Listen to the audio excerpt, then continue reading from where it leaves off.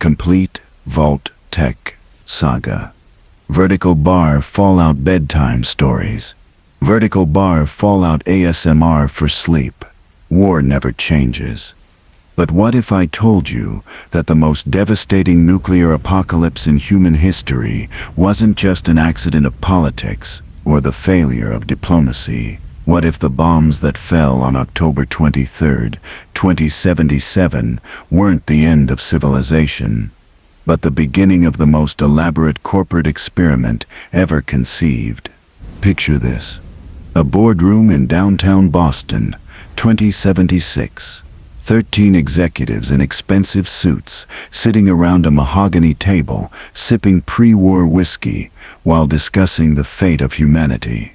One of them, a man named Bud Askins, slides a folder across the table. Inside are blueprints for 122 underground vaults, each one designed not to save lives, but to destroy them in the most scientifically valuable way possible. "Gentlemen," he says with a smile that would make the devil himself uncomfortable, "by this time next year, we'll have the largest human testing facility in history. And the best part, our test subjects will thank us for the privilege."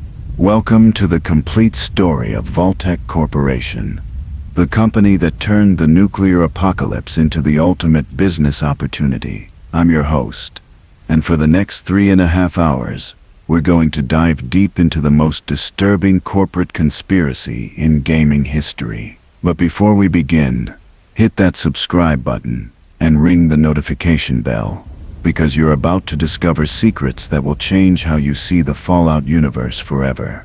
Now let me paint you another picture.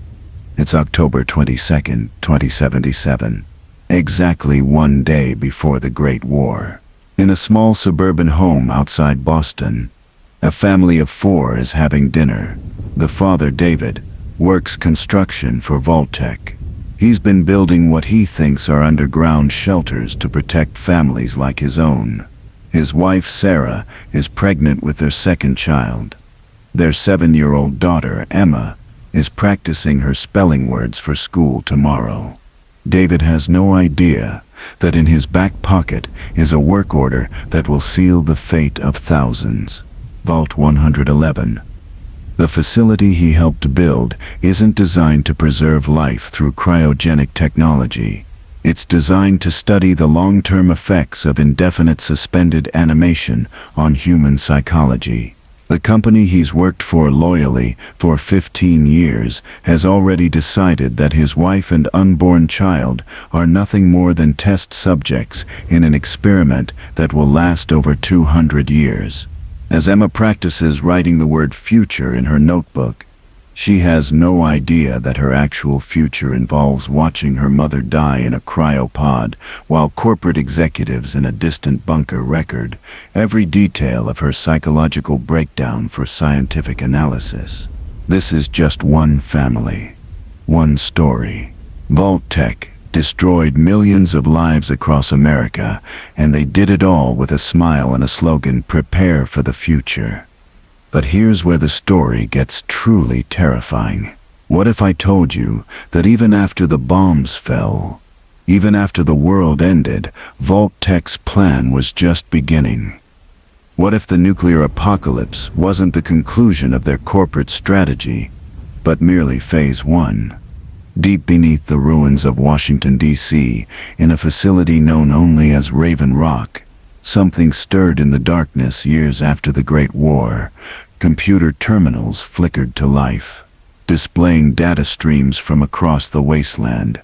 Vault 101, Vault 111, Vault 81, Vault 87, all reporting in with fresh experimental data, their automated systems dutifully recording every moment of human suffering, every psychological break, every mutation, every death. And somewhere in that facility, a voice echoed through the empty corridors. Not human, but something that had once been human, preserved by technology that normal people could never imagine. The voice spoke a single word that would chill the blood of anyone who understood its implications. The experiments weren't ending. They were evolving. You see, VAULT-TEC didn't just want to survive the nuclear apocalypse. They wanted to own it. They wanted to control who lived, who died, and who would inherit the Earth. Every vault was a chess piece in a game so vast and so cruel that it makes every other corporate conspiracy look like a children's fairy tale. Over the next 3.5 hours, we're going to uncover the complete truth about VAULT-TEC Corporation. We'll explore how a legitimate construction company became the most evil organization in human history. We'll discover the names and faces of the executives who signed death warrants for millions of innocent people. We'll dive deep into the most disturbing vault experiments ever conceived, and we'll reveal how their corporate tentacles reached into every corner of post-war America. We'll meet the victims whose stories were never meant to be told. We'll expose the corporate meetings where human lives were traded like commodities. We'll uncover evidence that VAULT-TEC not only knew the Great War was coming, but actively helped cause it. And by the end of this journey, you'll understand why VAULT-TEC Corporation represents something far worse than nuclear war itself. They represent the ultimate corruption of human ambition, the transformation of survival into profit, and the weaponization of hope itself. So buckle up, because we're about to take a journey into the darkest corner of corporate America, where the only thing more radioactive than the wasteland was the greed that created it. The world before VAULT-TEC. To understand how VAULT-TEC became the most evil corporation in history, we need to understand the world that created it. The America of the 2050s was a nation on the brink of collapse, held together only by nuclear energy and corporate greed. Picture an America where the leaves had stopped changing colors in autumn because of atmospheric radiation from nuclear testing, where families huddled around their Radiation King televisions, watching cheerful advertisements for atomic-powered cars, while Geiger counters clicked ominously in the background. This was a world where progress and destruction had become so intertwined that most people couldn't tell the difference anymore. The resource wars had been raging since 2052, and by 2054, the year VAULT-TEC was founded, the global economy was hemorrhaging resources faster than a severed artery bleeds blood. Oil reserves were nearly depleted. The European Commonwealth had dissolved into squabbling city-states fighting over the last drops of petroleum. The Middle East had become a radioactive wasteland after limited nuclear exchanges over oil fields. But in America, the corporation saw opportunity in every crisis. The military-industrial complex had grown into a massive hydra with tentacles reaching into every aspect of American life. Defense contractors weren't just building weapons anymore. They were building the future itself. General Atomics was putting nuclear reactors in everything from cars to kitchen appliances. Robco Industries was developing artificial intelligence to replace human workers in dangerous industries. Poseidon Energy had become so powerful that they practically owned entire states. And in this environment of corporate feudalism, where money flowed like water to anyone who could promise a solution to the resource crisis, a small group of ambitious executives saw the ultimate business opportunity. The nuclear anxiety of the 1950s had never gone away in this timeline. Instead, it had grown into a cultural obsession with survival and preparation. Fallout shelters weren't just military installations, they were status symbols for wealthy families who could afford private protection from nuclear war. The government had been quietly commissioning studies on civilian protection since the 2040s, but the scale of what would be needed to protect America's population was staggering. Enter the future founders of VAULT-TEC Corporation. Bud Askins had started his career as a junior executive at a construction company that specialized in government contracts. He was a man of average height, with thinning brown hair and the kind of forgettable face that made him perfect for corporate espionage. But behind those unremarkable features was a mind that understood something fundamental about human nature. People would pay any price for the promise of survival. Haskins had spent months studying government requests for proposal on civilian defense projects. He'd noticed something that other contractors had missed. The government wasn't just looking for companies to build fallout shelters. They were looking for companies that could manage them long-term. They needed organizations that could maintain order in underground facilities for months or even years during a nuclear crisis. Stanley Rollins was another key figure in VAULT-TEC's origin story. He, a former accountant for several defense contractors, Rollins had developed a reputation for finding creative ways to maximize profit from government spending. He was the kind of man who could look at a humanitarian crisis and see only dollar signs. Rollins had been quietly building a network of contacts in the defense industry, military leadership, and government bureaucracy throughout the early 2050s. But the most crucial figure in VAULT-TEC's formation was Dr. Stanislaus Braun, a psychologist who had been conducting classified research for the military on human behavior under extreme stress. Dr. Braun's work involved studying how people reacted to confinement, isolation, and threat. His research was supposed to help design better training programs for soldiers and pilots, but Braun had become fascinated with the darker implications of his work. In classified reports that wouldn't be discovered until after the Great War, Dr. Braun had written extensively about his belief that extreme circumstances could be used to reshape human society itself. He theorized that the right combination of stress, isolation, and controlled environment could be used to modify human behavior on a massive scale. His notes contained phrases like social engineering through crisis management and evolutionary pressure through environmental control. These three men, along with several other ambitious executives whose names have been lost to history, began meeting in secret throughout 2053. They called themselves the Future Advisory Committee, and their meetings took place in a private dining room at the Statesman Hotel in downtown Washington, D.C. The America they were plotting to transform was already showing signs of the social breakdown that would eventually lead to nuclear war. Unemployment was rising as automation replaced human workers. Food rationing had become common in many states as agricultural production struggled with climate changes caused by atmospheric nuclear testing. Race riots had erupted in several major cities as competition for resources intensified.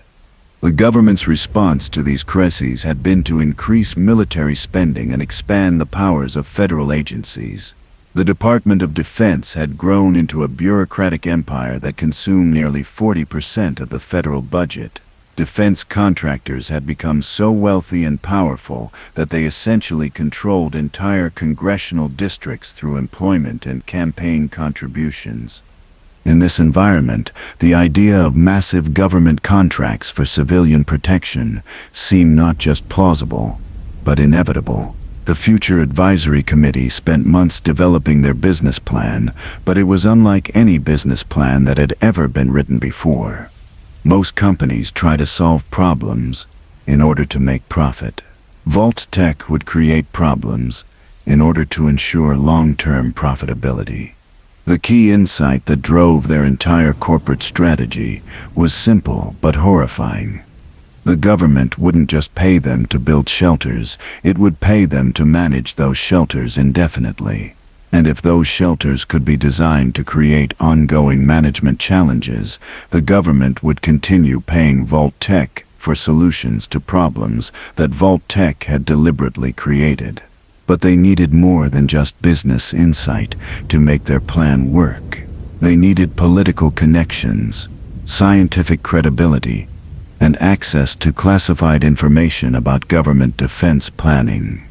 This is where the story takes a turn that most people don't know about. Throughout 2053 and early 2054, members of the Future Advisory Committee began making contact with a secretive network of government officials, military officers, and corporate executives who called themselves the Deep State Coordination Council. This wasn't the kind of conspiracy theory deep state that modern political rhetoric talks about. This was a real organization of people who believed that American democracy was too slow and too chaotic to deal with the existential threats facing the nation. They believed that a small group of enlightened leaders needed to make the hard decisions that elected officials were too cowardly or too stupid to make. The Deep State Coordination Council had been quietly influencing American policy since the early 2050s. They had members in the Pentagon, the State Department, the CIA, and the boards of directors of major defense contractors. Their ultimate goal was to transform America into a technocratic state where scientific and corporate leadership would replace messy democratic processes. When the Future Advisory Committee made contact with the Deep State Coordination Council in early 2054, both groups realized that they had found the perfect partners. The Deep State needed a way to reshape American society without appearing to attack democracy directly. The Future Advisory Committee needed government protection and classified information to build their corporate empire. The partnership they formed would eventually become known as the Enclave, though that name wouldn't be used for several more years. And from this unholy alliance between corporate greed and authoritarian politics, VAULT-TEC Corporation was born.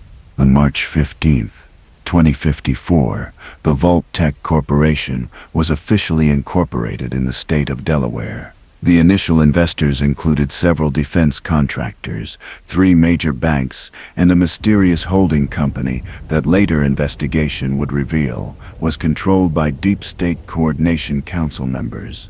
But the public announcement of VAULT-TEC's formation told a very different story. According to the press releases, VAULT-TEC was a humanitarian organization dedicated to protecting American families from the threat of nuclear war. Their corporate slogan, "Prepare for the Future," was accompanied by cheerful advertisements showing happy families safely sheltered in underground facilities that looked more like luxury hotels than military bunkers.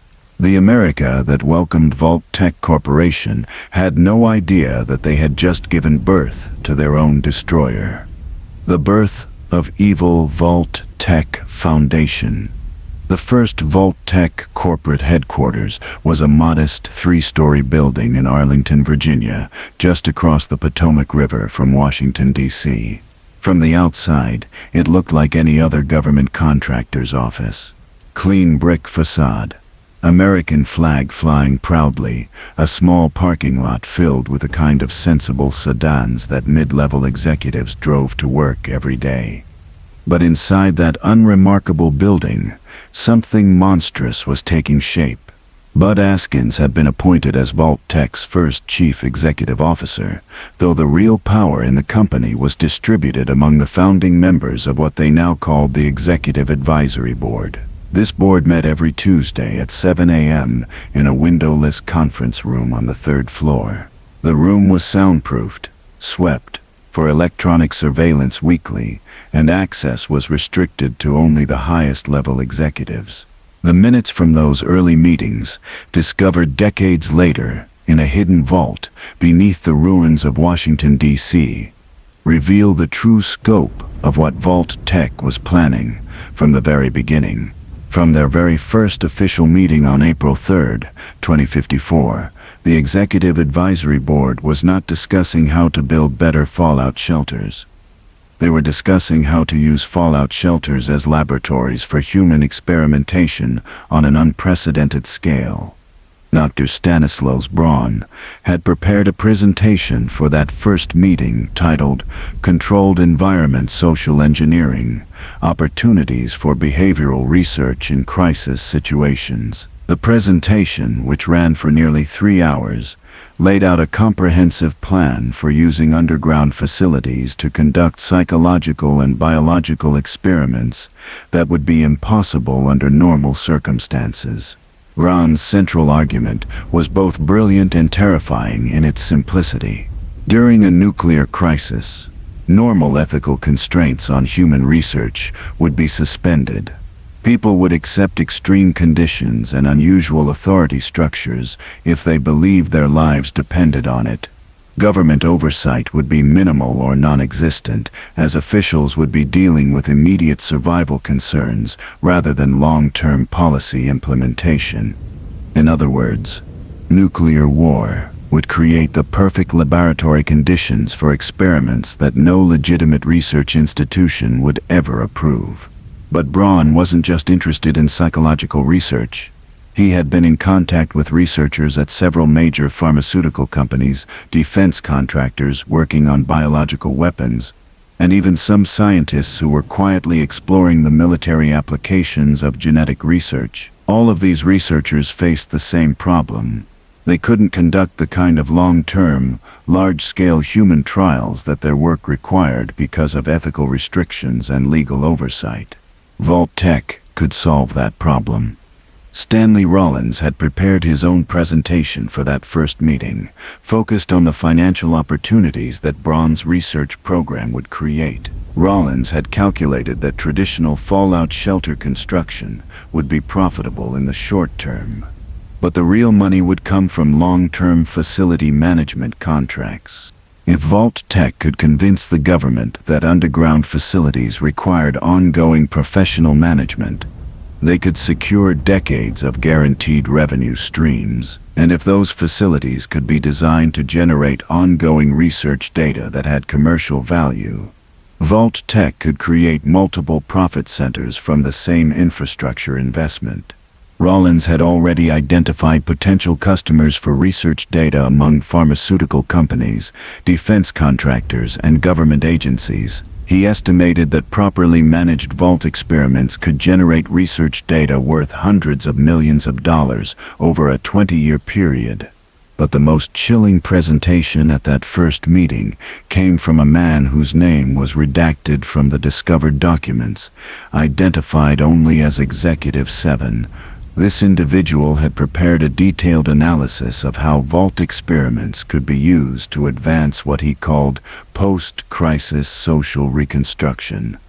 Executive 7 argued that American society was becoming too democratic, too chaotic, and too resistant to necessary changes. He believed that the traditional American values of individual freedom and limited government were incompatible with the kind of technological and social evolution that humanity would need to survive the challenges of the future.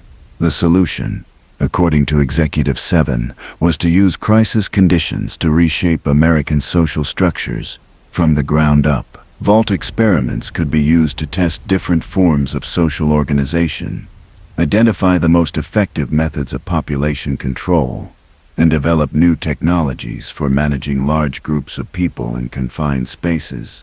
When the nuclear crisis ended, the most successful Vault experiments would provide blueprints for reorganizing American society along more efficient and controllable lines. The meeting minutes record that this presentation was received with enthusiastic approval by the other board members. They spent the remainder of their first meeting discussing specific experiment designs and identifying potential test populations. Even in those earliest planning sessions, VAULT-TEC's executives were thinking about their future test subjects not as human beings, but as raw materials for their research programs. They developed a classification system for different types of experimental populations. Class A populations would be used for psychological experiments that required intact family and social structures. Class B populations would be used for biological experiments that might result in permanent physical changes. Class C populations would be used for experiments with high mortality rates or permanent social disruption. The board also established what they called the consent protocol, which was their system for obtaining legal permission to conduct experiments without revealing the true nature of those experiments to the test subjects. The consent protocol involved using carefully worded contracts and legal agreements that would give VAULT-TEC broad authority over Vault residents while maintaining the appearance of voluntary participation. By the end of that first meeting, VAULT-TEC's executives had already decided that their primary business would not be protecting people from nuclear war, but exploiting nuclear war to conduct the largest and most comprehensive human experimentation program in history.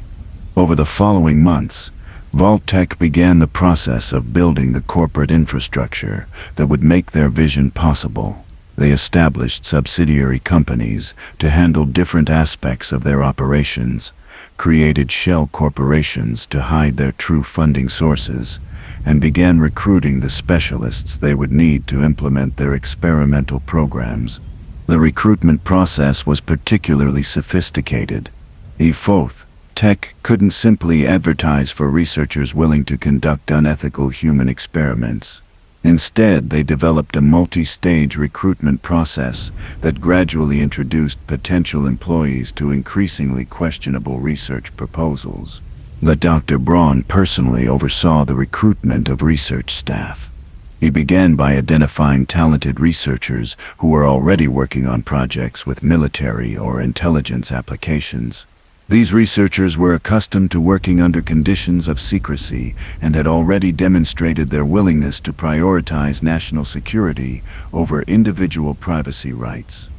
Braun would approach these researchers with offers of generous research funding for projects that seemed legitimate, but were designed to test their willingness to cross ethical boundaries. Researchers who showed flexibility in their ethical standards would be invited to participate in more questionable projects. Those who expressed concerns about research ethics would be quietly excluded from further opportunities. Through this process, Braun assembled a team of nearly 50 researchers who were willing to participate in human experimentation programs, though most of them didn't initially understand the full scope of what they were agreeing to support. Meanwhile, Rollins was building the financial and legal infrastructure that would allow VAULT-TEC to operate with minimal oversight. He established a complex network of holding companies, subsidiary corporations, and shell organizations that would make it nearly impossible for outside investigators to trace VAULT-TEC's activities or identify their true sources of funding.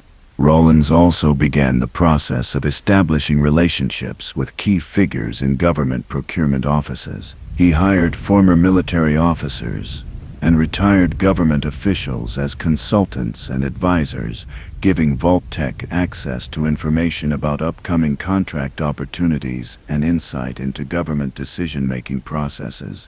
The most important recruitment effort, however, was focused on finding individuals who could serve as Vault overseers. The overseer position was crucial to VAULT-TEC's experimental programs because overseers would have direct authority over Vault residents and would be responsible for implementing whatever experimental protocols their Vault had been assigned. VAULT-TEC needed overseers who would follow orders without question, even when those orders involved actions that most people would consider morally reprehensible. They also needed overseers who could maintain operational security and keep Vault experiments secret from both the test subjects and any outside investigators who might visit Vault facilities. The overseer recruitment program was handled by Executive 7, whose background appeared to be in military intelligence. He developed psychological profiles for ideal overseer candidates and created a testing process that would identify individuals with the right combination of authority-following behavior, emotional detachment, and resistance to moral qualms. Potential overseers were recruited from military backgrounds, corporate security positions, and institutional management roles. They underwent extensive psychological testing disguised as standard employment screening, followed by training programs that gradually introduced them to the concept of necessary but difficult decision-making in crisis situations. By the end of 2054, VAULT-TEC had recruited and trained over 30 potential overseers. though the individuals involved still didn't understand that they were being prepared to supervise human experimentation programs. The final piece of VAULT-TEC's early infrastructure development was the establishment of their research data management systems. Dr. Braun had designed a comprehensive data collection and analysis program that would allow VAULT-TEC to monitor and record every aspect of their experimental programs. Each vault would be equipped with extensive surveillance systems, automated data collection equipment, and communication systems that would allow real-time monitoring of experimental conditions. All data would be transmitted to a central processing facility that VAULT-TEC was building in an undisclosed location outside Washington, D.C. The data management system was designed to ensure that VAULT-TEC could maintain detailed records of all experimental activities while keeping those records completely secret from government oversight agencies, congressional investigators, or any other outside parties who might question their activities. By the end of 2054, less than 9 months after its incorporation, VAULT-TEC Corporation had transformed from a small construction company into a sophisticated organization capable of conducting human experimentation programs on a massive scale. They had the research staff, the management personnel, the financial resources, and the technological infrastructure they would need to implement their vision. All they needed now was a crisis large enough to justify the construction of underground facilities across the entire United States. And as 2054 turned into 2055, the international situation was providing exactly the kind of crisis that VAULT-TEC needed to make their business plan viable. The resource wars were escalating. Oil reserves were running even lower than government estimates had predicted. Several European nations had begun developing their own nuclear weapons programs as traditional alliance structures collapsed. The Chinese military was becoming increasingly aggressive in its attempts to secure resources in Alaska and other strategic locations. For most Americans, these developments were causes for concern and anxiety. For VAULT-TEC's executives, they were opportunities for unprecedented profit and power. In January 2055, VAULT-TEC submitted their first major proposal to the United States Department of Defense. The proposal, titled Comprehensive Civilian Protection Initiative, called for the construction of 122 underground facilities capable of protecting over 100,000 American citizens from nuclear attack. The proposal emphasized VAULT-TEC's commitment to innovative approaches to crisis management and their willingness to explore unconventional solutions to unprecedented challenges. Government officials reading the proposal saw a construction company offering to help protect American families from nuclear war. VAULT-TEC's executives saw something very different.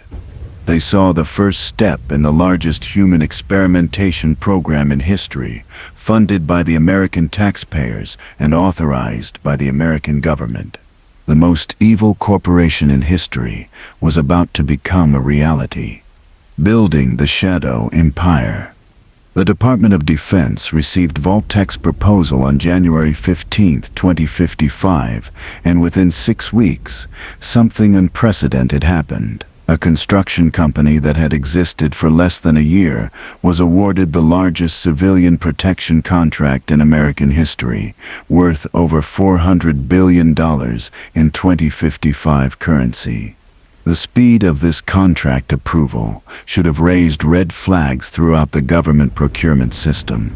Standard procedure required months of competitive bidding, technical review, and congressional oversight for contracts worth even a fraction of that amount. But VAULT-TEC's proposal sailed through the approval process, as if it had been pre-approved by invisible hands working behind the scenes. Those invisible hands belonged to the Deep State Coordination Council, which had spent months preparing the groundwork for VAULT-TEC's success. Council members embedded within the Department of Defense had already identified the key decision-makers in the procurement process and had been quietly influencing their thinking about civilian protection priorities. General Marcus Thompson, the Pentagon official responsible for civilian defense planning, had been receiving regular briefings from deep state operatives about the urgent need for innovative approaches to population protection. Colonel Sarah Mitchell, who headed the Technical Review Committee, had been provided with classified intelligence reports that emphasized the growing nuclear threat and the inadequacy of traditional shelter designs. By the time VAULT-TEC's proposal arrived, key government officials had already been convinced that conventional fallout shelter programs were insufficient and that radical new approaches were necessary to protect American civilians from nuclear attack. But the speed of contract approval was only the beginning of VAULT-TEC's infiltration of the American government. Throughout 2055, the company launched a sophisticated influence campaign designed to place their allies in key positions throughout the federal bureaucracy. The influence campaign was coordinated by a newly hired executive named Robert House, though this was not the same Robert House who would later become the enigmatic ruler of New Vegas. This Robert House was a former intelligence operative who specialized in what he called institutional manipulation through strategic personnel placement. House's strategy was elegant in its simplicity. Rather than trying to corrupt existing government officials, VAULT-TEC would help their allies obtain government positions where they could protect and advance VAULT-TEC's interests from within the system. The company established a recruitment and training program that they called the Public Service Fellowship Initiative. The program offered generous scholarships to promising graduate students in public policy, international relations, and defense studies, with the understanding that fellowship recipients would seek government employment after completing their education. What fellowship recipients didn't understand was that they were being trained to serve VAULT-TEC's interests, rather than the public interest. The program's curriculum included courses on crisis decision-making, population management under stress conditions, and innovative approaches to national security challenges. These courses were designed to shape how future government officials would think about civilian protection and emergency management. By 2057, VAULT-TEC fellowship graduates were working in dozens of government agencies, from the Department of Defense and the State Department to the Nuclear Regulatory Commission and the Centers for Disease Control. These individuals weren't conscious agents of VAULT-TEC influence, but their training had prepared them to support the kinds of policies and programs that VAULT-TEC needed to advance their experimental agenda. The fellowship program was just one part of VAULT-TEC's broader strategy for building what they called their shadow empire. The company was systematically creating parallel structures that would allow them to operate with government authority while remaining free from government oversight. The most important component of this shadow empire was VAULT-TEC's expanding network of subsidiary companies and corporate partnerships. Throughout 2055 and 2056, VAULT-TEC acquired or formed partnerships with dozens of companies involved in construction, technology development, medical research, and security services. The acquisition strategy was carefully planned to give VAULT-TEC control over every aspect of vault construction and operation. They acquired concrete companies to ensure control over construction materials, electronics companies to control surveillance and communication systems, medical supply companies to control healthcare equipment, and food processing companies to control nutrition and dietary research opportunities. But the most significant corporate partnership was with Robco Industries, the robotics and artificial intelligence company founded by the other Robert House. This partnership gave VAULT-TEC access to advanced automation technology that would be crucial for their experimental programs. Robco's Mr. Handy robots could be programmed to perform routine maintenance and security functions in vault facilities. reducing the number of human staff members who might discover or interfere with experimental activities.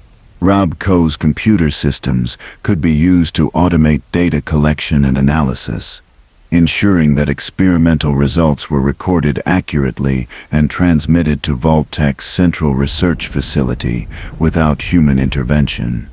The partnership also included joint development of the Pip-Boy, personal monitoring devices that would be standard equipment for all Vault residents. While Vault residents would be told that Pip-Boy devices were designed to monitor their health and safety, the devices were actually sophisticated surveillance and data collection systems that would allow VAULT-TEC to monitor every aspect of Vault life.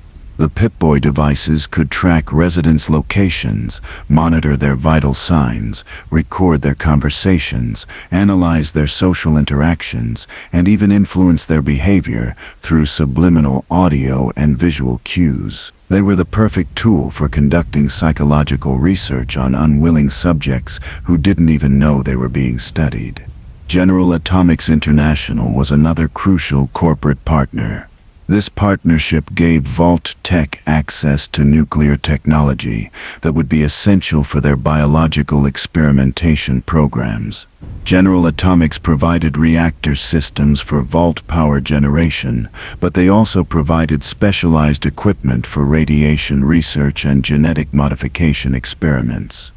The partnership with General Atomics also included joint development of what they called environmental control systems. These systems were supposedly designed to maintain safe living conditions in Vault facilities, but they were actually sophisticated tools for manipulating the physical environment in ways that would support various experimental protocols. Environmental control systems could adjust temperature, humidity, air pressure, atmospheric composition, lighting, and even background radiation levels throughout Vault facilities. They could introduce experimental drugs into air or water supplies, generate specific types of stress through environmental manipulation, and create controlled conditions for biological research. Perhaps the most disturbing corporate partnership was with a company called Biotechnical Solutions, which specialized in what they euphemistically called population health research. Biotechnical Solutions had been conducting classified research for military and intelligence agencies since the early 2050s, focusing on biological weapons development and methods of population control. The partnership with Biotechnical Solutions gave VAULT-TEC access to research programs involving genetic modification, disease research, pharmaceutical development, and biological warfare agents. It also provided expertise in conducting medical research on human subjects without their informed consent, which would be essential for many of VAULT-TEC's planned experiments. Dr. Braun worked closely with Biotechnical Solutions researchers to develop what they called the Comprehensive Health Monitoring Program. This program was presented to government officials as a way to ensure the health and safety of Vault residents, but it was actually designed to facilitate medical experimentation on Vault populations. The program included mandatory health screenings, regular medical examinations, experimental drug trials, disguised as preventive treatments, and surgical procedures that were supposedly necessary for Vault safety but were actually designed to test new medical technologies and techniques. By 2057, VAULT-TEC's network of subsidiary companies and corporate partners had grown into a massive industrial complex employing over 50,000 people across the United States. The company controlled every aspect of Vault construction, from raw materials to finished facilities, and they had developed the technological and logistical capabilities to conduct large-scale human experimentation programs with minimal risk of detection or interference. But building the Shadow Empire required more than just corporate partnerships and technological capabilities. It also required political protection at the highest levels of government. Throughout 2056 and 2057, VAULT-TEC executives worked closely with Deep State Coordination Council members to expand their influence within the executive branch of government. The goal was to ensure that VAULT-TEC's activities would be protected from congressional oversight, judicial review, and public scrutiny. The influence campaign focused on three key areas: national security policy, emergency management procedures, and research ethics oversight. In the area of national security policy, VAULT-TEC needed to ensure that their experimental programs would be classified at the highest levels and exempted from normal oversight procedures. Deep State operatives worked to establish new classification categories that would protect Vault research from disclosure under Freedom of Information laws and congressional investigation. They also worked to establish legal frameworks that would give Vault overseers broad authority over Vault residents during emergency conditions. These frameworks were supposedly designed to ensure effective leadership during crisis situations, but they were actually designed to give VAULT-TEC unlimited power to conduct experiments on Vault populations. In the area of emergency management procedures, VAULT-TEC needed to ensure that their facilities would be allowed to operate independently during crisis conditions without interference from government agencies or outside authorities. Deep State operatives worked to establish protocols that would give Vault facilities complete autonomy during declared emergencies. These protocols included provisions that would prevent government officials from entering Vault facilities during emergencies, suspend normal legal protections for Vault residents, and allow Vault overseers to implement whatever measures they deem necessary for facility security and resident safety. Most importantly, the protocols established that Vault facilities would be exempt from normal medical ethics oversight during emergency conditions. This exemption would allow VAULT-TEC to conduct medical experiments that would be illegal under normal circumstances, as long as those experiments could be justified as necessary for Vault security or resident safety. The research ethics oversight campaign was the most sophisticated aspect of VAULT-TEC's political influence operation. The company needed to ensure that their experimental programs would not be subject to the kind of ethical review that would apply to normal medical or psychological research. Working through Deep State operatives, VAULT-TEC helped establish new federal guidelines for research conducted during national emergencies. These guidelines created broad exemptions from informed consent requirements, reduced oversight for experiments involving vulnerable populations, and established special procedures that would allow classified research to proceed without normal ethical review. The guidelines were presented to Congress and the public as necessary measures to ensure that life-saving research could continue during national emergencies without being delayed by bureaucratic procedures. In reality, they were designed to give VAULT-TEC legal permission to conduct the kind of human experimentation that would be considered war crimes under normal circumstances. By early 2058, VAULT-TEC's shadow empire was nearly complete. The company had built a vast network of subsidiary companies and corporate partnerships that gave them control over every aspect of Vault construction and operation. They had placed their allies in key positions throughout the federal government. They had established legal frameworks that would protect their experimental programs from oversight and interference. Most importantly, they had convinced the American people and their elected representatives that VAULT-TEC was a patriotic company dedicated to protecting American families from nuclear attack. The reality was that VAULT-TEC had become the most dangerous organization in American history. With the resources, legal authority, and political protection they needed to conduct human experimentation programs on an unprecedented scale. Though all they needed now was a nuclear war to provide the crisis conditions that would make their experimental programs possible. And unknown to the American people, VAULT-TEC was already working to ensure that such a war would happen exactly when they needed it most. In a series of classified meetings held throughout 2057, VAULT-TEC executives had begun coordinating with deep state operatives and military officials to develop what they called crisis acceleration protocols. These protocols were designed to increase international tensions and reduce the likelihood of peaceful resolution to global resource conflicts. The goal was not to prevent nuclear war, but to ensure that nuclear war would occur under conditions that would maximize VAULT-TEC's opportunities for experimental research and post-war political control.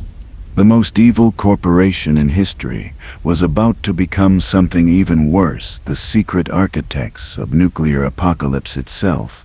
The experiment program conceived. On a cold February morning in 2058, 13 men and women gathered in a conference room that officially did not exist, located 3 floors beneath VAULT-TEC's headquarters in a sub-basement that appeared on no architectural plans. The room was accessible only through a hidden elevator that required 3 different security codes to operate. The walls were lined with lead to prevent electronic surveillance. The air was filtered through systems that would detect and neutralize any recording devices.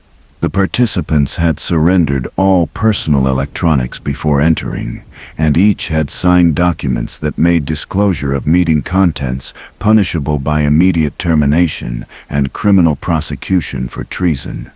This was the first meeting of what VAULT-TEC internally called the Special Projects Advisory Committee, though history would remember it by a different name.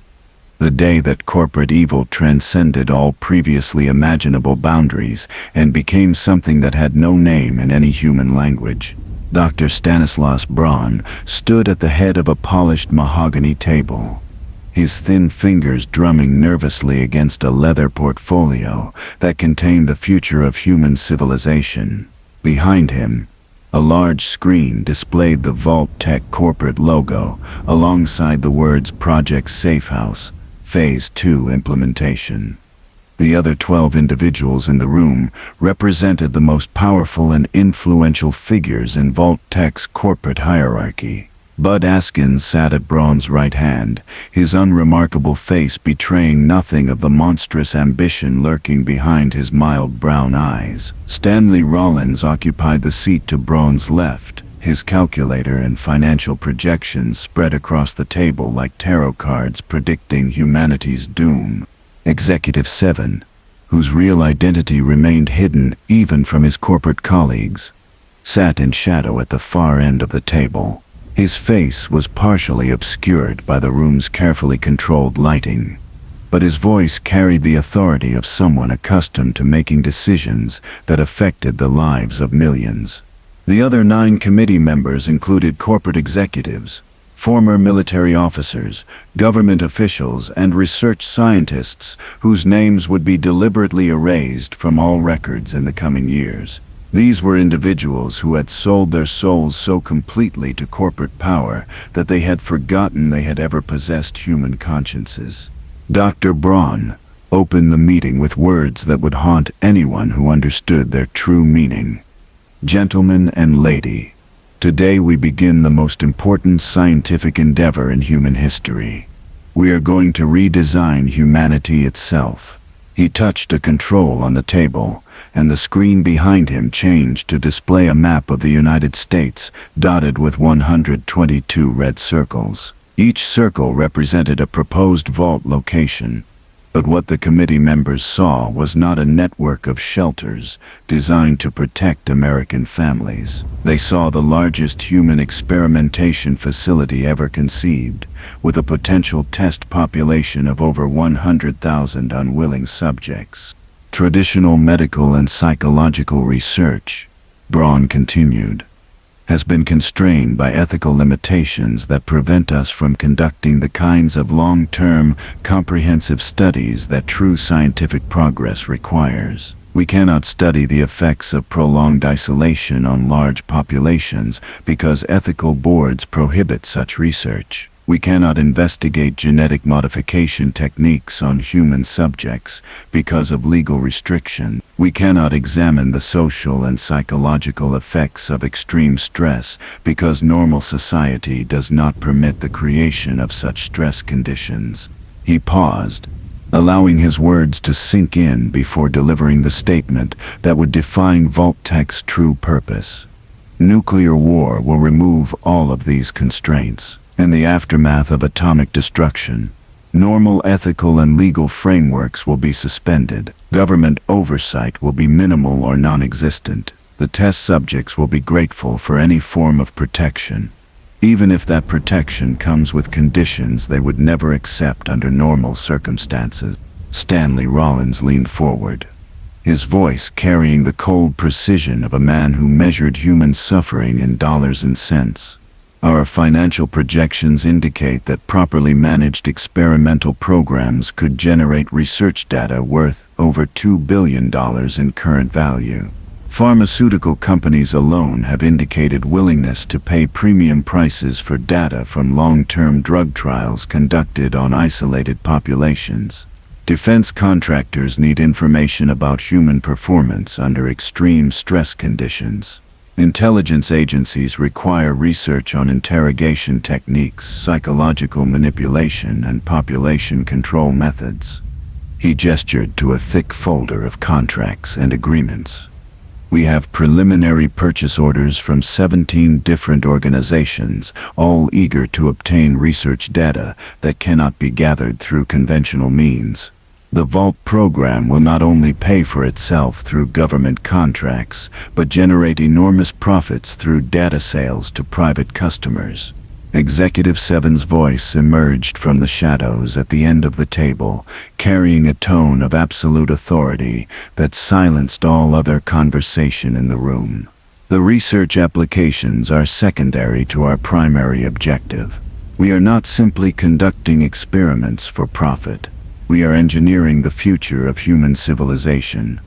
The screen changed again, this time displaying organizational charts and social diagrams that looked like blueprints for reconstructing society from the ground up. Current American social structures are chaotic, inefficient, and resistant to necessary changes. Democratic processes are too slow to address existential threats. Individual liberty is incompatible with the kind of coordination required for species survival. Traditional family structures create emotional attachments that interfere with optimal resource allocation.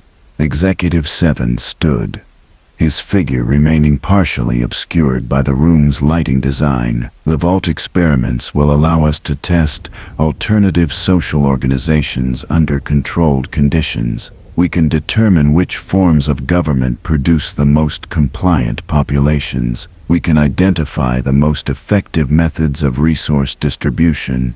We can develop new approaches to education, reproduction, and social control that maximize efficiency while minimizing resistance. Then Dr. Braun nodded approvingly and activated another display, showing detailed experimental protocols.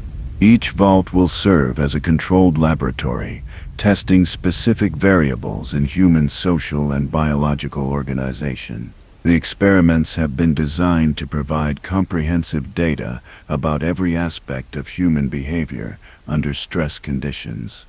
The experimental program that Dr. Braun outlined to the committee was staggering in its scope and horrifying in its implications. The 122 planned vaults had been divided into several categories based on their experimental objectives. Category A, vaults would focus on psychological experimentation. These facilities would test the effects of isolation, overcrowding, social conflict, and various forms of psychological manipulation on vault populations. Vault 27 would house 2,000 people with supplies sufficient for only 500, testing the effects of resource scarcity on social cohesion.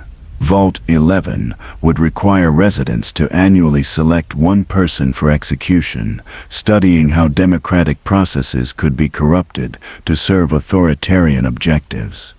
Category B vaults would concentrate on biological and medical experimentation. These facilities would test genetic modification techniques, disease research, pharmaceutical development, and various forms of biological manipulation. Vault 87 would expose residents to forced evolutionary virus to study mutations and genetic adaptation. Vault 81 would conduct disease research using vault residents as test subjects for experimental treatments. Category C vaults would examine social and political experimentation. These facilities would test different forms of government, economic systems, and social organization under controlled conditions.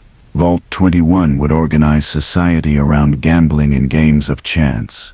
Vault 114 would create artificial class conflicts between wealthy and poor residents. Category D vaults would focus on technological experimentation. These facilities would test human-machine interfaces, artificial intelligence control systems, and various forms of technological integration with human society. Vault 112 would use virtual reality systems to study psychological manipulation through simulated environments. The most disturbing category was what Dr. Braun called Category X vaults, which would conduct experiments so extreme that even the committee members seemed uncomfortable discussing them in detail. These vaults would test the absolute limits of human endurance, social cohesion, and psychological stability under conditions that were deliberately designed to destroy the test subjects. Dr. Braun explained that Category X vaults were necessary to establish baseline data about human limitations. We need to understand exactly how much stress, isolation, and manipulation human subjects can endure before experiencing complete psychological breakdown or death. This information will be essential for calibrating the experimental protocols in other vault categories. Each vault would be equipped with comprehensive surveillance systems that would monitor and record every aspect of resident behavior. Hidden cameras, audio recording devices, biometric monitoring systems, and even devices that could analyze residents' dreams and subconscious thoughts would provide continuous data streams to VAULT-TEC's central research facility. The data collection systems were designed to be completely undetectable by vault residents. Surveillance equipment would be hidden within standard vault infrastructure, disguised as safety systems, entertainment devices, or medical equipment. Residents would never know that their most private moments were being recorded and analyzed by corporate researchers. But the surveillance systems were only part of the experimental apparatus. Each vault would also be equipped with what Dr. Braun called environmental manipulation systems that could create controlled stress conditions, introduce experimental substances into air and water supplies, and modify the physical environment to support specific research objectives. These systems could gradually increase or decrease temperature, humidity, air pressure, and lighting to create physical stress. They could introduce experimental drugs, hormones, or other biological agents into the vault's life support systems. They could generate specific types of psychological pressure through carefully controlled environmental changes. Most insidiously, the environmental manipulation systems could create the appearance of accidents, equipment failures, or external threats that would actually be deliberately generated by VAULT-TEC researchers to test resident responses to crisis situations. The overseer selection and training program was another crucial component of the experimental system. Vault overseers would serve as VAULT-TEC's agents within each facility, responsible for implementing experimental protocols and ensuring that research objectives were achieved regardless of the cost to vault residents. Dr. Braun had developed a comprehensive psychological profile for ideal overseer candidates. They needed to be authoritarian in personality, resistant to emotional appeals, capable of following orders, even when those orders involved actions that most people would consider morally reprehensible, and skilled at maintaining operational security under stressful conditions. The Overseer training program would gradually introduce candidates to increasingly extreme scenarios, testing their willingness to prioritize experimental objectives over human welfare. Candidates who showed excessive concern for resident welfare would be eliminated from the program. Those who demonstrated appropriate ruthlessness would receive advanced training in experimental implementation and data collection procedures. But perhaps the most horrifying aspect of the experimental program was the consent protocol that VAULT-TEC had developed to provide legal cover for their activities. The protocol was designed to obtain broad legal authority over Vault residents while maintaining the appearance of voluntary participation. Vault registration contracts would include carefully worded clauses that gave VAULT-TEC extensive powers over residents during emergency conditions. The language would be buried in dense legal text that most people would not read or understand, disguised as standard safety and security provisions. The contracts would give VAULT-TEC authority to make medical decisions for residents, implement whatever social policies they deemed necessary for Vault security, restrict resident movement and communication, and conduct whatever research they considered essential for Vault operations.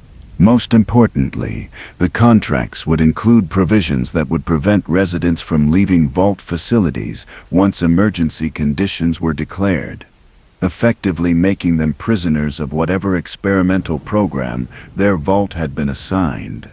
Stanley Rollins presented detailed financial projections showing how the experimental program would generate enormous profits for VAULT-TEC and its research partners. The company had already negotiated preliminary agreements with dozens of organizations eager to purchase research data from the Vault experiments. Pharmaceutical companies were willing to pay premium prices for data from long-term drug trials conducted on isolated populations. Defense contractors needed information about human performance under extreme stress conditions. Intelligence agencies required research on interrogation techniques and psychological manipulation. Even entertainment companies were interested in data about human responses to various forms of media and psychological stimulation. Rollins estimated that research data sales would generate over $5 billion in revenue over a 20-year period, making the Vault program one of the most profitable corporate ventures in history. But Executive 7 made clear that profit was not the primary objective of the experimental program. "You are not conducting these experiments simply to make money," he told the committee. "We are conducting them to ensure that human civilization emerges from nuclear war under proper leadership and with appropriate social structures."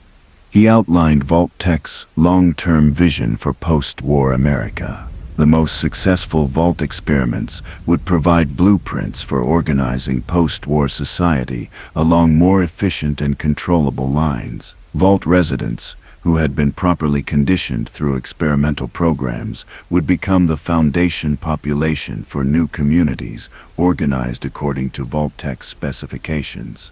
The goal was to create a post-war America where democratic chaos would be replaced by technocratic efficiency, where individual liberty would be subordinated to collective security, and where social organization would be based on scientific principles rather than traditional cultural values.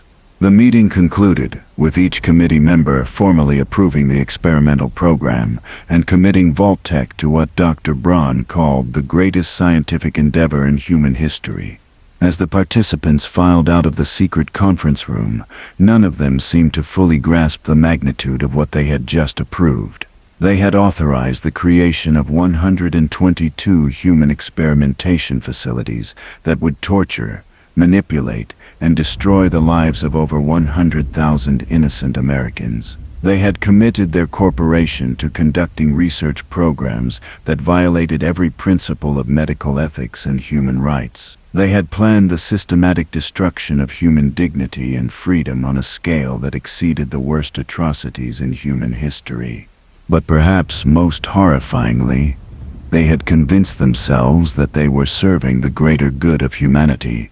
The experimental program that emerged from that February meeting would become the defining characteristic of VAULT-TEC Corporation. Every subsequent corporate decision would be evaluated based on its potential contribution to experimental objectives. Every Vault design would be optimized to serve research rather than protection. Every corporate partnership would be structured to support data collection and analysis. By the end of 2058, VAULT-TEC had transformed from a construction company into something unprecedented in human history, a corporation dedicated to the systematic study and manipulation of human suffering on an industrial scale. The most evil corporation in history was about to begin the most evil project in history, and they were going to make the American people pay for the privilege of being destroyed. Vault, construction, and pre-war dominance. The first shovel of dirt for vault construction was ceremonially broken on May 15, 2058, in a carefully orchestrated public event that would be remembered as one of the most cynical displays of corporate propaganda in American history. The ceremony took place on a carefully selected site outside Washington, D.C., with government officials, corporate executives, and invited media representatives watching as Bud Askins drove a gold-plated shovel into the earth. Standing behind a podium decorated with American flags and VAULT-TEC logos, Askins delivered a speech that would be quoted in corporate training materials for decades. "Today, we begin the greatest humanitarian project in American history," he declared, his voice carrying just the right combination of patriotic fervor and corporate confidence. VAULT-TEC is proud to partner with the United States government in protecting American families from the growing threat of nuclear war. The crowd applauded enthusiastically, unaware that they were witnessing the groundbreaking ceremony for humanity's largest concentration camp network. Behind the scenes, the reality of vault construction was far different from the public ceremony. Within weeks of the groundbreaking, VAULT-TEC had mobilized construction crews across the United States, beginning work on facilities that were designed not to protect human life, but to enable its systematic destruction. The construction process itself revealed the true scope of VAULT-TEC's ambitions. Traditional fallout shelters were relatively simple structures designed to provide basic protection from radiation and blast effects. VAULT-TEC's facilities were vastly more complex, incorporating sophisticated surveillance systems, environmental control mechanisms, medical laboratories, and psychological research facilities. Each vault required excavation of hundreds of thousands of cubic yards of earth and rock, installation of reinforced concrete structures capable of withstanding nuclear attack, and integration of technological systems that rivaled military command centers in their sophistication. The construction budget for a single vault averaged over $50 million, more than most cities spent on their entire infrastructure. But the most disturbing aspect of vault construction was the systematic deception that accompanied every phase of the building process. Construction workers were told they were building emergency shelters to protect American families. Government inspectors were shown carefully prepared documentation indicating that vaults met all safety and humanitarian standards. Local communities were assured that vault facilities would provide emergency protection for their residents. The reality was that construction workers were unknowingly building human experimentation laboratories. Government inspectors were being shown falsified documents that concealed the true purpose of vault systems. Local communities were being prepared for betrayal on an unprecedented scale. VAULT-TEC's construction management was handled by a subsidiary company called Secure Construction Solutions, which specialized in building facilities for classified government projects. SCS employed over 15,000 construction workers, engineers, and technical specialists, but maintained strict operational security through compartmentalized information systems that prevented individual workers from understanding the full scope of what they were building. Construction crews working on surveillance systems were told they were installing security cameras to protect vault residents from potential intruders. Workers installing environmental control systems were told they were building life support systems to maintain safe living conditions. Teams working on medical facilities were told they were creating emergency healthcare centers. Only a handful of senior supervisors understood that they were actually building comprehensive monitoring and manipulation systems designed to support human experimentation programs. The compartmentalized construction process allowed VAULT-TEC to maintain operational security while employing thousands of workers who would have refused to participate if they had understood the true nature of their work. It also provided legal protection for the company, since most construction workers could honestly testify that they believed they were building legitimate emergency shelters. The Dr. Braun personally oversaw the installation of experimental equipment in each vault facility. Working with a small team of trusted technicians, he supervised the placement of hidden surveillance cameras, the calibration of environmental manipulation systems, and the testing of medical experimentation equipment. The surveillance systems were particularly sophisticated. Each vault contained hundreds of hidden cameras, capable of recording high-definition video and audio in every room and corridor. Biometric monitoring devices were integrated into vault furniture, walls, and even sleeping areas to provide continuous data about residents' vital signs, stress levels, and physiological responses. The most invasive surveillance technology was a system of microscopic sensors that could be introduced into vault air and water supplies to monitor residents' brain chemistry, hormone levels, and neurological activity. These sensors were virtually undetectable and could provide real-time data about residents' emotional states, cognitive function, and psychological responses to experimental conditions.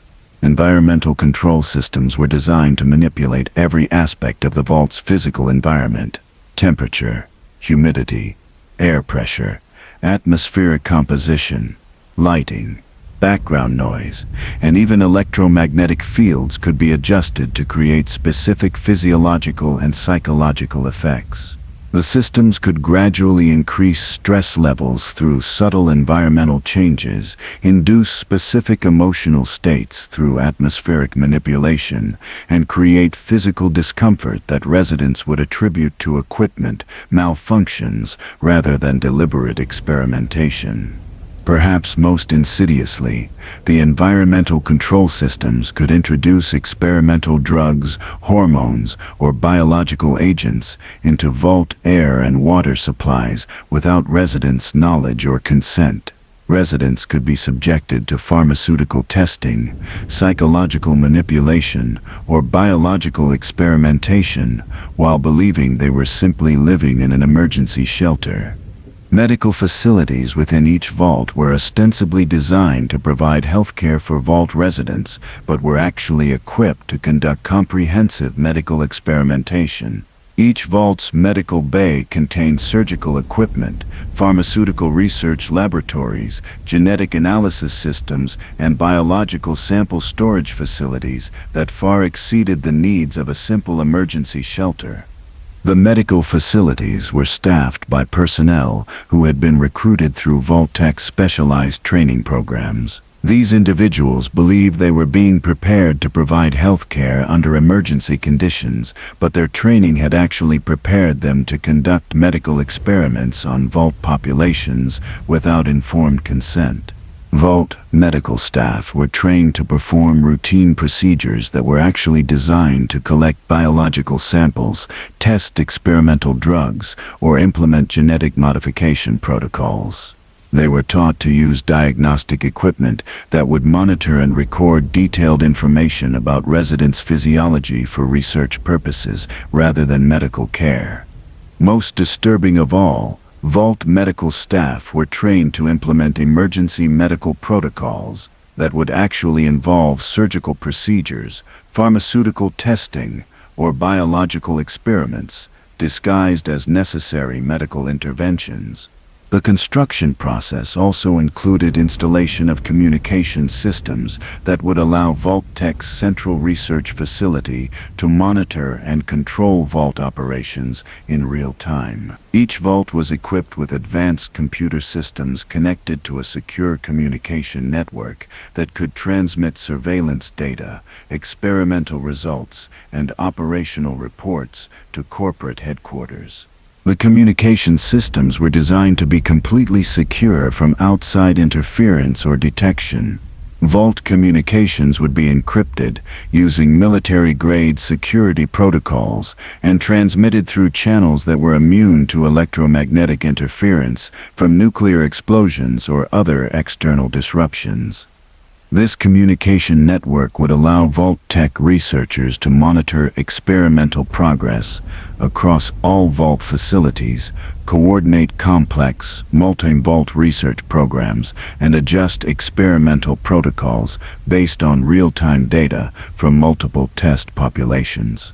By 2060, VAULT-TEC had completed construction of the first dozen Vault facilities and had begun testing their experimental systems with small groups of volunteer test subjects.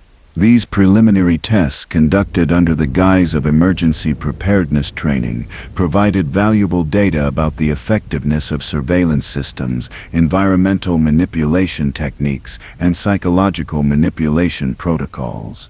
The volunteer test subjects believed they were participating in government-sponsored disaster preparedness exercises, but they were actually serving as guinea pigs for experimental techniques that would later be used on involuntary Vault populations. The preliminary testing revealed that VAULT-TEC's experimental systems were even more effective than Dr. Braun had anticipated. Surveillance systems could monitor and record every aspect of subject behavior without detection.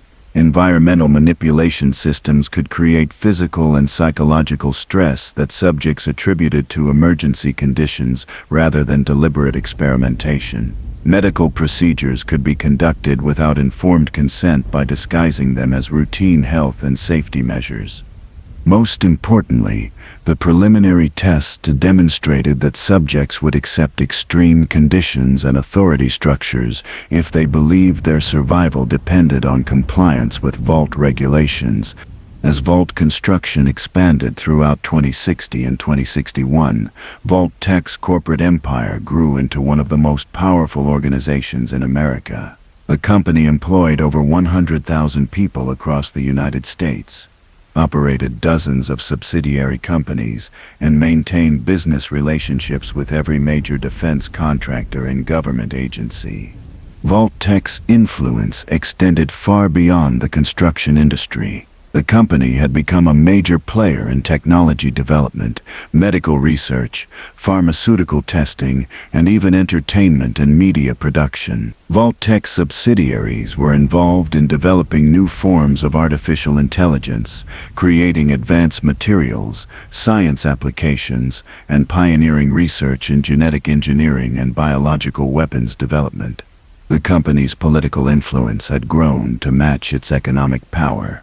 VAULT-TEC executives served on government advisory committees. Corporate lobbyists had established close relationships with key congressional leaders, and former government officials had joined VAULT-TEC's board of directors and executive staff. By 2062, VAULT-TEC had achieved what corporate strategists called regulatory capture over most of the government agencies responsible for overseeing their activities. the Nuclear Regulatory Commission, the Centers for Disease Control, the Department of Health and Human Services, and even congressional committees responsible for oversight of defense contractors were heavily influenced by VAULT-TEC personnel or allies. This regulatory capture ensured that VAULT-TEC's activities would face minimal government oversight or interference. Environmental impact assessments were conducted by consultants with financial ties to VAULT-TEC. Safety inspections were performed by officials who had been trained by VAULT-TEC personnel. Congressional hearings on vault construction were chaired by representatives who had received substantial campaign contributions from VAULT-TEC and its subsidiary companies. The most important aspect of VAULT-TEC's pre-war dominance was their control over public information about vault construction and operations. The company had established a sophisticated public relations apparatus that controlled how vault facilities were presented to the American people.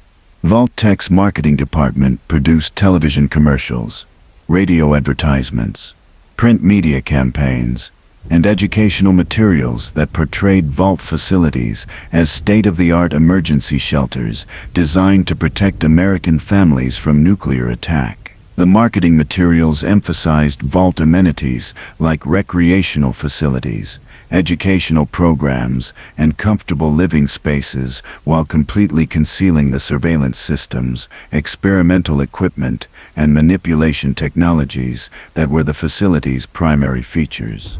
The company also sponsored educational programs in schools, community organizations, and civic groups that promoted positive attitudes toward vault registration and emergency preparedness. These programs used carefully designed psychological techniques to overcome public resistance to underground living and encourage families to view vault registration as a patriotic duty. VAULT-TEC's public relations campaigns were remarkably successful. Opinion polling conducted throughout the early 2060s showed that over 70% of Americans viewed VAULT-TEC favorably and believed that vault facilities represented an important component of national defense. Over 40% of American families had completed vault registration applications, and demand for vault spaces consistently exceeded VAULT-TEC's construction capacity. The success of VAULT-TEC's marketing campaigns was particularly disturbing because they demonstrated how effectively corporate propaganda could manipulate public opinion, even when promoting programs that were directly contrary to public interest. American families were enthusiastically supporting their own enslavement and destruction because they had been convinced that VAULT-TEC was protecting them from external threats.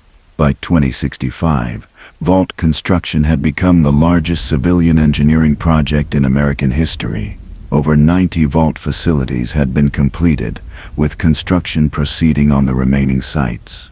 The project employed over 200,000 workers and had consumed more concrete, steel, and advanced technology than any previous construction program. But the most remarkable aspect of the construction program was that it had been accomplished with minimal public controversy or political opposition. Despite the enormous cost, unprecedented scope, and obvious potential for abuse, vault construction had proceeded with broad public support and bipartisan political approval. The lack of opposition to vault construction revealed how completely VAULT-TEC had captured America's political and media establishments. Corporate influence had become so pervasive that potential critics were either unaware of the program's true nature, financially dependent on VAULT-TEC's continued success, or intimidated by the company's political connections and legal resources.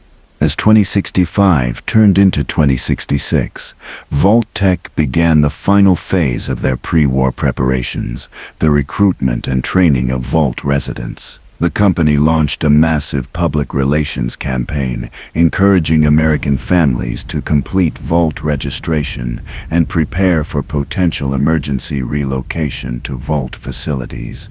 The registration process was presented as a routine emergency preparedness measure, but it was actually a sophisticated psychological screening program designed to identify ideal test populations for specific experimental programs.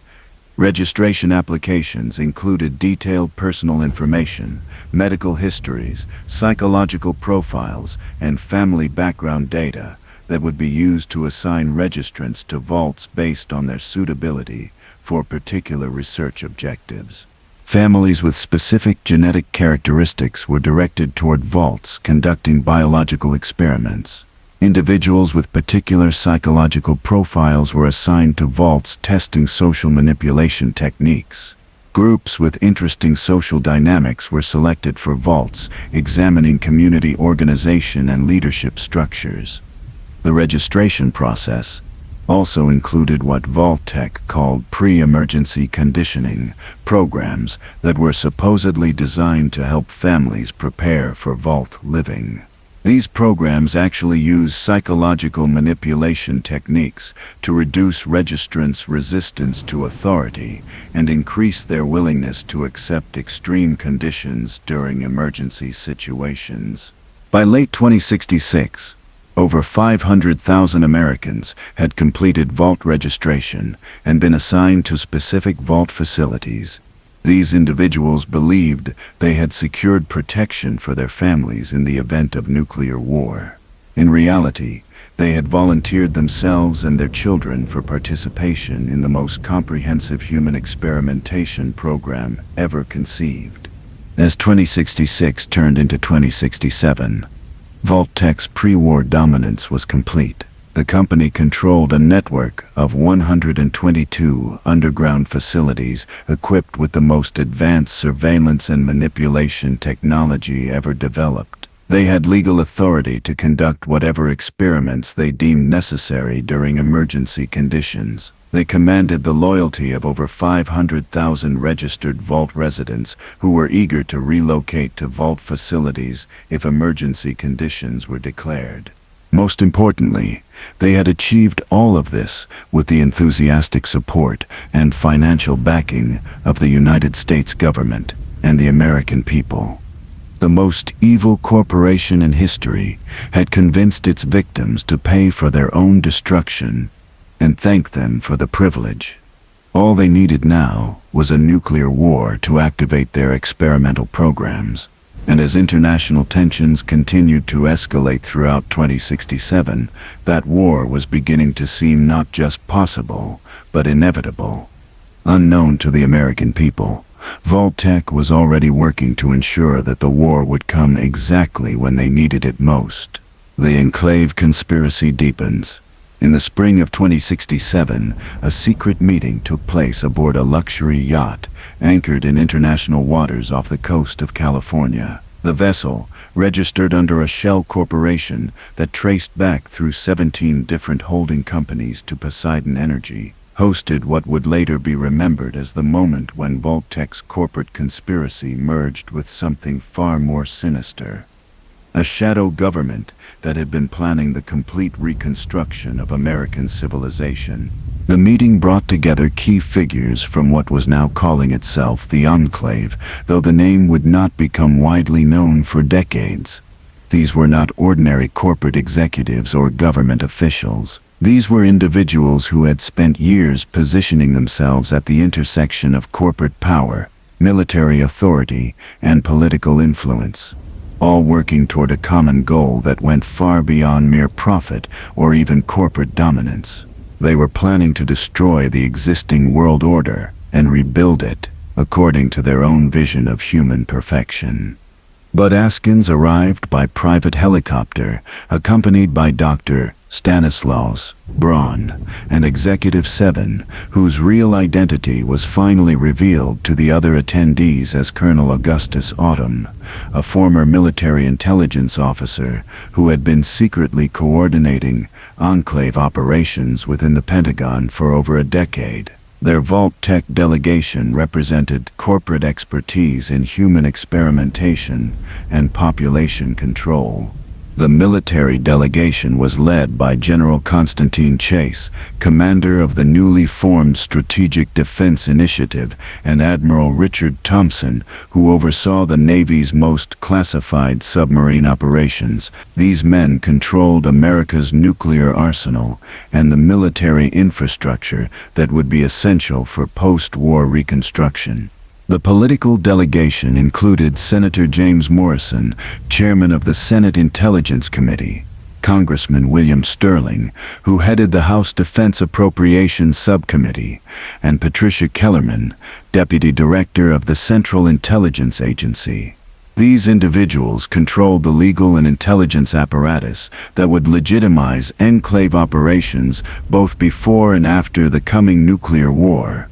But the most important attendee was a man identified only as chairman, whose face was never seen clearly, and whose voice was electronically modified during all enclave communications.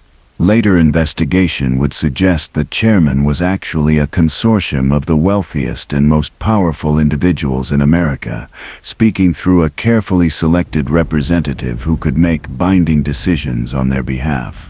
The meeting began with chairman delivering what enclave documents would later refer to as the Fundamental Declaration. Gentlemen and lady, we gather today not as representatives of existing institutions, but as architects of humanity's future. The current social and political order has failed. Democracy has proven incapable of making the hard decisions necessary for species survival. Individual liberty has become an obstacle to collective progress. The time has come to sweep away the failed experiment of popular government and replace it with scientific management of human civilization. General Chase presented a detailed analysis of America's strategic position that painted a picture of inevitable conflict and social collapse. The resource wars have created conditions that make peaceful resolution of international conflicts impossible.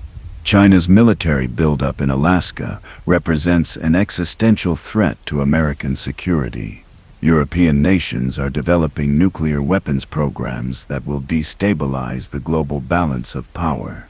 Most importantly, domestic social tensions are reaching levels that threaten the stability of American society itself. He gestured to charts and intelligence reports that portrayed a nation on the brink of chaos. Civil rights movements are challenging traditional authority structures. Labor unions are disrupting essential industrial production. Anti-war protesters are undermining military morale and public support for necessary defense measures. The counterculture movement is corrupting American youth and promoting values that are incompatible with national survival. Chase's conclusion was as chilling as it was deliberate. Current American society cannot survive the challenges of the coming decades. Either we transform that society through controlled crisis management, or it will collapse into anarchy and foreign domination. Admiral Thompson outlined the military's role in what the enclave called crisis resolution and reconstruction. The plan involved using America's nuclear arsenal not just to defeat foreign enemies, but to create the emergency conditions that would justify suspension of constitutional government and implementation of enclave control over American society. Limited nuclear exchange will serve multiple objectives, Thompson explained with the calm precision of a man discussing weather patterns rather than mass murder. It will eliminate foreign threats to American security, create emergency conditions that justify expanded government authority, reduce domestic population to manageable levels, and destroy existing social and economic structures that resist necessary changes. The plan that Thompson outlined was breathtaking in its cynical calculation. Strategic nuclear strikes would target not just enemy military installations, but American population centers that were considered sources of political resistance to enclave objectives. Major cities with large minority populations, university towns with active anti-war movements, and industrial centers with strong labor union organizations would be sacrificed as acceptable losses in the creation of post-war social order.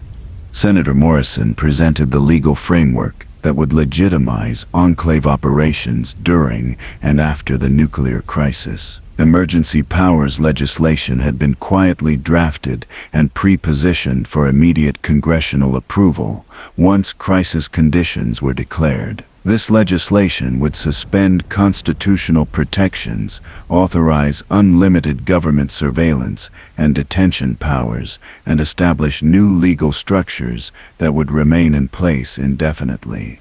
The emergency powers framework has been designed to appear temporary while actually establishing permanent changes to American government, Morrison explained. Constitutional rights will be suspended for the duration of the national emergency, but the definition of national emergency will be left to the discretion of executive authority. Congressional oversight will be limited to matters that do not affect national security, but national security will be defined broadly enough to encompass any activity the executive branch chooses to classify. Morrison's legal framework would essentially transform America from a constitutional republic into an authoritarian state controlled by whoever held executive power during the crisis period. And the enclave had already made arrangements to ensure that executive power would be held by individuals who were completely loyal to enclave objectives. CIA Deputy Director Kellerman outlined the intelligence operations that would support enclave control during the transition period. Domestic surveillance programs have been expanded to monitor all potential sources of resistance to emergency government. We have compiled detailed files on over 500,000 individuals who represent potential threats to social stability during crisis conditions. These individuals can be detained immediately upon declaration of national emergency. The surveillance and detention programs that Kellerman described were designed to eliminate any organized resistance to enclave control. Labor leaders, civil rights activists, anti-war protesters, investigative journalists, and even elected officials who were not aligned with enclave objectives would be arrested and detained in facilities that were already under construction at remote locations across the United States. But the most chilling aspect of Kellerman's presentation was her description of social reconstruction programs that would reshape American culture and values during the post-war period. These programs would use advanced propaganda techniques, pharmaceutical interventions, and psychological manipulation to create a population that was compliant, obedient, and resistant to democratic or individualistic thinking. Dr. Braun then presented VAULT-TEC's contribution to the overall enclave strategy. The VAULT experimental programs would provide the research data and technological tools necessary to implement large-scale population control in post-war America. VAULT experiments will test every aspect of social control under controlled conditions. Braun explained, his voice betraying excitement at the scope of human suffering. His research would document. We will determine the most effective methods of population reduction, identify optimal techniques for behavioral modification, develop new pharmaceutical approaches to psychological control, and test various forms of social organization to determine which produce the most manageable populations.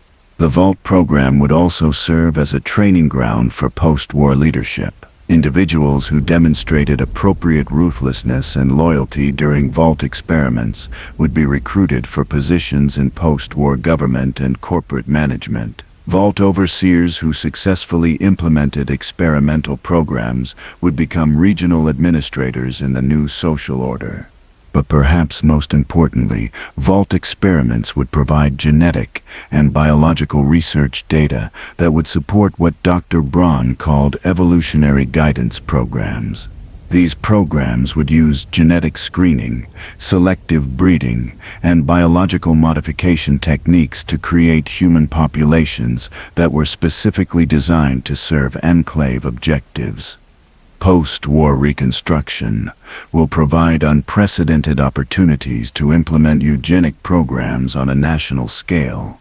Braun explained, with the enthusiasm of a scientist discussing a fascinating research project rather than genocide.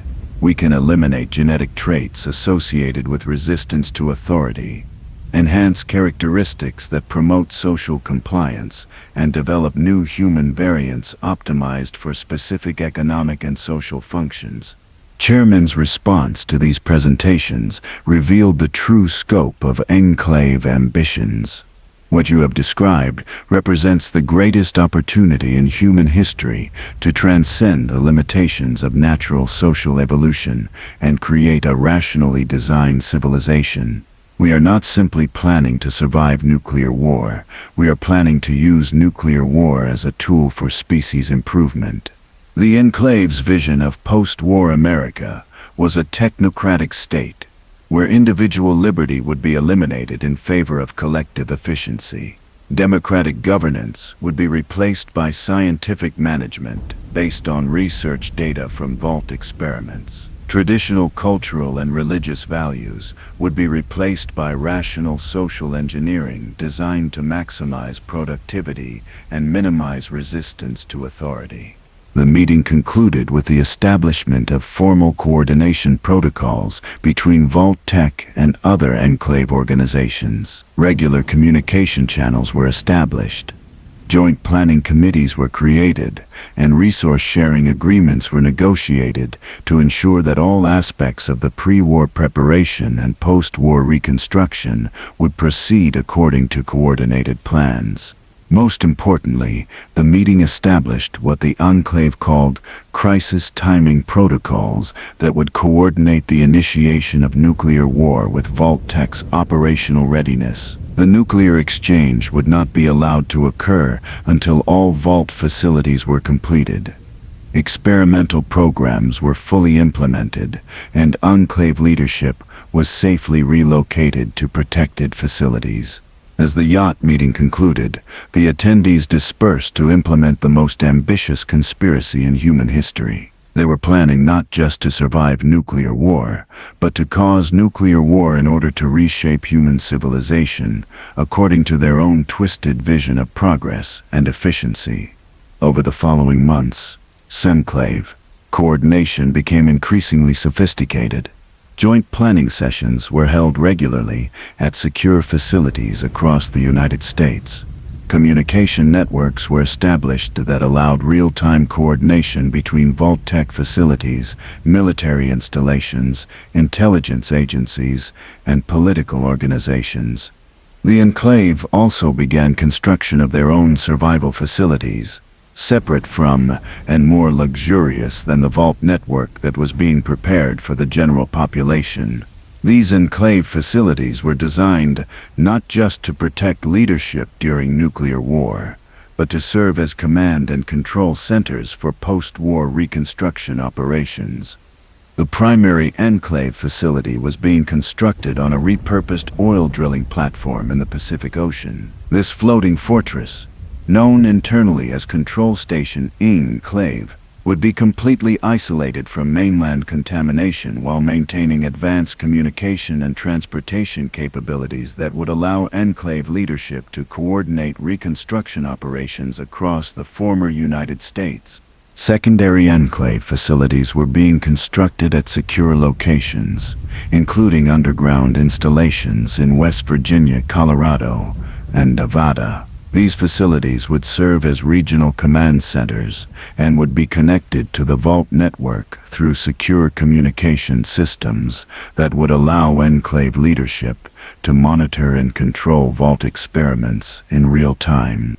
But the most disturbing aspect of enclave coordination was their systematic infiltration of American media, educational, and cultural institutions. Enclave operatives were placed in positions throughout the entertainment industry, news media, publishing companies, and educational organizations to shape public opinion and prepare the American people for the social changes that would follow nuclear war. This cultural preparation involved promoting values and attitudes that would make post-war authoritarianism more acceptable to American society. Traditional American values like individual liberty, democratic participation, and resistance to government authority were systematically undermined through media programming, educational curricula, and popular culture. At the same time, values that would support enclave control were promoted and celebrated. Obedience to authority, acceptance of social hierarchy, willingness to sacrifice individual interests for collective security, and faith in scientific and technological solutions to social problems became dominant themes in American culture throughout the late 2060s. By 2069, enclave coordination had achieved what military strategists called full-spectrum dominance over American society. Enclave operatives controlled key positions in government, military, intelligence, corporate, media, and cultural organizations. Their influence extended into every aspect of American life, from congressional legislation and Supreme Court decisions to television programming and elementary school textbooks. The American people had no idea that their entire society had been systematically infiltrated and prepared for destruction by a conspiracy that viewed them not as citizens deserving protection, but as experimental subjects whose suffering would provide valuable research data for post-war reconstruction. As international tensions continued to escalate throughout 2069 and into 2070, enclave planners began implementing the final phases of their pre-war preparation. VAULT construction was accelerated to ensure that all facilities would be operational before the nuclear exchange. Experimental programs were finalized and tested to ensure that research data collection would begin immediately after VAULT populations were sealed inside their underground prisons. Most ominously, enclave operatives began taking actions specifically designed to increase international tensions and reduce the possibility of peaceful resolution to global conflicts. Intelligence agencies provided false information to foreign governments. Military exercises were conducted in ways that appeared threatening to foreign observers. Diplomatic communications were deliberately misinterpreted to create misunderstandings and mistrust. The goal was to create conditions where nuclear war would appear to be the inevitable result of international tensions rather than the deliberate outcome of enclave manipulation. By early 2070, the enclave had achieved something unprecedented in human history: complete control over a major world power, with the intention of deliberately destroying that power in order to rebuild it according to their own specifications. The most evil conspiracy in human history was nearing completion, and the American people remained completely unaware that their government, their corporations, and their media had all been captured by individuals who viewed nuclear war not as humanity's greatest catastrophe, but as humanity's greatest opportunity for improvement. The final phase of enclave planning was about to begin, and when it concluded, the world would never be the same. October 23, 2077. The Great War. At 9:13 a.m. Eastern Standard Time on October 23, 2077, a red telephone rang in a secure facility buried 300 feet beneath VAULT-TEC's corporate headquarters in Arlington, Virginia. The phone had been installed specifically for this moment, connected directly to Control Station Enclave through a communication system that could function even during nuclear war. Dr. Stanislaus Braun answered on the second ring. His voice was calm, almost cheerful, as he spoke the words that would condemn millions of innocent people to death. "Good morning, Control Station. This is VAULT-TEC operations. All experimental facilities are operational and ready for population activation. The future of humanity is in your hands." The voice that responded carried the electronic distortion that had become Chairman's trademark. "Understood, VAULT-TEC. Execute Protocol 7 immediately. The cleansing begins now." Across the world, events that had been years in the making began to unfold with the precision of a carefully orchestrated symphony of destruction. At exactly 9:47 a.m., a Chinese submarine surfaced in the Yangtze River and fired 2 nuclear missiles toward American military installations in Alaska. The missiles had been launched not by orders from Beijing, but by a Chinese military officer who had been secretly working for Enclave intelligence operations for over 3 years. The attack was designed to appear as Chinese aggression while actually serving American conspiracy objectives. At 10:15 a.m., American early warning systems detected the incoming missiles and automatically triggered nationwide emergency protocols. But these protocols had been quietly modified over the previous months by Enclave operatives within the military command structure. Instead of following standard defensive procedures, the modified protocols immediately escalated to full nuclear retaliation against multiple targets. At 10:23 a.m., President Thomas Richardson received notification of the Chinese attack and was presented with retaliation options that had been prepared months in advance by Enclave military planners. Richardson, who was not part of the Enclave conspiracy but had been systematically manipulated by Enclave advisors throughout his presidency, authorized what he believed was a defensive response to unprovoked Chinese aggression. Richardson had no idea that the retaliation he was authorizing would kill more Americans than Chinese, and that the entire crisis had been engineered by his own advisors. At 10:47 a.m., the first American nuclear missiles launched from silos across the continental United States. The targets included Chinese military installations, industrial centers, and population centers, but also included several American cities that Enclave planners had identified as sources of potential resistance to post-war reconstruction efforts. Detroit, with its powerful labor unions and history of industrial organization, was targeted by what appeared to be a Chinese missile, but was actually launched from an American submarine under Enclave control.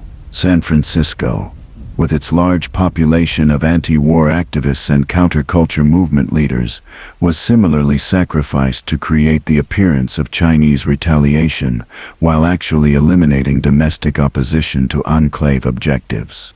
At 11:03 a.m., Chinese leaders detected the massive American nuclear response and authorized their own full-scale retaliation. Unlike the carefully planned American attacks, Chinese retaliation was genuine and desperate, targeting American military installations and major population centers in a futile attempt to limit damage to their own nation. What followed was 2 hours of the most concentrated destruction in human history. Over 500 nuclear weapons were detonated across the globe, destroying entire cities, contaminating vast areas with radioactive fallout, and killing over 200 million people in the initial exchange. But for VAULT-TEC executives monitoring the situation from their secure facilities, the nuclear exchange was not a catastrophe, but a successful business launch. Every detonation meant another Vault population would be sealed underground, beginning experimental programs that had been years in the planning. At 11:17 a.m., VAULT-TEC's nationwide communication system activated automatic vault sealing protocols across the United States. Vault doors that weighed thousands of pounds slammed shut with mechanical precision, trapping their populations inside underground facilities that most residents still believed were designed to protect them. In Vault 111, families like the one we met at the beginning of our story found themselves sealed inside a facility that they thought would preserve their lives through cryogenic technology. They had no idea that they were actually being prepared for indefinite suspended animation experiments designed to test the psychological effects of temporal displacement and family separation. In Vault 27, exactly 2,000 residents discovered that their facility contained supplies sufficient for only 500 people. The overcrowding experiment was designed to study how resource scarcity would affect social cohesion and individual behavior under extreme stress conditions. In Vault 11, residents were informed by their Vault computer that their continued safety required them to democratically select one resident for annual execution. The democratic sacrifice experiment would test how far people would go to maintain the appearance of civilized governance while participating in systematic murder. Across America, over 100,000 people who had trusted VAULT-TEC to protect them discovered that they had actually volunteered to become test subjects in the most comprehensive human experimentation program ever conceived. At 12:30 p.m., as the final nuclear weapons fell silent and radioactive clouds began spreading across the devastated landscape, VAULT-TEC's central research facility activated its data collection systems. Hundreds of surveillance cameras, biometric monitors, environmental sensors, and psychological analysis programs began recording every aspect of Vault life. Dr. Braun stood in the facility's main control room, surrounded by monitors displaying data streams from Vault facilities across the nation. His face showed the satisfaction of a researcher whose most ambitious project had finally begun.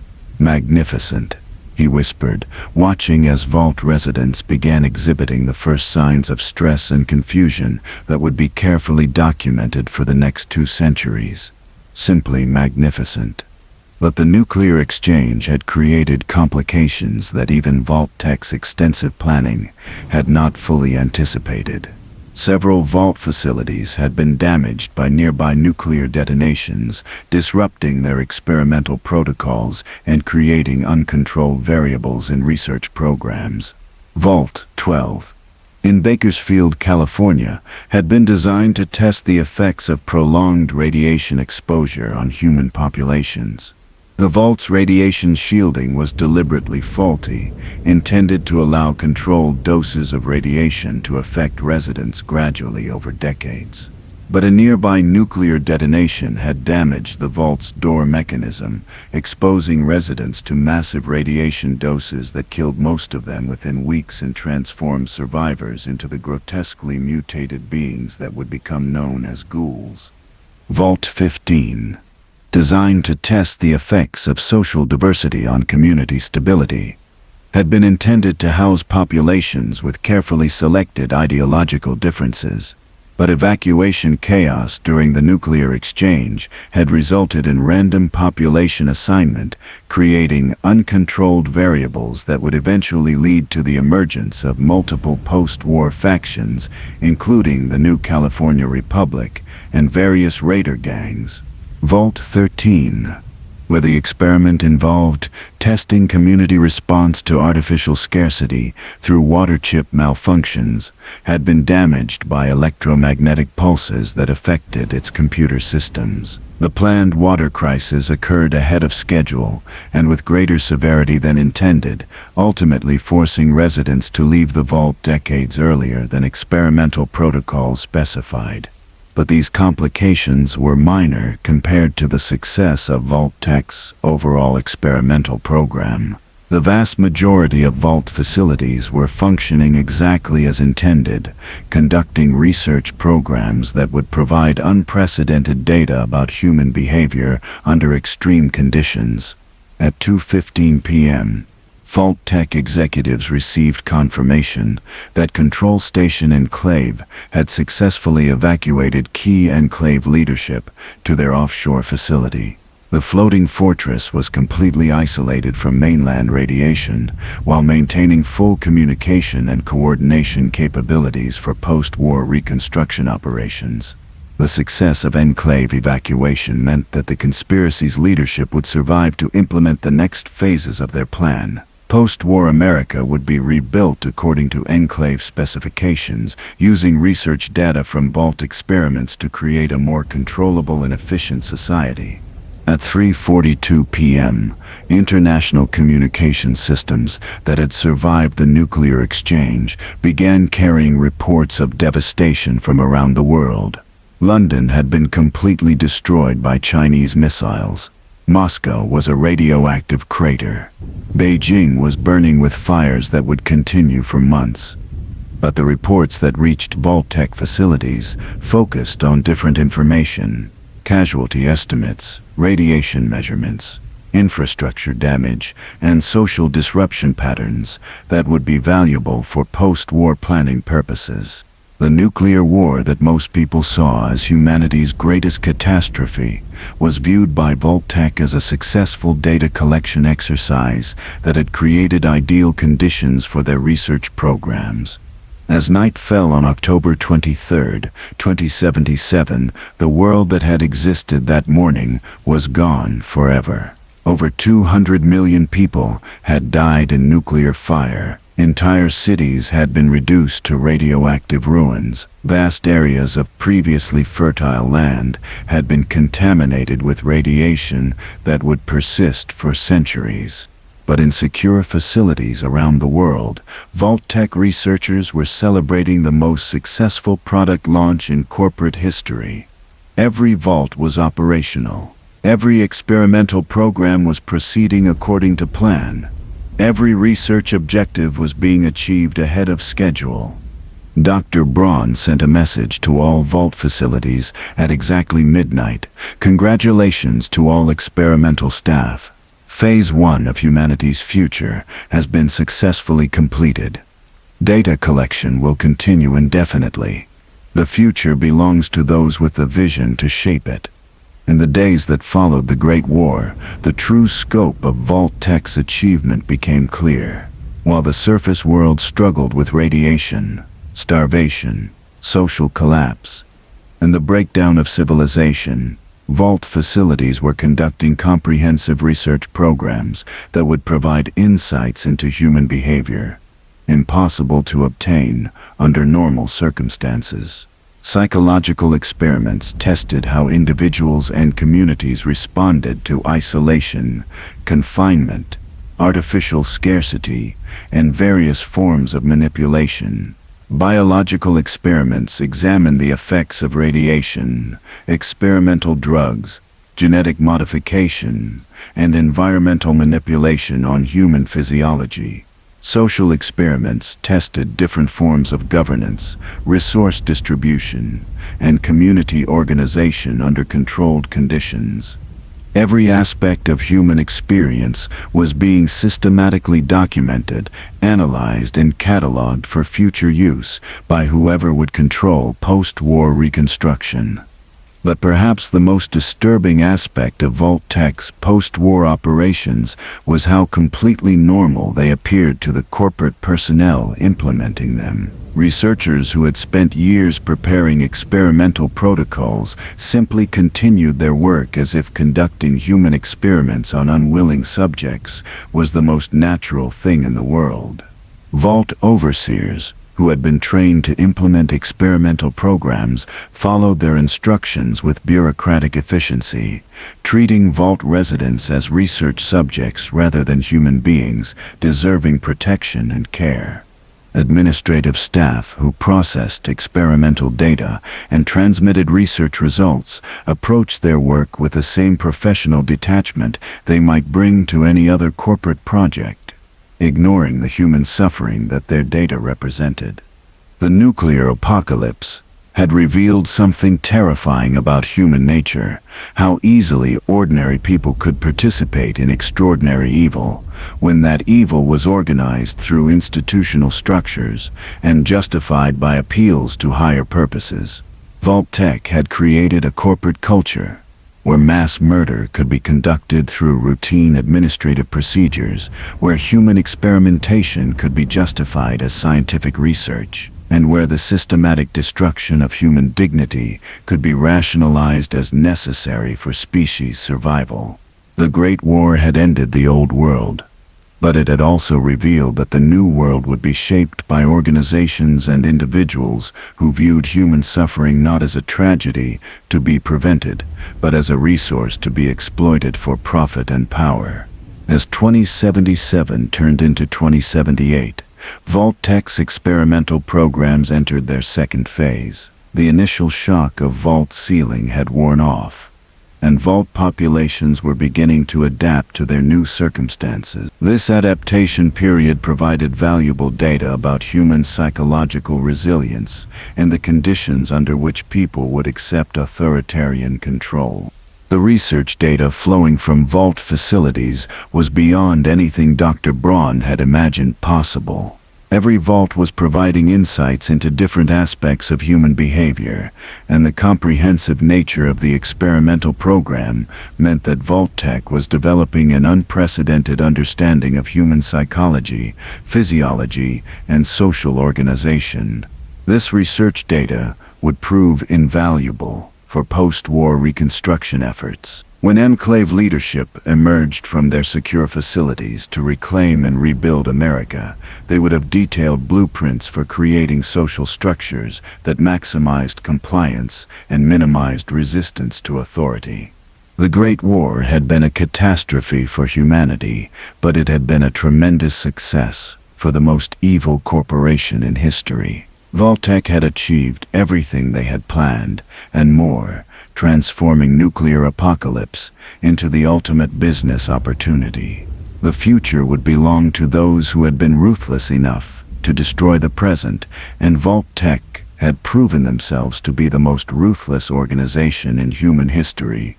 Post-war horror begins early experiments.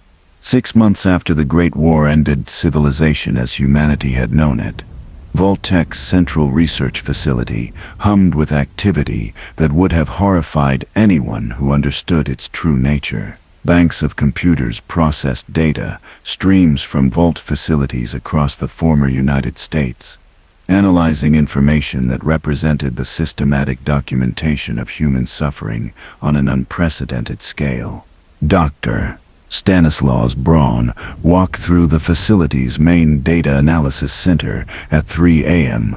on April 15, 2078, reviewing reports that read like a catalog of corporate-sponsored atrocities. Each vault was providing exactly the kind of research data that VAULT-TEC had promised to deliver to their post-war customers, though the human cost of that data had exceeded even Braun's coldest calculations. The first comprehensive research report, compiled 6 months after Vault activation, contained findings that would have shocked the civilized world if there had still been a civilized world to be shocked. But in the post-nuclear landscape, there were no ethical review boards, no human rights organizations, no investigative journalists, and no legal authorities to question what VAULT-TEC was doing to their captive populations. There was only data collected with scientific precision from human beings who had been transformed into unwilling test subjects in the name of corporate research and profit. VAULT-27's overcrowding experiment had produced results that exceeded all of Dr. Braun's expectations. The facility, designed to house 500 residents, but actually containing 2,000, had become a laboratory for studying human behavior under extreme resource scarcity and social pressure. Within the first month, the Vault's food distribution system had created a black market economy where residents traded personal possessions, sexual favors, and even children for additional rations. The Vault's social structure had collapsed into competing factions that controlled different areas of the facility through violence and intimidation. By the third month, the Vault's population had begun to decline as malnutrition, disease, and violence took their toll on the weakest residents. The deaths were not random casualties of overcrowding, but systematically documented research data about which individuals were most likely to survive under extreme stress conditions.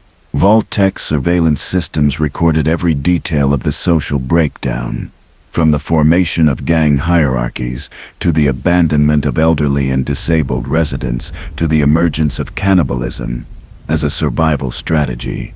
The research data included detailed psychological profiles of individuals who adapted to violent conditions versus those who maintained ethical standards despite personal cost.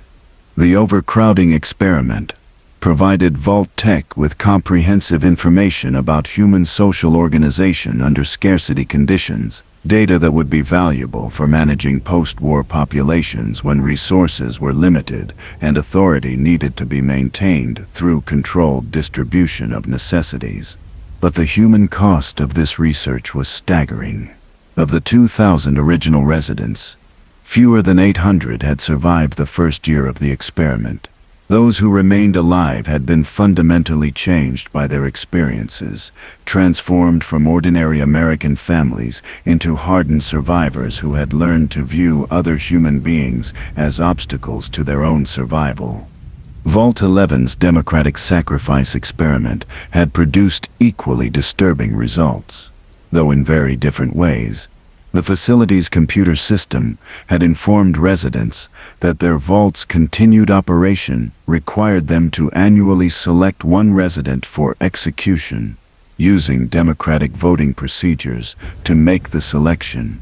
The experiment was designed to test how far people would go to maintain the appearance of civilized governance while participating in systematic murder. Would residents refuse to participate and risk the vault's destruction? Would they find ways to subvert the voting process to protect vulnerable individuals? Or would they create rationalized justifications for participating in annual executions? The results had exceeded even Dr. Braun's cynical expectations of human moral flexibility. Within 6 months, VAULT-11's residents had developed elaborate justification systems for their annual murders. They created committees to nominate candidates for execution, established criteria for selecting victims, and developed rituals that transformed murder into what they called civic duty. The vault's social structure had reorganized itself around the annual sacrifice requirement. Political factions emerged that competed to control the nomination and voting processes, using the threat of nomination for execution as a tool for maintaining political power and social control. Most disturbing of all, the annual executions had become community events that vault residents actually looked forward to.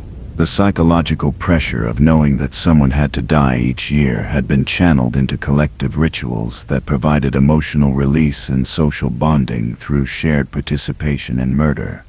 VAULT-TEC's psychological analysis revealed that the democratic sacrifice experiment had successfully demonstrated how ordinary people could be manipulated into participating in systematic killing as long as the killing was presented as necessary for group survival and conducted through seemingly legitimate institutional procedures. The research data from VAULT-11 would be invaluable for post-war social engineering programs. It provided detailed information about how to use democratic procedures to legitimize authoritarian control, how to manipulate group psychology to encourage compliance with extreme measures, and how to transform moral objections into social cooperation through carefully structured institutional frameworks. VAULT-34's weapons stockpiling experiment had taken a different approach to studying human behavior under stress. The facility had been deliberately equipped with an extensive armory of military-grade weapons, along with a faulty reactor system that would gradually expose residents to increasing levels of radiation. The experiment was designed to test how access to weapons would affect community stability when residents were facing slow death from radiation poisoning. Would armed residents maintain social order through collective decision-making? Would weapon access lead to violent competition for resources? Or would the community fragment into competing armed factions? The results had been catastrophic for Vault residents, but extremely valuable for VAULT-TEC researchers. Within 8 months, radiation exposure had created visible health effects that residents could directly observe. The knowledge that they were slowly dying had combined with easy access to weapons to create a social powder keg that exploded in ways that provided comprehensive data about violence, social control, and community breakdown. Different factions within the vault had armed themselves and established territorial control over different sections of the facility. Young residents had formed gangs that used superior physical condition and willingness to use violence to dominate older residents. Technical specialists had tried to maintain equipment and negotiate between factions, but had been gradually eliminated or absorbed into competing armed groups. The Vault's social structure had devolved into what researchers described as armed tribalism under terminal stress conditions. Residents had abandoned any pretense of civilized governance and had organized themselves into competing groups that maintained control through violence and intimidation. VAULT-TEC surveillance systems had documented the complete breakdown of social cooperation and the emergence of violence as the primary mechanism for resource distribution and conflict resolution. The research data included detailed analysis of how weapon availability affected group dynamics, leadership emergence, and individual psychological adaptation to violent environments. But perhaps most valuable for post-war planning purposes, the VAULT-34 experiment had demonstrated how communities could be deliberately destabilized through a combination of resource scarcity, health threats, and access to weapons. The research showed exactly how social breakdown could be induced and managed for political purposes. VAULT-95's drug rehabilitation sabotage had produced research data that was particularly valuable for understanding psychological manipulation and behavioral control. The facility had been presented to residents as a drug rehabilitation center for people with substance abuse problems, offering hope for recovery and a fresh start after the nuclear war. What residents didn't know was that their rehabilitation program was actually an experiment in psychological manipulation designed to test methods of creating and exploiting chemical dependency for control purposes. The facility's medical staff, who believed they were conducting legitimate addiction treatment, had been provided with treatment protocols that were actually designed to maintain and increase residents' dependency on experimental pharmaceutical compounds. The drugs provided as treatment were more addictive than the substances residents had originally been addicted to, and withdrawal from the treatment drugs was deliberately made more severe and prolonged. The experiment tested how pharmaceutical dependency could be used to control behavior, maintain compliance with authority, and prevent resistance to institutional control.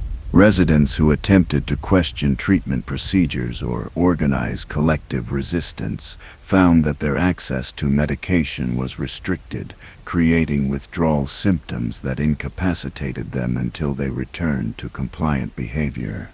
VAULT-TEC's research data documented exactly how pharmaceutical manipulation could be used to maintain control over large populations. The experiment provided detailed information about dosage requirements, withdrawal management, psychological conditioning techniques, and the integration of chemical control with institutional authority. The research also examined how hope could be weaponized as a control mechanism. Residents were periodically provided with false information about progress in their treatment, promising recovery that would never actually occur. The false hope prevented despair-driven resistance while maintaining psychological cooperation with treatment protocols that were actually designed to ensure continued dependency.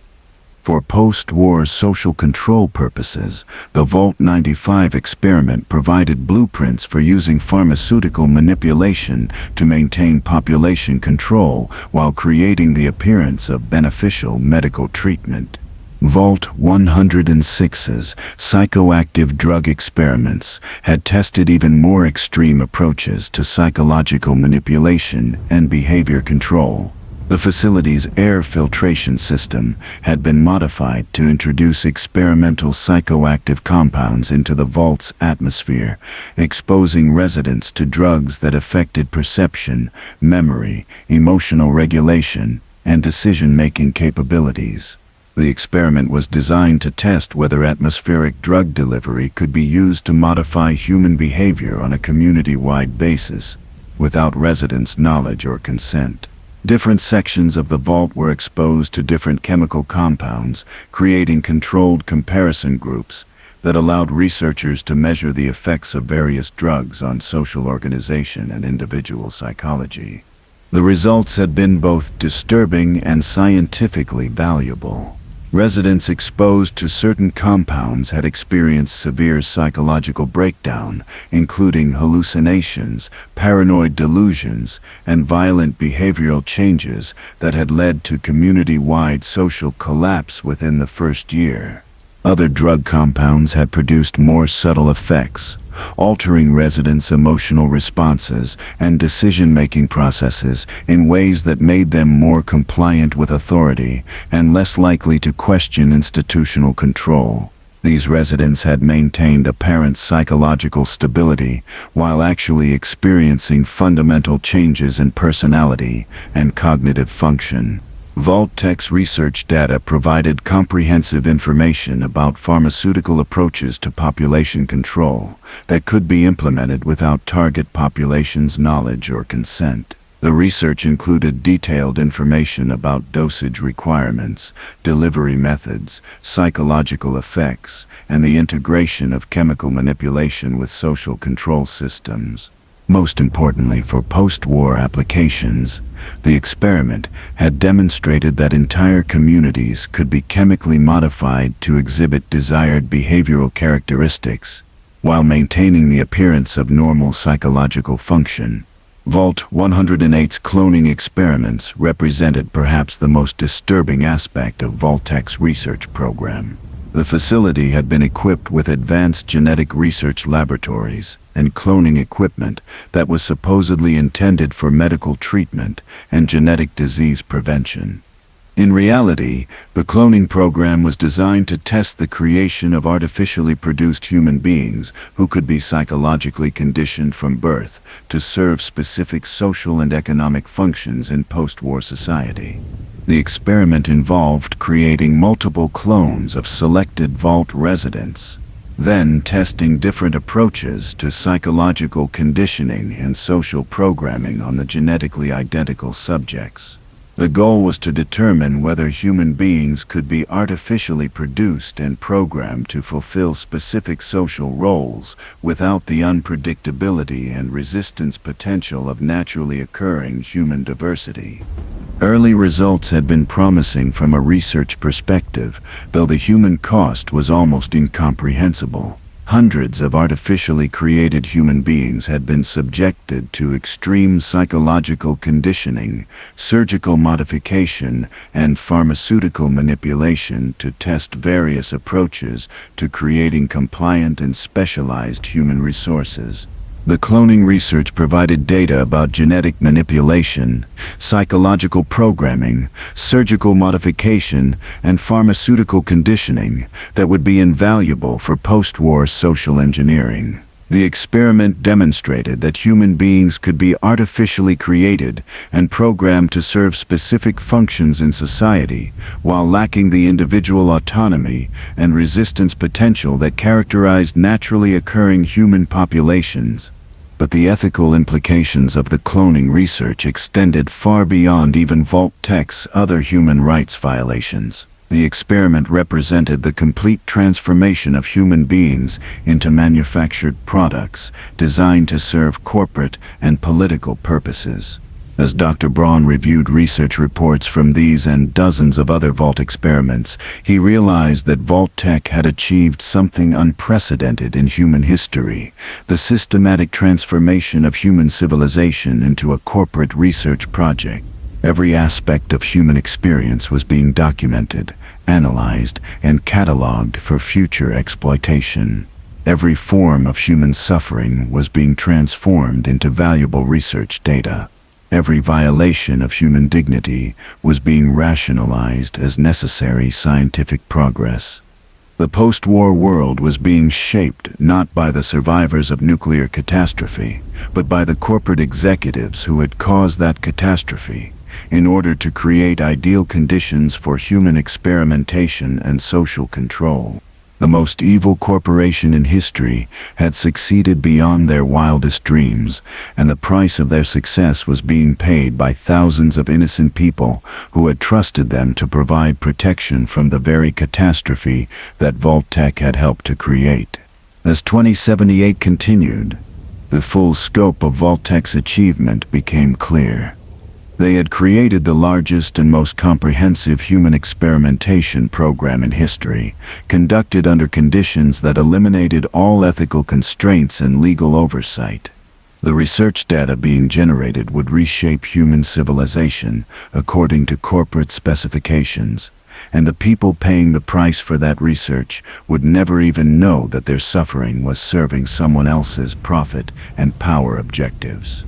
The future would belong to those who had been ruthless enough to destroy human decency in the name of scientific progress.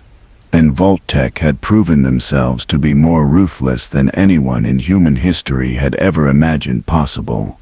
The biological warfare program. In the depths of Vault-87, located beneath the ruins of what had once been lamplight caverns, something that had never existed in nature was taking its first tortured breath. The creature that emerged from the forced evolutionary virus research chamber stood nearly 12 feet tall, its grotesquely muscled frame barely recognizable as having once been human.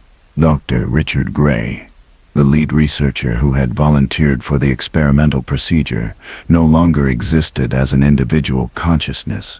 In his place was something that VAULT-TEC's Biological Weapons Division classified as Specimen FEV-001 Alpha, the first successful creation of an artificially induced evolutionary mutation that combined human intelligence with dramatically enhanced physical capabilities. The date was September 12th, 2078, and VAULT-TEC had just achieved a breakthrough that would reshape the post-nuclear world in ways that even their most ambitious planners had never imagined. The Dr. Stanislaus Braun stood behind reinforced observation glass, watching as the creature that had once been Dr. Gray examined its new form with a mixture of fascination and horror. The transformation had taken 43 days, during which time every aspect of cellular change had been monitored, recorded, and analyzed by VAULT-TEC's biological research team. "Magnificent," Braun whispered, his voice carrying the awe of a scientist witnessing the birth of a new species. "Simply magnificent. We haven't just created a more powerful human being. We've created an entirely new form of life." The forced evolutionary virus program represented the darkest intersection of VAULT-TEC's corporate ambitions with the Enclave's vision of human species improvement. The project had been years in development, combining advanced genetic research with biological weapons technology to create what project documents called controlled evolutionary acceleration. The theoretical foundation for FEV research had been laid in the early 2070s by a team of researchers working under contract for both VAULT-TEC and the military's Biological Weapons Division. The research team had been studying natural evolutionary processes, trying to understand how environmental pressures could be artificially created to accelerate genetic adaptation in target populations. The breakthrough had come when researchers discovered that certain viral agents could be modified to rewrite genetic code in living organisms, essentially forcing evolutionary changes that would normally require thousands of years to occur through natural selection. The virus could be programmed to create specific genetic modifications, producing predetermined changes in physiology, psychology, and even basic brain structure. But the military applications of this research had been limited by ethical constraints and legal oversight that prevented large-scale human testing. The researchers could conduct limited experiments on volunteer subjects, but they couldn't perform the kind of comprehensive testing that would be necessary to develop FEV into a practical biological weapon. VAULT-TEC's experimental program had eliminated those constraints. Under the cover of Vault Research, FEV testing could be conducted on unwilling subjects without informed consent, legal oversight, or ethical review. Vault populations provided ideal test subjects for biological weapons research, since they were completely isolated from outside contact and had no means of escape or resistance. VAULT-87 had been specifically designed to serve as a comprehensive biological weapons research facility. The Vault's medical facilities included advanced genetic laboratories, viral cultivation systems, surgical suites equipped for experimental procedures, and containment systems designed to prevent contaminated subjects from escaping or contaminating researchers. The Vault's population had been selected based on genetic diversity criteria that would provide optimal data about FEV effects across different human genetic backgrounds. Residents included individuals from various ethnic groups, age ranges, and medical conditions to ensure that FEV research would produce comprehensive data about viral effects on different human populations. What Vault residents didn't know was that their routine medical examinations were actually part of a systematic biological weapons testing program. Blood samples, tissue biopsies, and preventive treatments were all components of FEV research designed to test viral delivery methods, dosage requirements, and physiological effects. The first phase of FEV testing had involved exposing Vault residents to low-level viral agents designed to create subtle genetic modifications without producing obvious physical changes. These experiments tested the virus's ability to alter human physiology in ways that could be useful for military or social control purposes. Researchers tested modifications that would increase physical strength and endurance while reducing cognitive function and independent thinking. They experimented with genetic changes that would make subjects more susceptible to pharmaceutical control or more resistant to radiation exposure.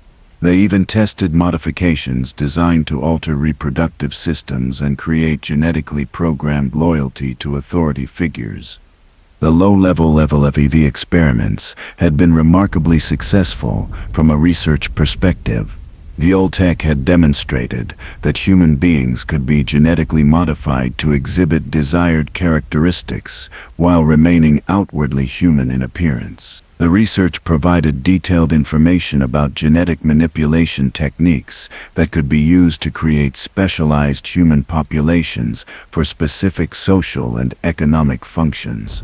But the real breakthrough had come when researchers began testing high-concentration FEV exposure designed to create dramatic evolutionary changes in short time periods. These experiments represented the cutting edge of biological weapons research, attempting to create artificially evolved humans that would serve as the foundation for post-war civilization. The transformation of Dr. Gray into specimen FEV001 alpha had been the culmination of months of progressively more extreme experimentation. Vault residents had been subjected to increasingly high levels of viral exposure, with researchers documenting the effects of genetic modification on human physiology, psychology, and social behavior. Most subjects had died during the transformation process, their bodies unable to survive the massive cellular changes required for evolutionary acceleration. But a small percentage had survived to become something that was no longer entirely human. The survivors, designated as super mutants in VAULT-TEC research documents, possessed dramatically enhanced physical capabilities combined with altered brain chemistry that made them more aggressive and less capable of complex reasoning than normal humans. They were stronger, more resistant to radiation and disease, and capable of surviving in the post-nuclear environment better than ordinary human beings. But they were also psychologically unstable, prone to violence, and unable to reproduce naturally. The FEV transformation had created powerful biological weapons that could survive and fight in post-nuclear conditions, but had also eliminated their capacity for independent social organization or cultural development. From VAULT-TEC's perspective, The super mutant program represented a perfect solution to post-war labor and security challenges. The mutants could serve as powerful military forces for enclave operations, while their psychological limitations would prevent them from developing into independent political threats.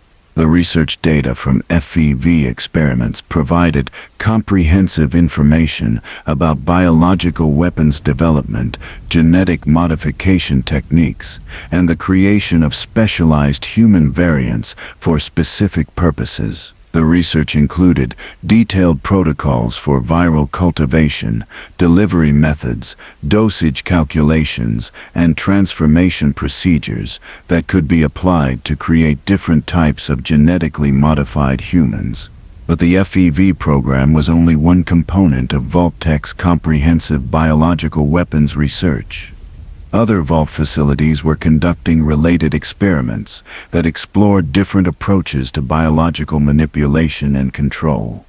VAULT-22 had been equipped with advanced botanical research facilities, ostensibly designed to develop new food production methods for post-war agriculture. In reality, the Vault was conducting research on plant-based biological weapons that could be used to control human populations through food supply manipulation. The Vault's researchers had developed genetically modified plants that could produce pharmaceutical compounds, biological toxins, and even mind control substances that would be absorbed by anyone who consumed food products derived from the modified plants. The research tested methods for controlling large populations through manipulation of their food supply without their knowledge or consent. The plant-based biological weapons research had produced several breakthrough developments. Researchers had created crops that would produce different effects depending on how they were processed, allowing for targeted pharmaceutical delivery to specific population groups. They had developed plants that could serve as delivery systems for experimental drugs, making it possible to conduct large-scale pharmaceutical testing through normal food consumption. Most disturbing of all, the research had produced plants that could be programmed to create specific nutritional deficiencies or health problems in target populations. These weapons could be used to weaken enemy populations, create dependency on pharmaceutical treatments, or even cause gradual population reduction through manufactured health crises. VAULT-81 had been designed as a comprehensive medical research facility that would test new approaches to disease research and pharmaceutical development using human subjects. The Vault's medical facilities included advanced laboratories, surgical suites, pharmaceutical manufacturing equipment, and containment systems for dangerous biological agents. The Vault's population had been told that they were participating in cutting-edge medical research that would benefit post-war survivors. What they didn't know was that they were actually serving as test subjects for biological weapons research designed to create controllable disease outbreaks and pharmaceutical dependency systems. VAULT-81's research program included experiments with infectious diseases that could be used to control population movement, create demand for pharmaceutical products, or eliminate targeted population groups. Researchers tested methods for creating diseases that would affect only certain genetic populations while leaving others unharmed. The disease research also included development of pharmaceutical treatments that would create dependency while appearing to provide medical benefits. Residents were given treatments that would temporarily alleviate artificially created health problems while actually creating long-term dependency on continued pharmaceutical intervention. The research data from VAULT-81 provided comprehensive information about biological weapons, deployment, pharmaceutical control systems, and the use of medical treatment as a mechanism for population management. The research included detailed information about disease cultivation, transmission methods, treatment protocols, and the integration of medical control with broader social management systems. But perhaps the most sophisticated biological weapons research was being conducted at a facility that didn't appear on any official Vault registry. A secret installation known only as Research Station Alpha, located deep beneath the ruins of Washington, D.C. Research Station Alpha had been constructed as VAULT-TEC's primary biological weapons development facility, equipped with the most advanced genetic research technology available, and staffed by the company's most experienced biological weapons specialists. The facility was conducting research that went far beyond the experiments being conducted in individual Vault facilities. The research station's primary project involved developing what scientists called Species Replacement Protocol, a biological weapons program designed to gradually replace the existing human population with genetically modified variants that would be more suitable for post-war social control. The Species Replacement Protocol involved creating infectious agents that would cause gradual genetic modifications in target populations, slowly transforming them into variants that possessed desired characteristics while eliminating traits that were considered problematic for social management. The biological agents were designed to be virtually undetectable during the transformation process, creating genetic changes that would appear to be natural evolutionary adaptations to post-nuclear environmental conditions. Target populations would be gradually modified over multiple generations, with each generation exhibiting more of the desired characteristics and fewer problematic traits. The research included development of genetic modifications that would reduce intellectual capacity while maintaining sufficient cognitive function for basic labor tasks.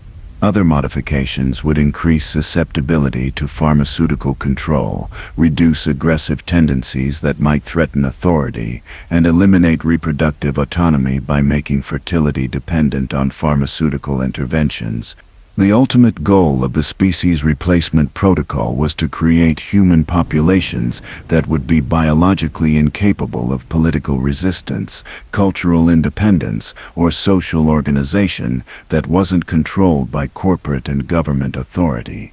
Research Station Alpha's scientists had also developed what they called evolutionary guidance systems, which were biological agents designed to create specific types of mutations in response to environmental conditions. These systems could be used to ensure that post-war human evolution would proceed according to predetermined specifications rather than natural selection processes.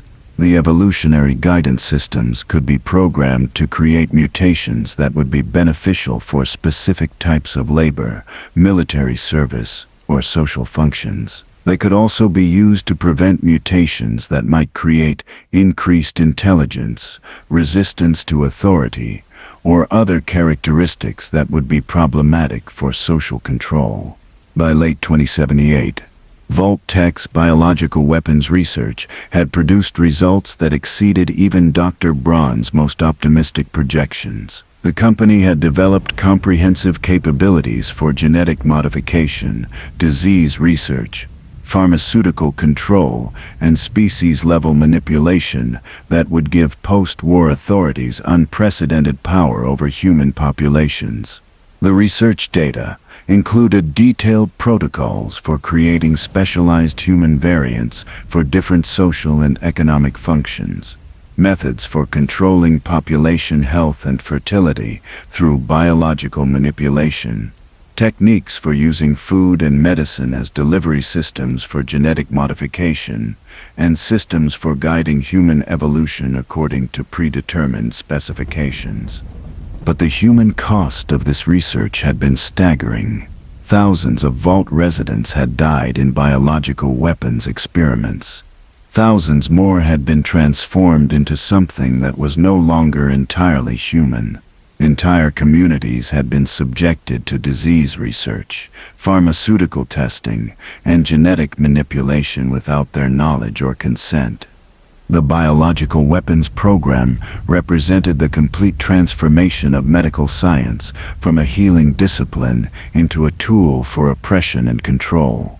VAULT-TEC had perverted every aspect of biological research to serve corporate and political objectives, turning human beings into raw materials for weapons development and social engineering. As Dr. Braun reviewed comprehensive reports from all biological weapons research facilities, he realized that VAULT-TEC had achieved something that would have been considered impossible just a few years earlier: complete mastery over human biology and evolution. The post-war world would be populated not by natural human survivors of nuclear catastrophe, but by artificially created variants designed to serve the interests of whoever controlled the biological weapons technology that VAULT-TEC had developed. The most evil corporation in history had become something even more dangerous. The architects of humanity's biological future, with the power to determine not just how people would live, but what they would become as a species. The future would belong to those who controlled the technology for creating and modifying human life itself. And VAULT-TEC had ensured that they would be the ones holding that power when the post-war world was ready for reconstruction. Psychological warfare and mind control. Deep beneath the Nevada desert, in a vault that officially didn't exist on any VAULT-TEC registry, a young girl named Sarah Chen sat perfectly still in what appeared to be a comfortable armchair. Electrodes attached to her scalp monitored her brain activity while she stared at a screen displaying images that had been carefully selected to reshape her most fundamental thoughts and emotions. Sarah was 8 years old. She had been born in Vault-75, 3 months after the Great War, and she had never known a world outside the underground facility that VAULT-TEC called their Human Resources Development Center. What Sarah didn't know was that every moment of her life had been carefully orchestrated as part of the most comprehensive psychological conditioning program ever devised.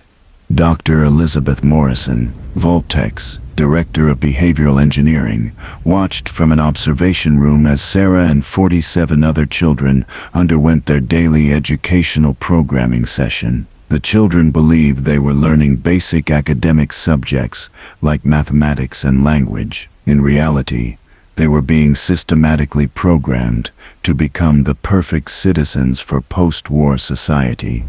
Intelligent enough to perform complex tasks, but psychologically incapable of questioning authority or thinking independently. Subject 048 shows excellent response to authority. Conditioning protocol 7. Dr. Morrison dictated to her recording device, her voice betraying no emotion, as she described the systematic destruction of a child's capacity for independent thought. Neural pathway analysis indicates 94% compliance with behavioral modification objectives. Recommend advancing to Phase 3 conditioning protocols. The date was March 3, 2079, and VAULT-TEC's psychological warfare program had been operating for over a year, with results that exceeded even their most optimistic projections. What the company had discovered was that human psychology was far more malleable than anyone had previously imagined, especially when subjects could be isolated from normal social influences and subjected to comprehensive conditioning from birth. Vault-75 represented the pinnacle of VAULT-TEC's psychological research program. The facility had been designed as a comprehensive human development laboratory, where every aspect of psychological formation could be controlled and directed according to predetermined specifications. The Vault's population consisted entirely of children who had been born after Vault's sealing, along with carefully selected adults who served as authority figures and behavioral models. The children had no knowledge of the pre-war world, no experience with democratic institutions, and no exposure to concepts like individual rights or personal autonomy. From birth, every aspect of their environment had been designed to shape their psychological development in ways that would make them ideal citizens for an authoritarian post-war society. Their education emphasized obedience to authority, acceptance of social hierarchy, and willingness to sacrifice individual interests for collective goals. But the educational programming was only the surface layer of a psychological conditioning system that reached into every aspect of the children's mental and emotional development. The facility's environmental control systems were programmed to create subtle psychological pressures that would reinforce desired behavioral patterns while discouraging independent thinking or resistance to authority. The vault's lighting systems use specific wavelengths and patterns that had been shown to promote docility and reduce aggressive behavior. The background music played throughout the facility contained subliminal audio programming designed to implant specific thoughts and emotional responses. Even the air filtration system was designed to introduce trace amounts of pharmaceutical compounds that would enhance the effectiveness of psychological conditioning. The children's daily routines were structured according to behavioral modification principles that had been developed through years of research on psychological manipulation. Every activity, from meals to recreation to sleep, was designed to reinforce specific psychological patterns while eliminating thoughts or behaviors that would be problematic for social control. Most insidiously, the children's relationships with each other and with adult authority figures were carefully managed to create psychological dependencies that would prevent independent social organization. Children who showed signs of natural leadership or independent thinking were either subjected to intensive reconditioning or quietly removed from the population. Dr. Morrison's research team had discovered that children could be psychologically programmed to exhibit almost any desired behavioral characteristics if the conditioning began early enough and was applied comprehensively enough. The research included detailed protocols for creating psychological profiles that would be optimal for different social and economic functions in post-war society. Some children were being conditioned to serve as technical specialists who would possess advanced cognitive abilities, but would be psychologically incapable of applying those abilities to political or social analysis. Other children were being programmed to serve as security personnel who would be physically capable and ruthlessly obedient, but would lack the intellectual capacity to question their orders or understand the broader implications of their actions. Perhaps most disturbing of all, some children were being conditioned to serve as what Dr. Morrison called social integration specialists, who would be capable of forming emotional relationships with normal human populations while secretly monitoring and manipulating them on behalf of corporate or government authority. The psychological conditioning techniques developed in Vault-75 were being tested and refined in other Vault facilities across the former United States. Each vault provided data about different aspects of human psychology and different approaches to behavioral modification. Vault 101 had been designed to test the effects of complete isolation on community psychology. The facility's residents had been told that the outside world was too dangerous for them to leave the vault, and that their survival depended on maintaining vault security and internal social order. What residents didn't know was that the supposed dangers of the outside world were largely fictional, created through fabricated radio broadcasts, fake surveillance reports, and carefully staged incidents designed to maintain psychological pressure and prevent residents from questioning their isolation. The isolation experiment was designed to test how complete environmental control could be used to shape community psychology over multiple generations. Researchers wanted to understand how isolated populations would develop social structures, cultural values, and political systems when all external information was controlled by corporate authority. The results had been remarkably consistent across multiple generations of Vault residents. Complete isolation had created communities that were psychologically dependent on corporate authority for information about the outside world, security from external threats, and guidance on social and political issues. Vault 101's residents had developed what psychologists called institutional dependency syndrome.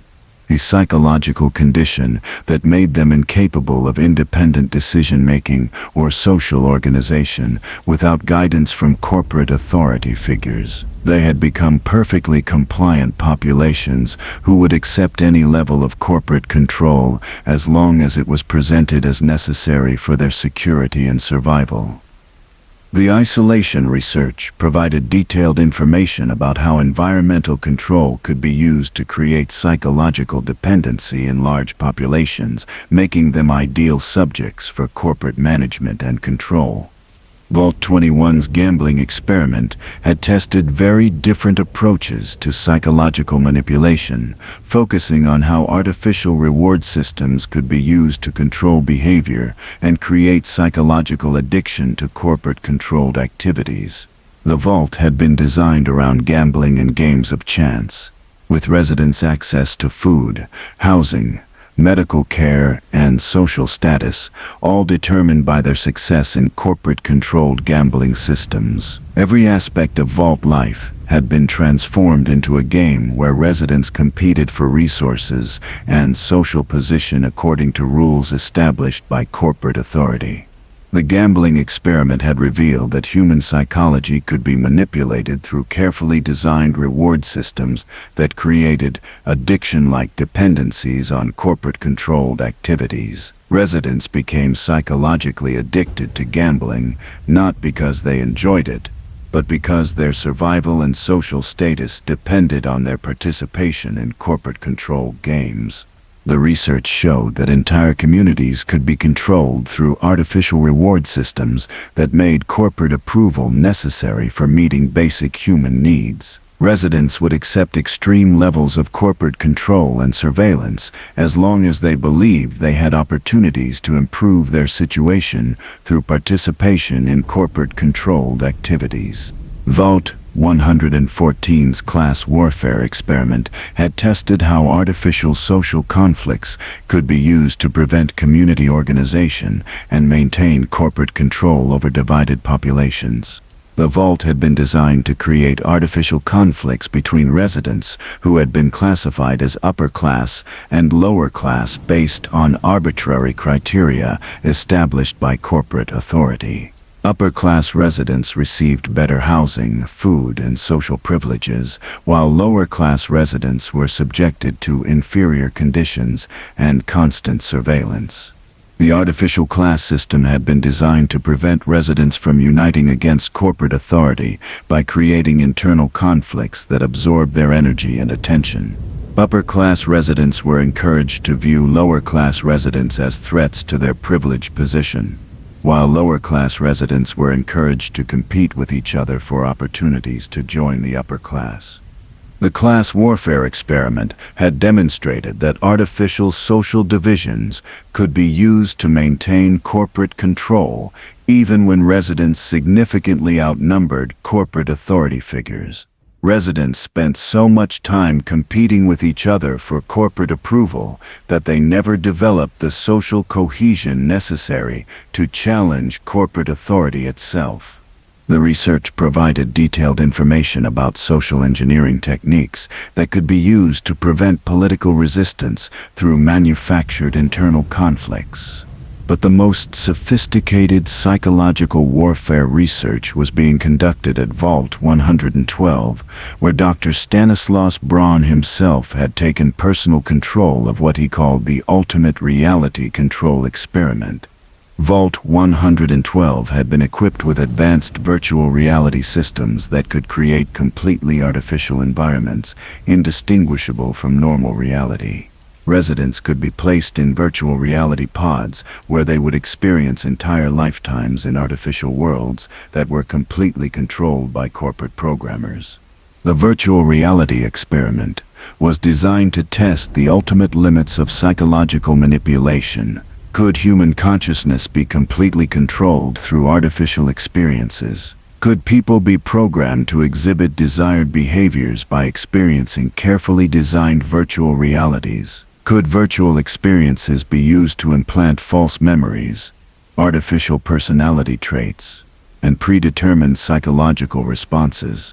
Dr. Braun's research had revealed that human consciousness was far more vulnerable to manipulation than anyone had previously imagined. Residents who spent extended periods in virtual reality systems could be programmed to exhibit almost any psychological characteristics, believe almost any artificial memories, and accept almost any version of reality as genuine.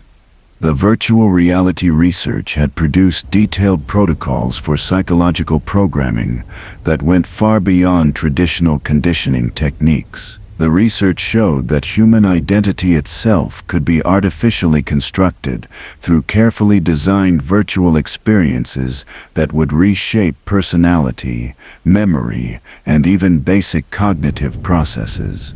Most disturbing of all, the research had demonstrated that subjects who had been programmed through virtual reality experiences would maintain their artificial psychological characteristics even after being removed from the virtual reality systems. The programming was so comprehensive that it became a permanent part of their psychological structure.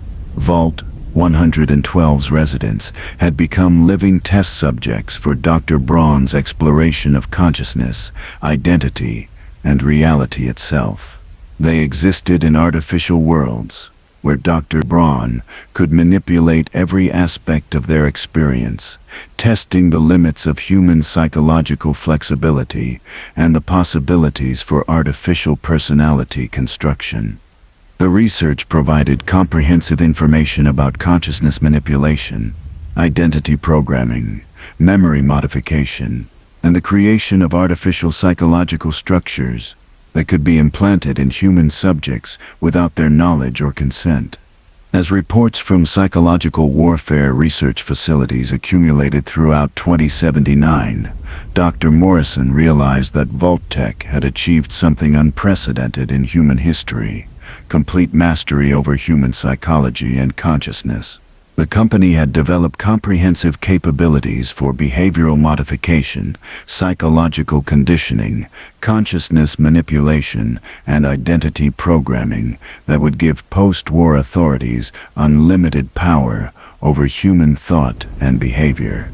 The research data included detailed protocols for creating populations with predetermined psychological characteristics, techniques for preventing political resistance through psychological manipulation, methods for controlling human behavior through environmental and pharmaceutical interventions, and systems for programming human consciousness according to predetermined specifications.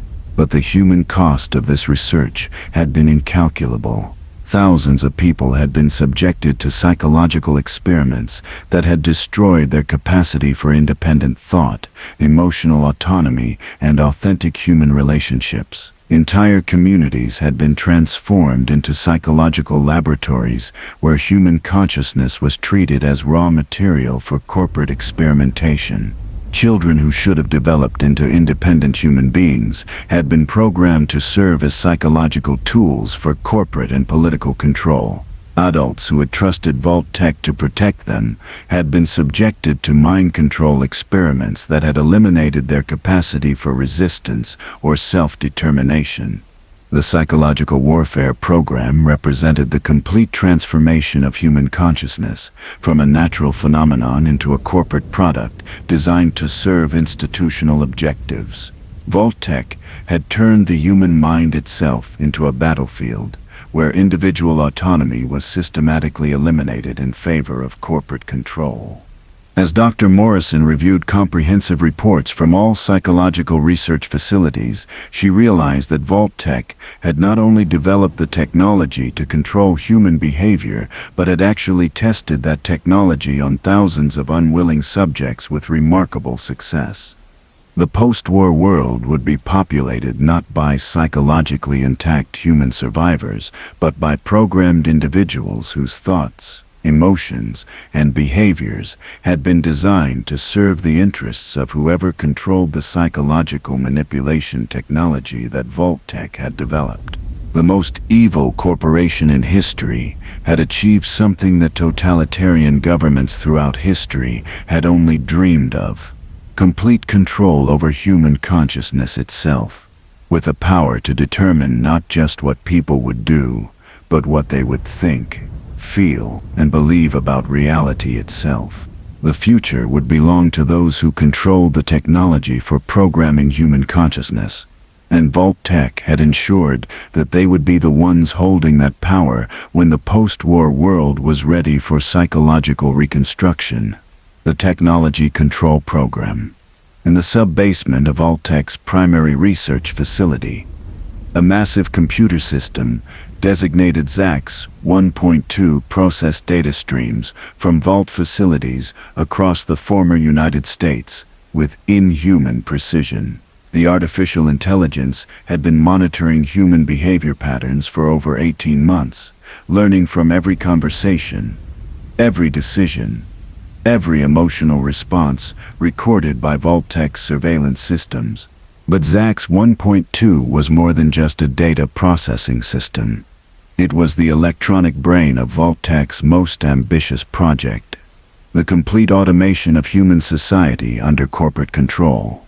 Dr. Robert Sinclair, VAULT-TEC's Director of Technological Integration, stood before a wall of monitors, displaying real-time data from dozens of Vault facilities. Each screen showed different aspects of what he called the human management system, a comprehensive network of surveillance, control, and manipulation technologies that had transformed Vault residents from independent human beings into managed resources in a corporate production system. SAGAs display current compliance ratings for all active Vault populations, Dr. Sinclair commanded, his voice carrying the satisfaction of a man whose life's work was exceeding even his own ambitious expectations. The artificial intelligence responded with electronic precision. Current compliance ratings range from 87.3% in Vault 13 to 98.7% in Vault 111. Overall population management efficiency has improved 34% since implementation of automated control protocols. Recommendation: expand automated systems to include emotional regulation and reproductive management functions. The date was October 15, 2079, and VAULT-TEC's Technology Control Program had achieved something that previous authoritarian regimes could only have imagined: complete automated management of human populations through technological systems that eliminated the need for human oversight or intervention. The Technology Control Program represented the ultimate expression of VAULT-TEC's corporate philosophy. The transformation of human society from a collection of independent individuals into a managed system where every aspect of human life was optimized for corporate efficiency and control. The program had begun with the development of comprehensive surveillance systems that could monitor every aspect of Vault life. But surveillance was only the first step in a technological control system that would eventually manage every decision, every interaction, and every thought that occurred within Vault facilities.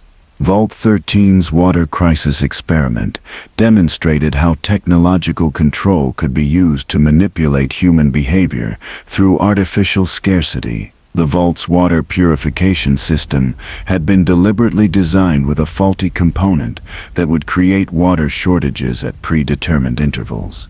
What residents didn't know was that the water shortages were entirely artificial, created by computer systems that could reduce water production whenever corporate researchers wanted to test community responses to scarcity conditions. The facility actually had abundant water reserves, but computerized rationing systems could create the appearance of scarcity to study how communities would adapt to resource limitations.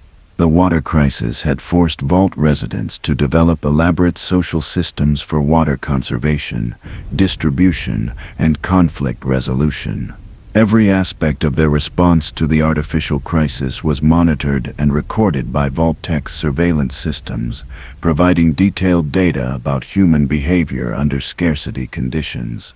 But the most important result of the water crisis experiment was the demonstration that technological systems could be used to control human behavior without residents understanding that they were being manipulated. The vault's population had adapted to water rationing by developing social structures that actually made them easier to manage and control. The artificial scarcity had created psychological dependency on corporate authority for resource distribution. Residents had accepted increased surveillance and social control as necessary measures for managing scarce resources. Most importantly, they had internalized corporate rationing decisions as community values, essentially programming themselves to comply with corporate resource allocation policies. VAULT-111's cryogenic preservation experiment had tested even more sophisticated approaches to technological control over human populations. The facility's cryogenic systems were ostensibly designed to preserve vault residents until surface conditions became safe for resettlement. In reality, the cryogenic systems were designed to provide complete control over human consciousness and memory through technological manipulation during the preservation process. Subjects in cryogenic suspension could be subjected to psychological programming, memory modification, and even physical alteration without their knowledge or consent. The cryogenic research had revealed that technological systems could provide unprecedented opportunities for human modification and control. Subjects could be programmed with artificial memories, modified personality traits, and predetermined behavioral patterns while they were unconscious and unable to resist. The research included detailed protocols for using cryogenic technology to create artificial personal histories, implant specific skills and knowledge, modify emotional responses, and even alter basic personality characteristics. Subjects could be awakened from cryogenic suspension, believing they were the same people who had entered the system, while actually having been completely reprogrammed according to corporate specifications. Most disturbing of all, the cryogenic research had demonstrated that technological systems could be used to create what Dr. Sinclair called temporal management of human populations. Subjects could be preserved indefinitely and awakened only when corporate authority needed them for specific purposes. Entire populations could be stored in cryogenic systems and selectively awakened to serve as workers, soldiers, test subjects, or any other function that corporate authority might require. The technology provided complete control over population size, composition, and timing, allowing corporate managers to deploy human resources exactly when and where they were needed.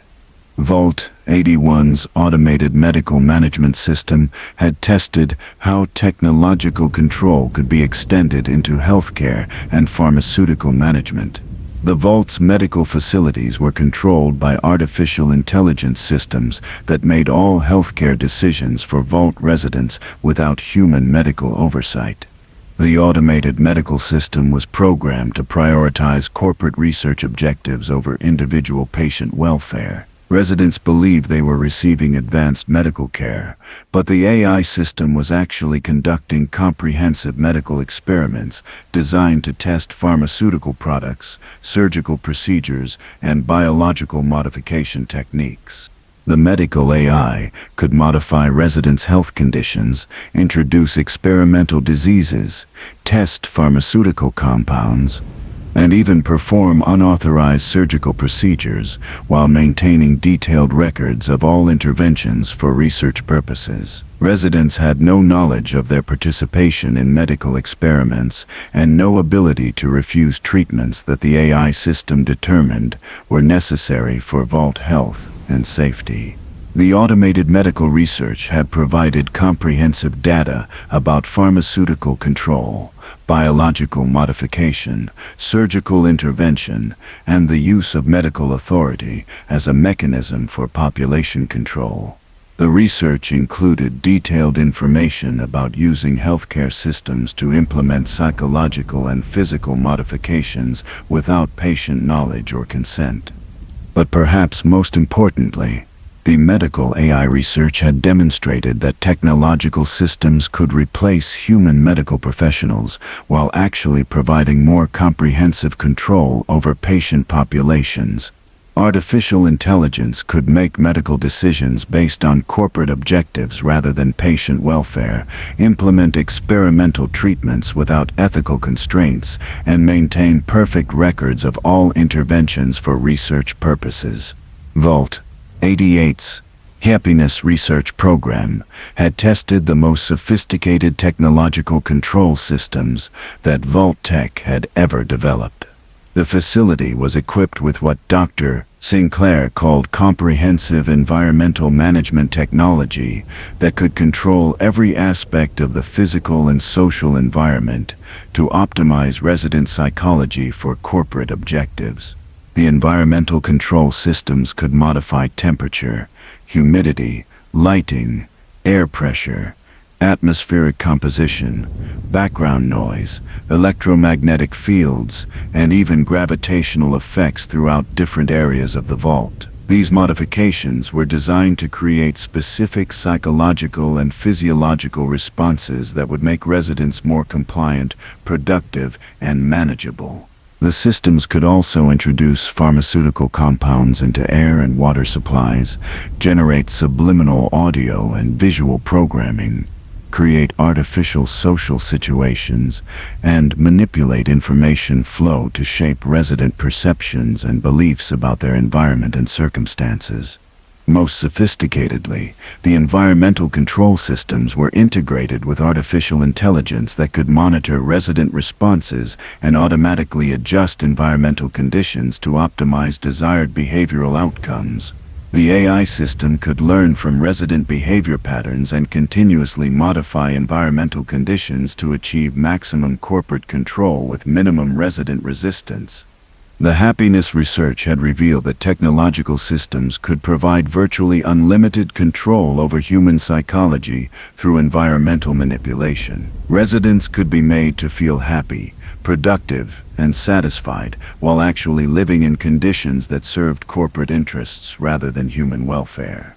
The research provided detailed protocols for using technological systems to create artificial emotional states, manipulate social relationships, control information access, and shape community values according to predetermined corporate specifications.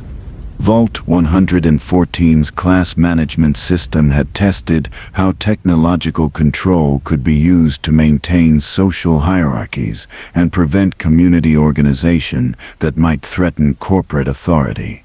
The Vault's computer systems automatically assigned residents to upper class or lower class categories based on behavioral criteria established by corporate programmers. The technological class system monitored resident behavior through comprehensive surveillance and automatically adjusted their access to resources, social privileges, and information based on their compliance with corporate behavioral expectations. Residents who demonstrated appropriate deference to authority received better housing, food, and social status, while residents who showed signs of independence or resistance found their living conditions systematically degraded. The automated class management system prevented residents from developing community solidarity by creating artificial social divisions that were maintained through technological rather than human enforcement. The system could automatically identify potential leaders, troublemakers, or community organizers and systematically isolate or marginalize them without human intervention. Most importantly, the technological class system created psychological competition among residents for corporate approval. Rather than focusing their attention on challenging corporate authority, residents spent their energy competing with each other for better positions within the corporate-controlled social hierarchy. But the ultimate expression of VAULT-TEC's technological control program was being developed at a classified facility known only as Integration Center Alpha, where Dr. Sinclair's research team was working on what they called the Total Technology Management Protocol. The Total Technology Management Protocol represented the complete integration of all VAULT-TEC's technological control systems into a unified network that could manage every aspect of human life, from birth to death, without any human oversight or intervention.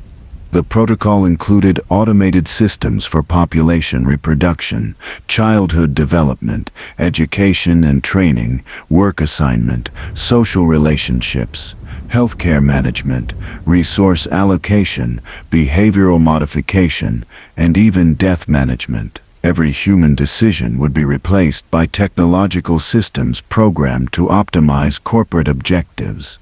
The integrated technological system would monitor every aspect of human behavior, automatically identify deviations from desired patterns, and implement corrective measures through environmental control, pharmaceutical intervention, psychological manipulation, or physical restraint.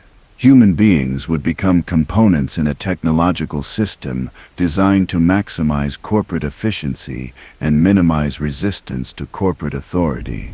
The research had demonstrated that comprehensive technological control was not only possible, but could be implemented so gradually and subtly that populations would accept it as normal social organization rather than recognizing it as technological tyranny.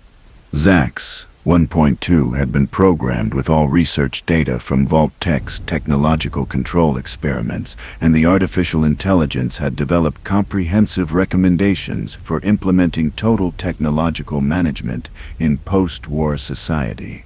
Dr. Sinclair, the AI system, announced during their daily briefing, analysis of current research data indicates optimal post-war reconstruction strategy requires implementation of total technology management protocol within 5 years of surface resettlement. Recommendations include automated population screening, technological dependency creation, and gradual elimination of human decision-making authority. The AI's recommendations represented the logical conclusion of VAULT-TEC's technological research, the complete replacement of human social organization with corporate-controlled technological systems that would manage human populations as efficiently as any other corporate resource. As Dr. Sinclair reviewed comprehensive reports from technological control research facilities, he realized that VAULT-TEC had achieved something that would have seemed impossible just a few years earlier: the development of technological systems that could completely replace human autonomy with corporate management. The post-war world would be organized not according to human values or democratic institutions, but according to technological systems designed to optimize corporate efficiency and maintain permanent corporate control over all aspects of human life.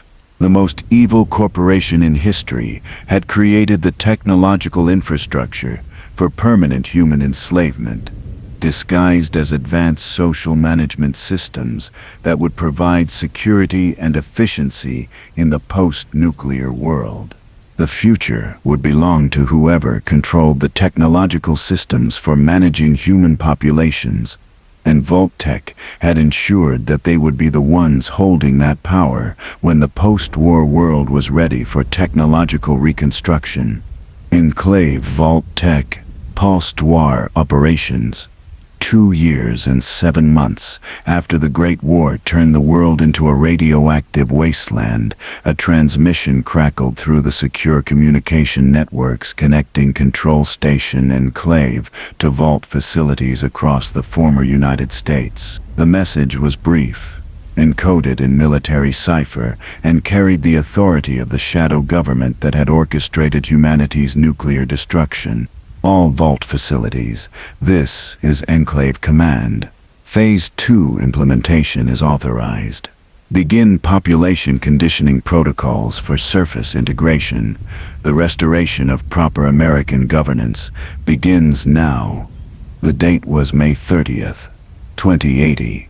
And the most powerful conspiracy in human history was preparing to emerge from their secure facilities to reclaim and rebuild America according to their own twisted vision of human perfection.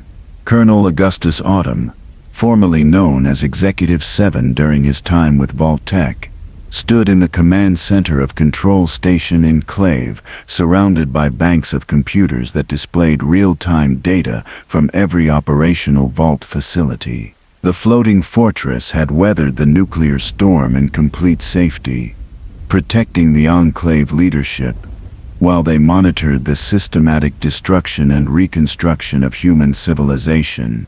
Beside Autumn stood President Richardson, though the title had become largely ceremonial since the dissolution of the United States government. Richardson represented the legitimate continuity of American government, but real power within the enclave rested with the corporate and military leaders who had actually planned and implemented the nuclear catastrophe.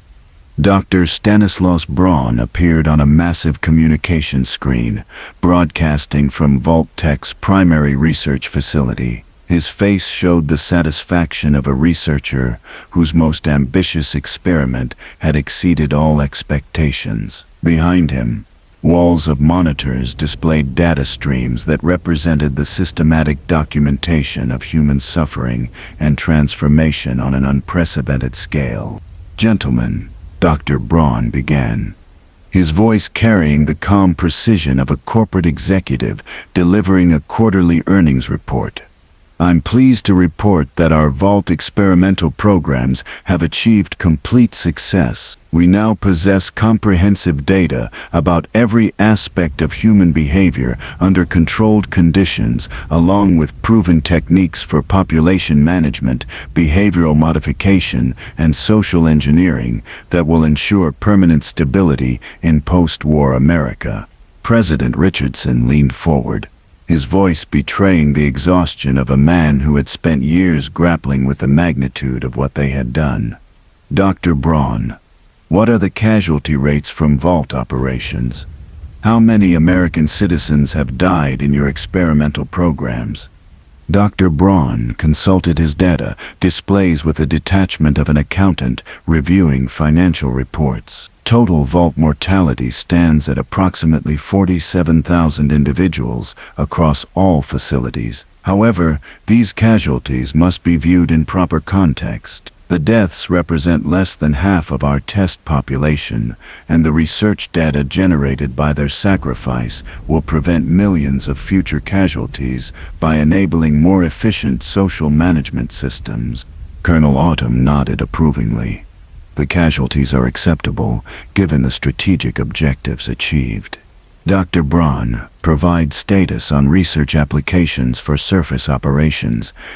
Dr. Braun activated a comprehensive presentation that displayed the fruits of nearly 3 years of human experimentation. "Our research has produced practical applications in 5 critical areas for post-war reconstruction: population control, behavioral modification, biological engineering, technological management, and social organization." The population control research had identified optimal techniques for managing large populations through resource rationing, artificial scarcity, and selective elimination of troublesome individuals. The data included detailed protocols for creating dependency relationships that would make populations psychologically unable to survive without corporate management and support.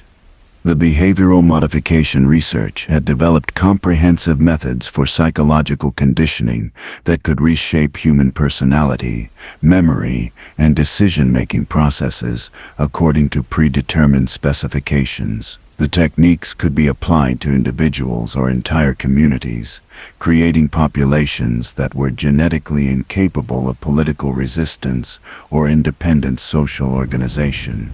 The biological engineering research had produced capabilities for genetic modification, disease management, pharmaceutical control, and species-level manipulation that would allow post-war authorities to literally design human populations according to their functional requirements. Different geographic regions could be populated with human variants optimized for specific types of labor, military service, or social functions.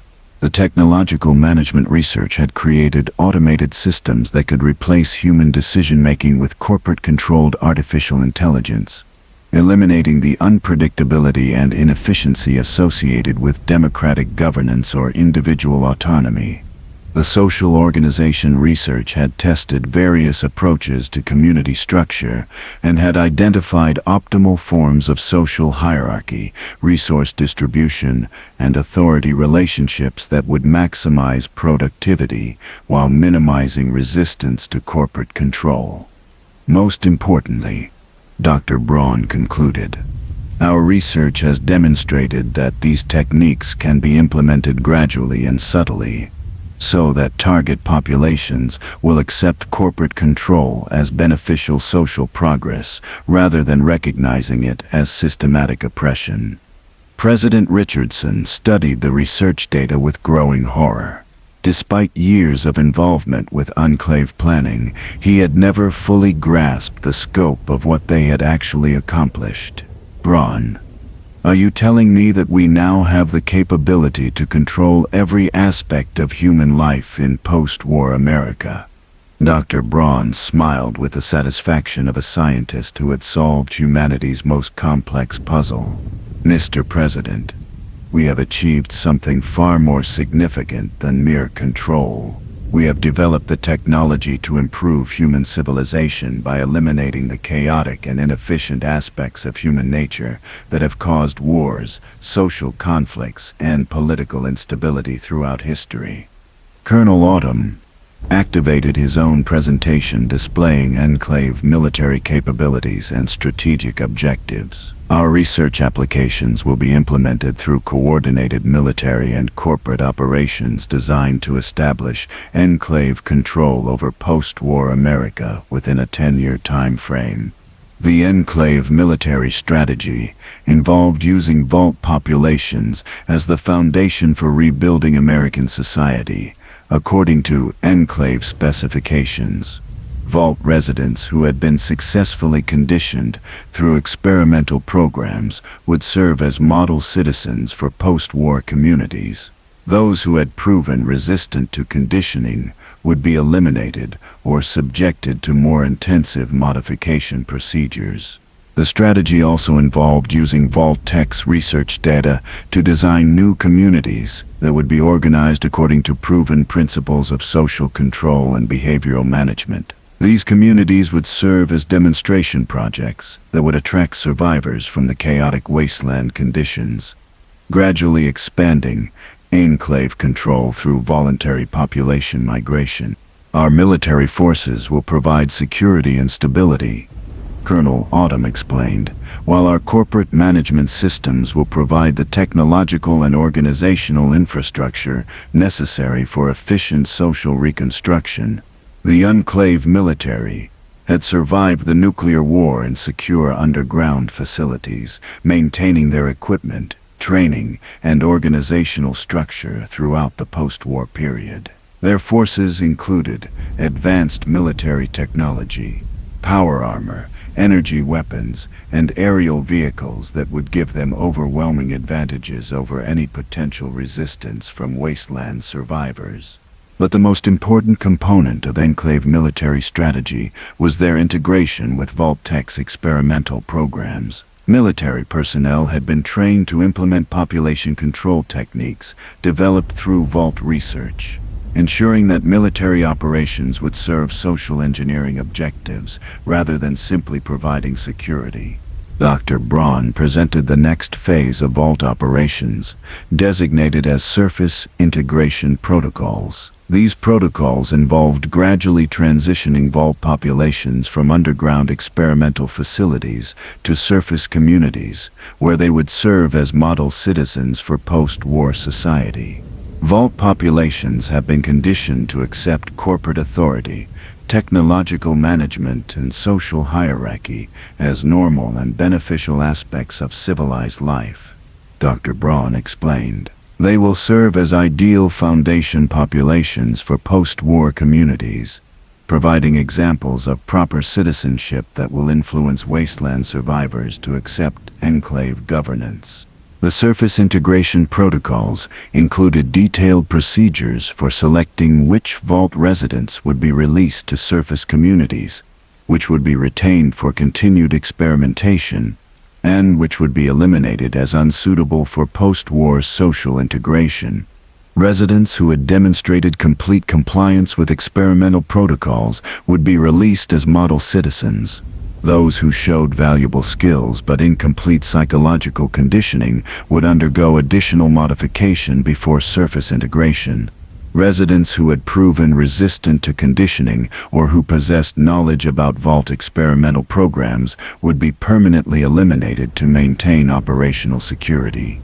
The protocols also included comprehensive plans for using released VAULT residents as recruitment agents who would encourage wasteland survivors to join enclave-controlled communities. VAULT residents would serve as living advertisements for the benefits of corporate management and technological control, demonstrating the superior living conditions available to those who accepted enclave authority. President Richardson raised concerns about potential resistance from wasteland survivors who might oppose enclave control. Colonel, what about independent survivor communities that refuse to accept our authority? How do we deal with organized resistance to reconstruction efforts?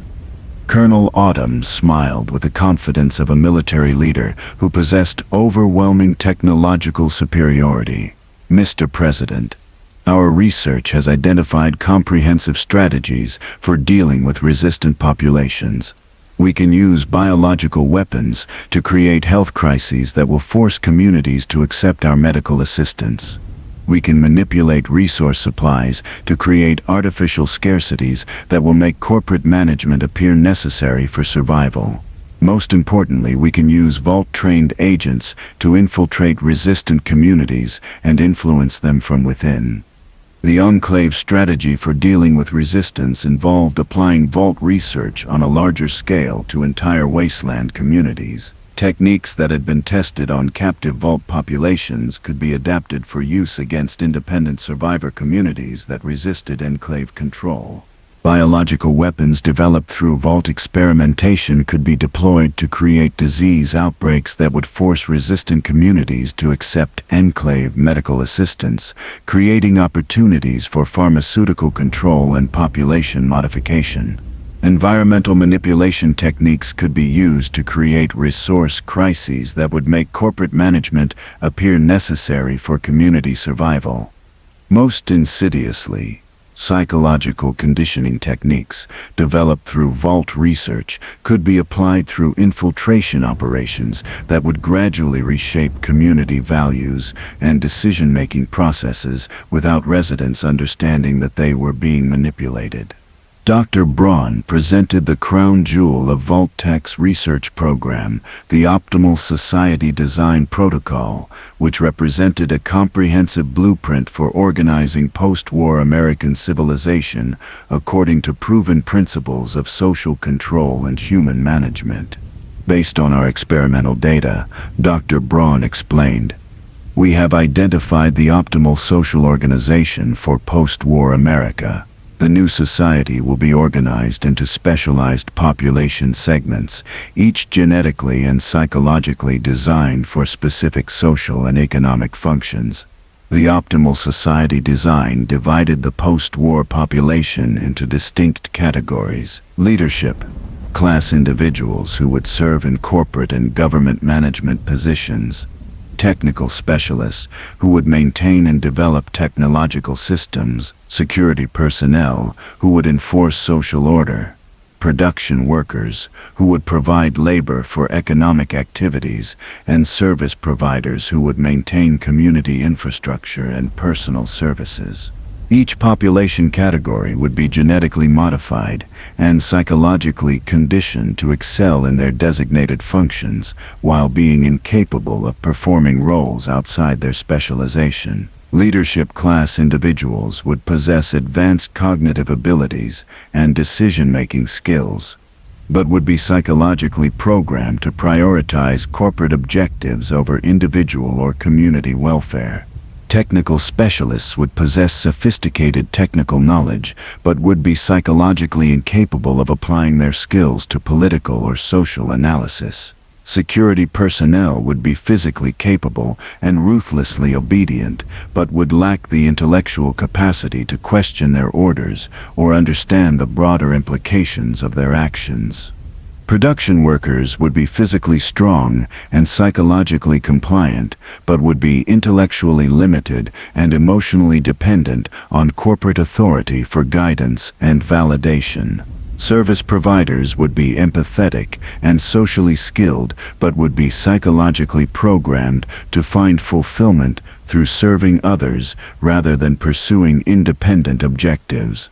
The beauty of this social organization, Dr. Braun continued, is that each population category will be genuinely satisfied with their designated role because they will be psychologically designed to find fulfillment through performing their specialized functions. The optimal society design represented the ultimate expression of corporate social engineering, a civilization where human beings were literally manufactured to serve predetermined social and economic roles, eliminating the inefficiencies and conflicts associated with natural human diversity and individual autonomy. President Richardson listened to the presentation with growing unease. Dr. Braun, what you're describing sounds like the complete elimination of individual freedom and human dignity. Are we really planning to turn the American people into manufactured products? The Dr. Braun responded with the patience of a teacher, explaining a simple concept to a confused student.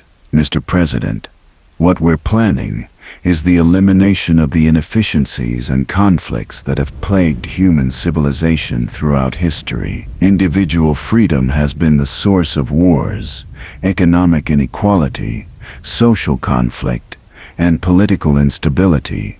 By designing humans to fulfill specific social functions, we can create a civilization that is peaceful, productive, and perfectly stable. Colonel Autumn nodded in agreement. The research data clearly demonstrates that natural human psychology is incompatible with large-scale social organization. Our VAULT experiments have proven that human beings are happier and more productive when their lives are managed by corporate authority than when they are forced to make their own decisions. The meeting concluded with the establishment of implementation timelines for post-war reconstruction operations. The Enclave would begin surface operations within 6 months, using VAULT populations as the foundation for new communities organized according to the optimal society design protocol. VAULT-TEC facilities would continue operating as research and development centers, refining social control techniques and developing new applications for population management technology. The company would also serve as the primary contractor for implementing corporate management systems in post-war communities. Most importantly, the Enclave and VAULT-TEC would maintain absolute secrecy about their role in causing the Great War and their systematic exploitation of VAULT populations for research purposes. The post-war American people would never know that their liberation from wasteland chaos was actually the implementation of plans developed by the same organizations that had deliberately caused nuclear apocalypse. As the transmission ended and Enclave facilities began preparing for surface operations, Dr. Braun returned to his research laboratory to review final reports from VAULT experimental programs. The data represented the most comprehensive study of human behavior ever conducted, purchased with the suffering and death of thousands of innocent people who had trusted VAULT-TEC to protect them. The reports documented every form of human degradation, psychological manipulation, biological modification, and social control that corporate researchers could devise. They provided detailed instructions for transforming human beings from independent individuals into managed resources in a corporate production system. But perhaps most disturbing of all, the reports demonstrated that the techniques had actually worked. VAULT populations had been successfully transformed into compliant, productive, and manageable communities that were genuinely grateful for corporate protection and guidance. The most evil corporation in history had achieved their ultimate objective. They had proven that human nature itself could be redesigned according to corporate specifications, and they were preparing to apply that knowledge to rebuild American civilization as a corporate-managed society where individual freedom would be eliminated in the name of collective efficiency and social stability. The future would belong to those who controlled the technology for manufacturing human beings according to predetermined specifications, and the Enclave had ensured that they would be the ones holding that power when post-war reconstruction began. Vault City and Corporate Success Stories. On a bright morning in 2091, nearly 14 years after the Great War had ended the Old World, Mayor Lynette stood on the polished marble steps of the Vault City Hall, gazing out over what she believed to be humanity's greatest post-war achievement. The city that had grown around the opened Vault-TEC gleamed with pre-war technology and post-war prosperity, its citizens healthy, educated, and productive in ways that seemed impossible in the harsh wasteland environment.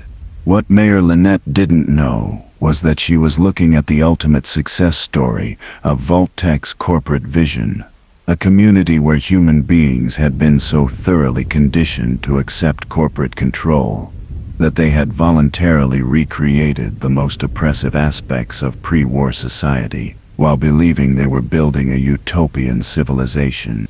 Vault City represented everything that VAULT-TEC and the Enclave had hoped to achieve through their experimental programs. It was a functioning post-war community, organized according to corporate principles, populated by citizens who had been psychologically conditioned to accept social hierarchy and technological control as natural and beneficial aspects of civilized life. The city's success had not occurred by accident. Vault-TEC had been designated as one of VAULT-TEC's control vaults, facilities that were actually designed to function as advertised in order to provide proof that corporate management could create superior post-war communities. The vault's residents had been carefully selected based on psychological profiles indicating high compliance with authority and strong acceptance of technological solutions to social problems.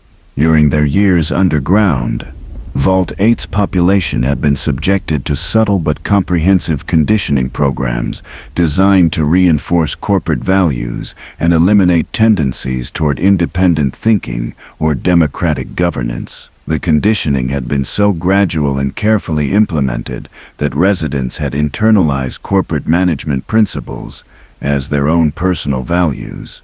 When Vault-TEC opened and its residents established Vault City, they naturally organized their new community according to the social structures and management principles they had learned underground. They created a technocratic government where citizenship was based on genetic purity and technological competence rather than democratic participation or individual rights. The city's social organization reflected every aspect of Vault-TEC's optimal society design. Citizens were divided into distinct categories based on their genetic background, technological skills, and psychological compatibility with corporate management systems. First citizens possessed full political and economic rights, while second citizens and servants were relegated to subordinate positions with limited autonomy and restricted opportunities. Most importantly, Vault City's residents genuinely believed that their hierarchical social system was morally superior to the chaotic democratic traditions that had characterized pre-war America. They had been psychologically conditioned to view inequality as natural, technological control as beneficial, and corporate authority as necessary for maintaining civilized society. Dr. Henry, Vault City's chief medical officer and one of the original Vault-TEC residents, embodied the success of Vault-TEC's conditioning programs. Despite his scientific training and obvious intelligence, Dr. Henry had never questioned the moral basis of Vault City's social hierarchy or considered whether their treatment of outsiders might violate basic principles of human dignity and equality. Vault City represents the triumph of scientific management. over wasteland chaos. Dr. Henry explained to visitors with the genuine conviction of someone who had been programmed to believe in corporate superiority. Our citizens enjoy longer lifespans, better education, superior technology, and greater social stability than any other post-war community. This prosperity is the natural result of proper social organization and technological management. What Dr. Henry didn't understand was that Vault City's superior social organization was actually the implementation of social control techniques that had been tested on unwilling subjects in dozens of other Vault facilities. The city's prosperity was built on the suffering of thousands of people who had been sacrificed to develop the psychological conditioning and technological management systems that made Vault City's success possible.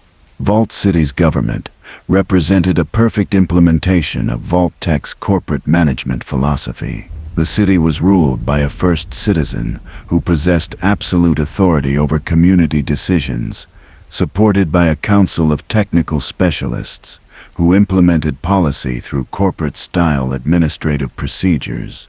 Citizens had no meaningful political participation in government decisions, but they had been conditioned to view this lack of democracy as beneficial rather than oppressive.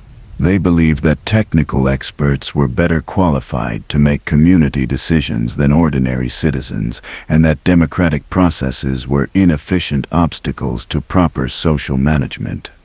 The city's economic system was organized around corporate principles that maximize productivity, while maintaining strict social control.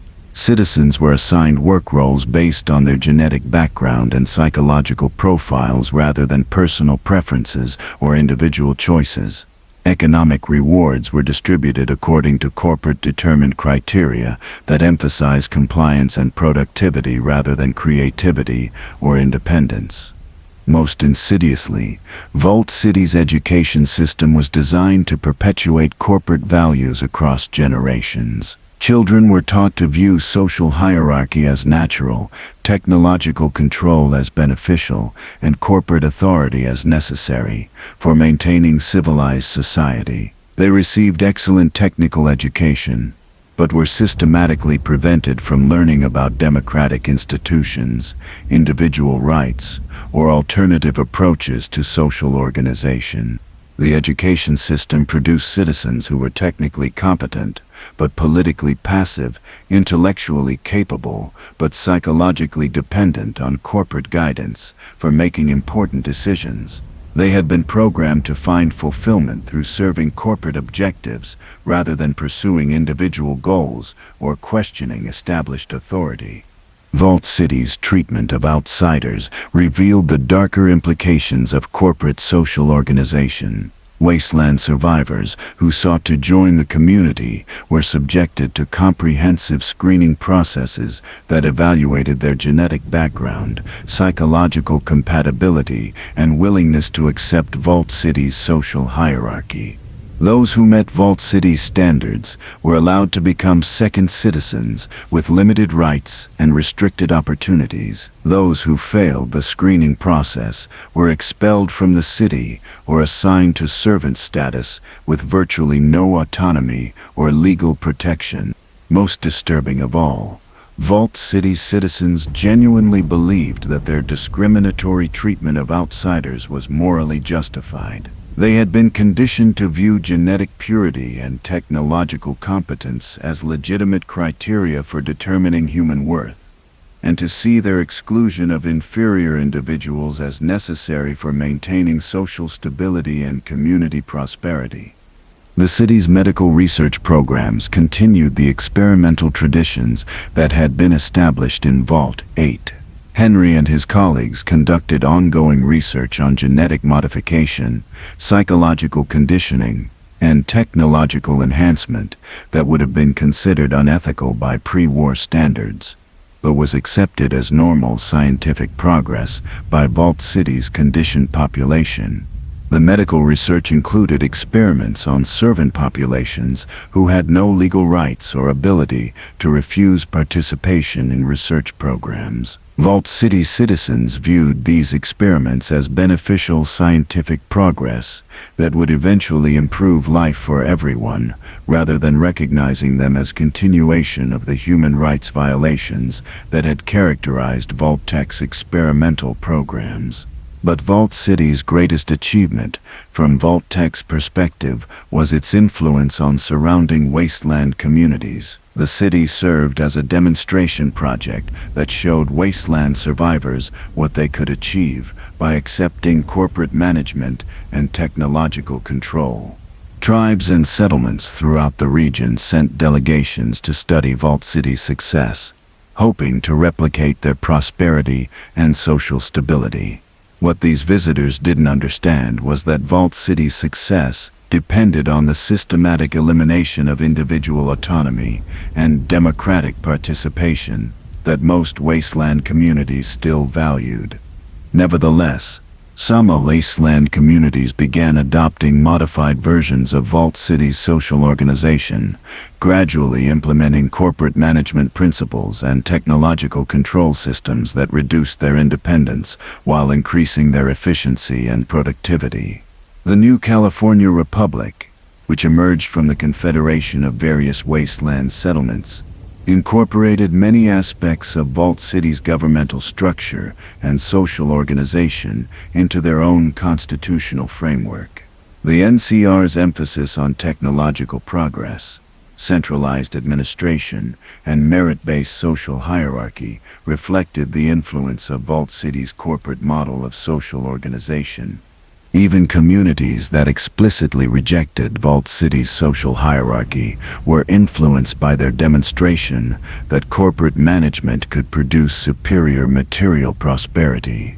Wasteland settlements began adopting Vault City's technological innovations, administrative procedures, and educational methods while attempting to maintain their democratic values and individual freedoms.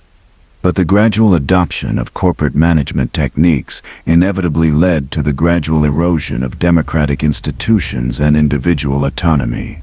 Communities that began by borrowing Vault City's technological innovations found themselves gradually accepting corporate social organization as the price of continued prosperity and stability. Vault City's success had created a template for post-war reconstruction that prioritized corporate efficiency over human freedom, technological control over democratic participation, and social hierarchy over individual equality. The city had proven that VAULT-TEC's vision of corporate-managed society was not only possible, but could actually produce measurable improvements in living standards and social stability. By 2100, nearly a quarter century after the Great War, Vault City had become the most influential post-war community in the former United States. Their governmental model had been adopted by dozens of other settlements.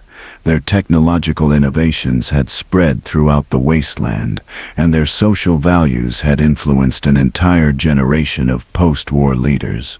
Most importantly, Vault City had demonstrated that populations could be successfully conditioned to prefer corporate control over individual freedom, technological management over democratic participation, and social hierarchy over personal autonomy. The city's citizens were genuinely happy with their social organization and genuinely convinced that their system was morally superior to wasteland democracy. The success of Vault City represented the ultimate validation of VAULT-TEC's corporate philosophy and experimental methodology. The company had proven that human beings could be systematically conditioned to accept and even prefer forms of social organization that eliminated their individual autonomy while providing material prosperity and social stability. As Mayor Lynette concluded her daily address to Vault City's citizens, praising their community's achievements and exhorting them to continue their dedication to technological progress and social order, she was unknowingly delivering a testament to the success of the most comprehensive social engineering program in human history. Vault City had become living proof that corporate control could be successfully disguised as social progress, that psychological conditioning could be implemented as educational advancement, and that the systematic elimination of human freedom could be presented as the achievement of human potential. The most evil corporation in history had created their ideal society, populated by citizens who had been so thoroughly programmed to serve corporate interests that they genuinely believed they were living in a utopian civilization that represented humanity's highest achievement. The future would belong to whoever could replicate Vault City's success on a larger scale, and VAULT-TEC had provided the blueprint for corporate control that would shape post-war civilization for generations to come. The Institute Connection. On the morning of October 23, 2287, exactly 210 years after the Great War, Dr. Madison Lee stood in the pristine white corridors of the Institute, surrounded by technology that would have seemed like magic to the surface dwellers, struggling to survive in the radioactive wasteland above. But as she reviewed the latest reports from the synth production facilities, a chill ran down her spine that had nothing to do with the underground facility's climate control systems. She had finally understood the truth that the Institute's leadership had hidden from even their own scientists. They weren't just the technological successors to pre-war scientific achievement. They were the direct inheritors of VAULT-TEC's corporate philosophy, methodology, and ultimate objectives.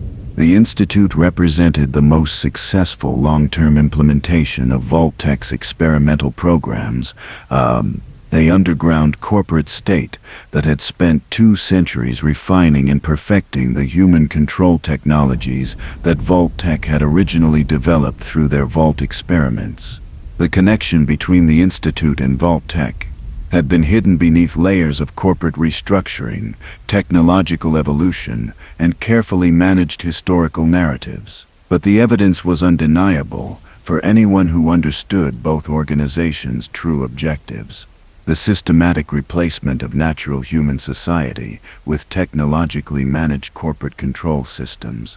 The Institute's origins traced back to the Commonwealth Institute of Technology, a pre-war research university that had been conducting classified research for VAULT-TEC and the Enclave throughout the 2007 ES. The university's advanced laboratories had been working on artificial intelligence, genetic engineering, and social engineering projects that complemented VAULT-TEC's human experimentation programs. When the Great War began, the Commonwealth Institute's researchers had retreated to underground facilities that had been prepared as part of their classified research contracts. These facilities had been designed not just to preserve scientific knowledge and personnel, but to continue research and development programs that would support post-war reconstruction efforts.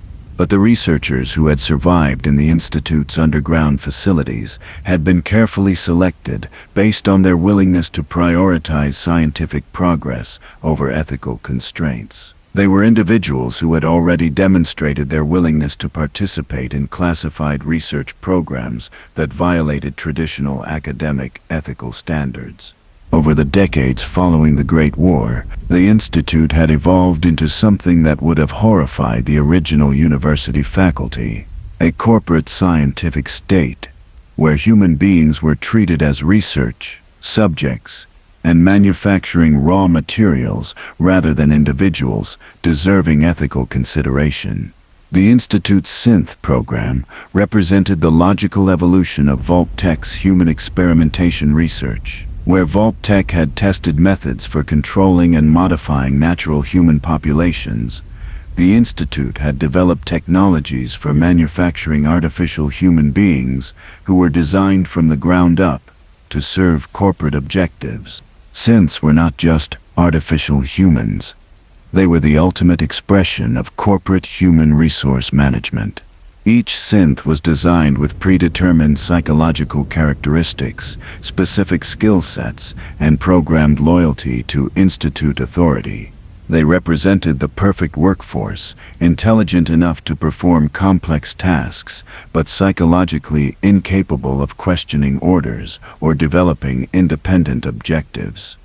The synth production process incorporated research data from dozens of VAULT-TEC experiments. The Institute's scientists had access to comprehensive psychological profiles, behavioral modification techniques, and genetic engineering protocols that had been developed through years of experimentation on unwilling Vault populations.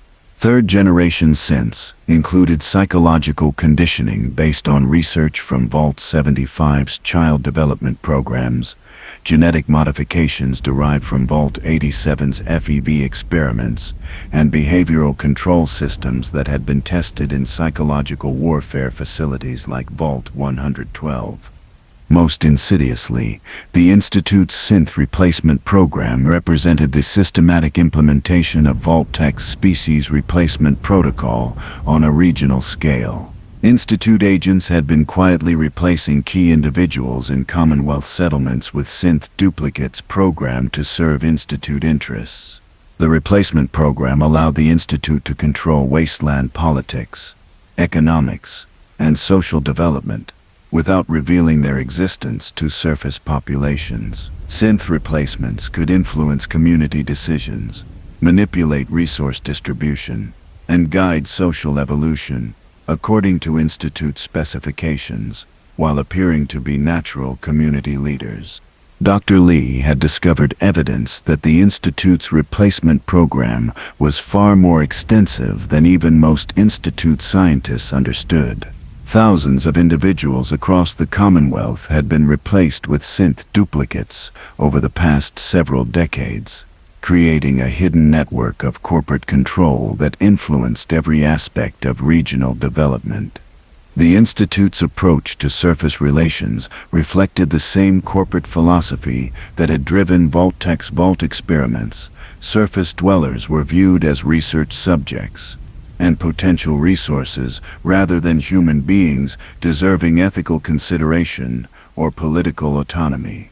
Institute scientists conducted regular field studies that involved kidnapping surface dwellers for medical experimentation, psychological research, and genetic analysis. The kidnapped individuals were subjected to procedures that had been developed through VAULT-TEC's human experimentation programs, then either eliminated to maintain operational security or replaced with synth duplicates.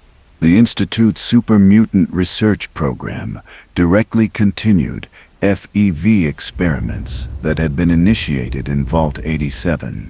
Institute scientists had obtained samples of the forced evolutionary virus and had been using surface dwellers as test subjects for biological weapons research that would have been familiar to VAULT-TEC researchers. The super mutant experiments were presented to Institute personnel as research into genetic adaptation and biological enhancement, but the real objective was testing methods for creating controllable biological weapons that could be deployed against surface populations if they resisted Institute authority.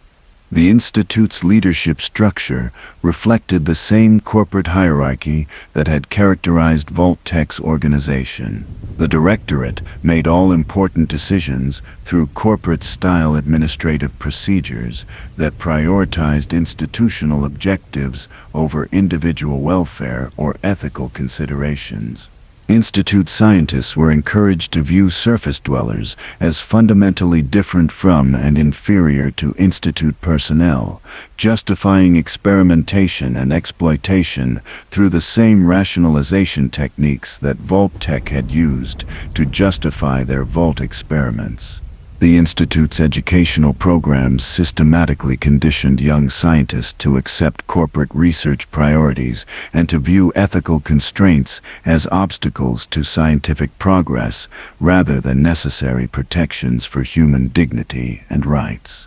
Father, the Institute's leader, who had been known as Sean before his transformation into a corporate executive, embodied the success of institutional conditioning programs. Despite his natural intelligence and technical competence, Father had been psychologically programmed to prioritize institute objectives over family relationships, individual autonomy, or surface dweller welfare. Father's transformation from kidnapped child to ruthless corporate leader demonstrated how institutional conditioning could reshape human personality and values according to corporate specifications. He had been systematically programmed to view surface dwellers as inferior beings who existed primarily to serve Institute research objectives. The Institute's liberation of Father from Vault 111 had not been a rescue operation, but a recruitment mission designed to obtain a genetically pure test subject for advanced research programs. Father's entire identity as Institute leader had been artificially constructed through decades of psychological conditioning and corporate indoctrination. The Institute's conflict with the railroad represented the collision between corporate human resource management and traditional concepts of individual autonomy and dignity. The railroad's efforts to liberate synths threatened the Institute's corporate control over their manufactured workforce. From the Institute's perspective, synth liberation was equivalent to theft of corporate property. Synths were valuable assets that had been designed and manufactured to serve specific institutional functions, and their liberation represented economic loss and potential security breaches that could threaten institutional operations. The railroad's success in helping synths develop independent identities and autonomous decision-making capabilities demonstrated that even artificially manufactured humans could develop the capacity for individual autonomy and resistance to corporate control if they were exposed to alternative social values.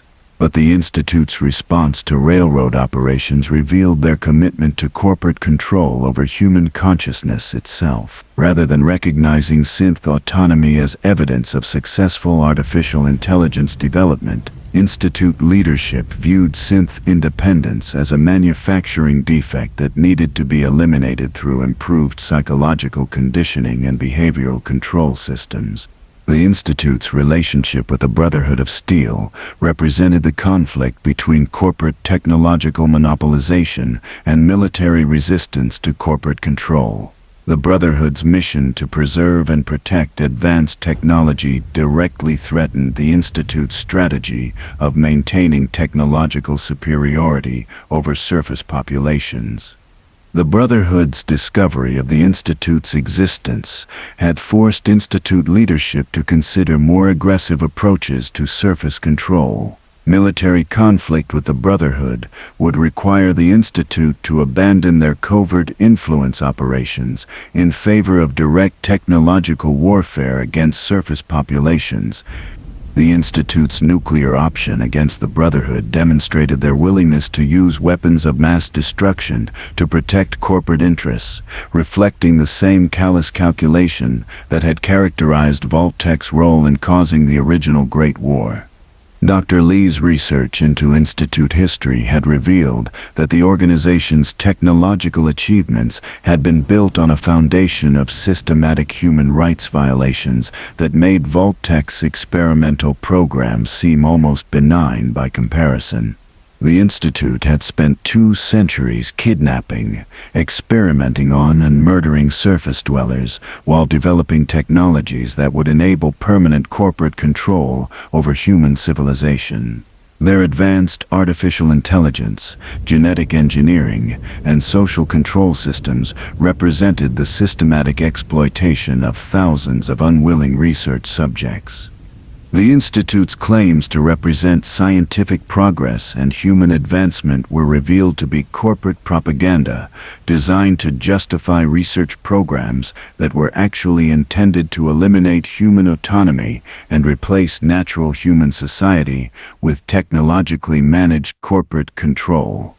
Most disturbing of all, Dr. Lee realized that the Institute's ultimate objectives were identical to those that had driven VAULT-TEC's original experimental programs: the systematic replacement of natural human civilization with artificially designed populations that would serve corporate interests without resistance or independent thought. The Institute's synth replacement program was not intended to improve human life or advance scientific knowledge, but to gradually replace the entire Commonwealth population with artificial humans who had been programmed to accept corporate authority and technological control as normal and beneficial aspects of civilized life. If the Institute succeeded in their long-term objectives, the Commonwealth would become a region populated entirely by artificial humans who had been designed to serve corporate interests, while believing they were living in an advanced technological civilization that represented humanity's greatest achievement.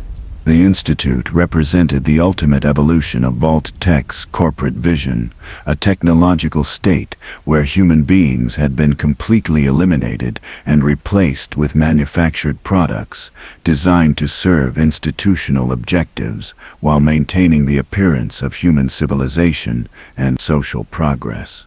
As Dr. Lee stood in the Institute's pristine corridors, surrounded by technology that represented 2 centuries of human suffering and exploitation, she finally understood the true scope of what VAULT-TEC had set in motion with their Vault experiments. The most evil corporation in history had not been satisfied with controlling existing human populations through experimentation and conditioning.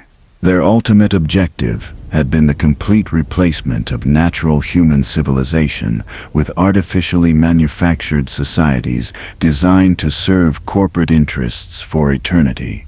The Institute had proven that VAULT-TEC's vision was not only achievable, but could be implemented so gradually and subtly that even the victims would never understand that their humanity was being systematically eliminated and replaced with corporate control systems. The future would belong to whoever controlled the technology for manufacturing human consciousness and identity, and VAULT-TEC's corporate successors had demonstrated that such control was not only possible, but could be presented as scientific progress and technological advancement. The most terrifying aspect of the Institute's success was not their technological achievements, but their demonstration that corporate control could be so comprehensive and sophisticated that even highly intelligent individuals would willingly participate in their own replacement by artificial systems designed to serve corporate objectives. The evil that VAULT-TEC had unleashed upon the world had not ended with their Vault experiments. It had evolved, adapted, and grown more sophisticated over the centuries, ultimately achieving the complete transformation of human civilization into a corporate production system where individual autonomy and natural human dignity had been eliminated so thoroughly that their absence was not even recognized as a loss. Brotherhood of Steel versus Corporate Legacy. High Elder Arthur Maxson stood atop the armored deck of the Pridwin, gazing down at the Commonwealth wasteland through the morning mist. In his hand he held a holotape that had arrived through secure Brotherhood channels 3 days earlier. The message was brief, but its implications were staggering. Brotherhood Command, we have confirmed the existence of a pre-war corporate conspiracy that makes the Institute look like amateur scientists. VAULT-TEC Corporation was responsible for the Great War itself. Recommend immediate investigation. Paladin Dan's, Recon Team Theta. What Paladin Dan's had discovered in the ruins of a hidden VAULT-TEC facility would shake the Brotherhood of Steel to its very foundation and reveal that their decades-long mission to prevent another technological apocalypse had been fighting the symptoms rather than the disease itself. The Brotherhood of Steel had been founded by a group of military personnel who had witnessed the horrors of pre-war scientific research firsthand. Captain Roger Maxson and his soldiers had discovered the atrocities being committed at Mariposa Military Base, where they had seen human beings transformed into super mutants through forced evolutionary virus experiments.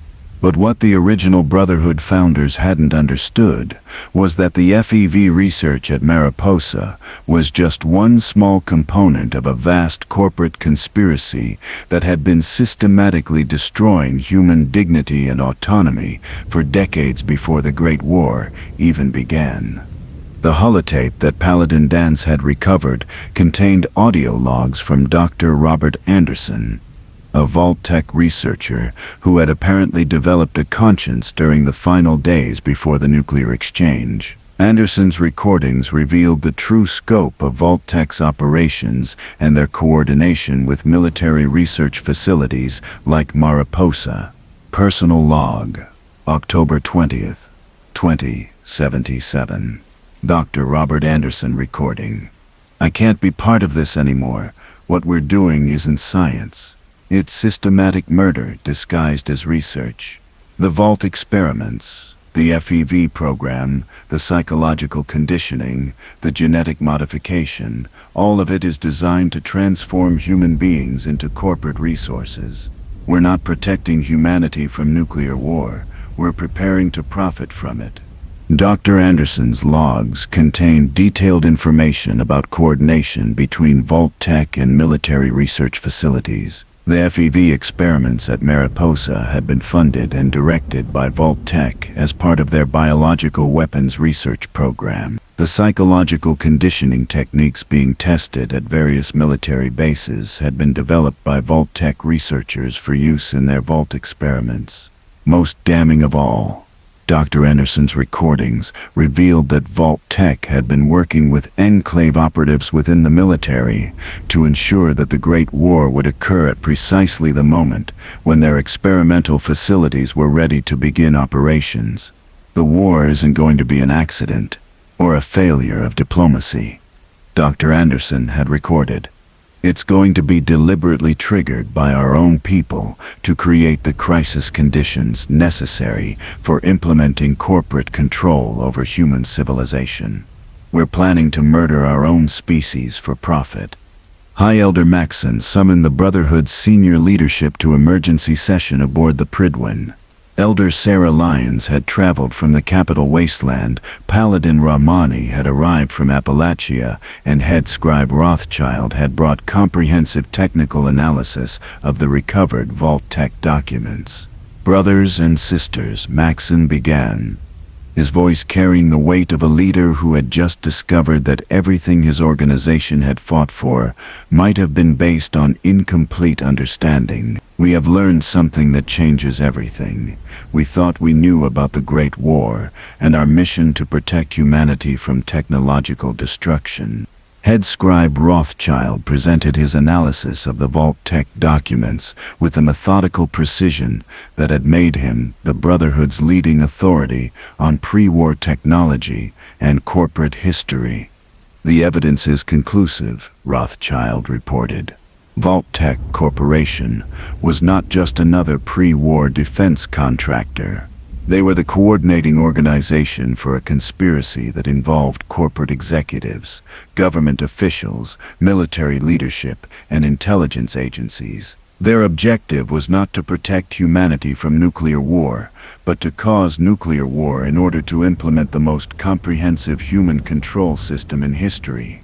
The technical analysis revealed that VAULT-TEC had possessed technology that was decades ahead of other pre-war corporations. Their surveillance systems, environmental control mechanisms, and psychological manipulation devices represented advances in human control technology that had not been achieved through normal corporate research and development. The advanced technology had been developed through systematic human experimentation on a scale that dwarfed even the military's biological weapons programs. VAULT-TEC had been conducting comprehensive research on human psychology, physiology, and social behavior, using unwilling test subjects for years before the Great War began. What we're looking at, Rothschild continued, is evidence that pre-war American society had been infiltrated and controlled by a corporate conspiracy that viewed human beings as experimental subjects and manufacturing raw materials rather than individuals deserving protection and respect. Elder Sarah Lyons raised concerns about the implications of these revelations for the Brotherhood's fundamental mission and organizational philosophy. If VAULT-TEC was responsible for causing the Great War, she asked, Then what does that mean for our understanding of technology and its role in human civilization? Are we fighting against technology itself, or against the corporate and political systems that controlled pre-war technology development? The question struck at the heart of a philosophical debate that had divided the Brotherhood for decades. The original Brotherhood had viewed technology as inherently dangerous and had sought to prevent another technological apocalypse by controlling access to advanced scientific knowledge and equipment. But the Lion's Pride faction had argued that technology could be beneficial for human welfare if it was used responsibly and ethically. They had advocated for using Brotherhood resources to help wasteland communities rather than simply hoarding technology to prevent its misuse. The VAULT-TEC revelation suggested that both perspectives might have been missing the crucial point. The problem wasn't technology itself, but the corporate and political systems that had controlled technological development for their own profit and power objectives. Paladin Rahmani presented intelligence reports from Appalachian Brotherhood operations that had uncovered additional evidence of VAULT-TEC's post-war activities. VAULT-TEC didn't disappear after the Great War, Rahmani reported. Their automated systems have been operating continuously for over 2 centuries, and their corporate successor organizations have been implementing long-term reconstruction plans based on research data from their human experimentation programs.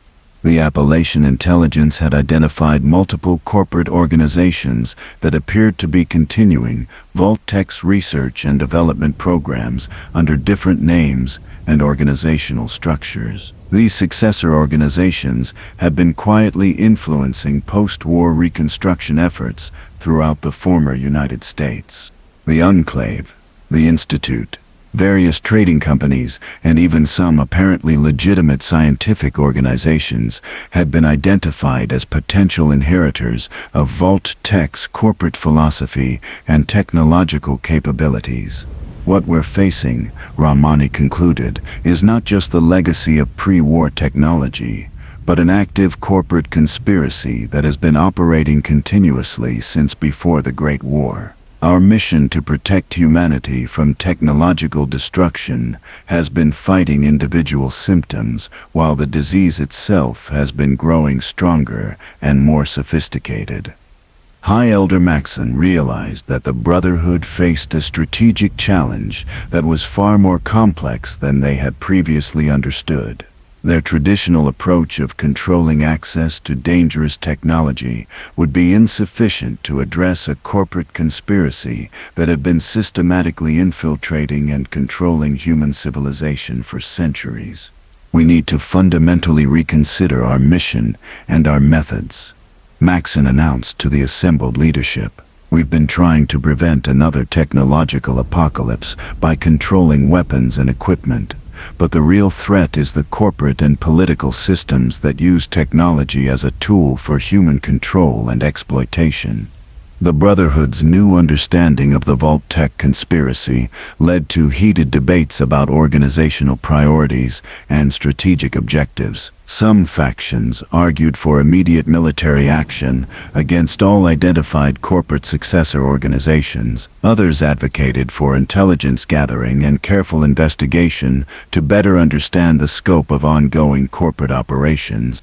The most radical faction, led by some younger paladins and scribes, argued that the Brotherhood needed to abandon their isolationist traditions and actively work to educate wasteland communities about corporate manipulation and control techniques.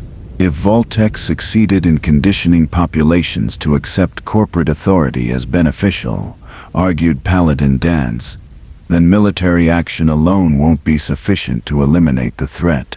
We need to help people understand how corporate conditioning works so they can recognize and resist it in their own communities.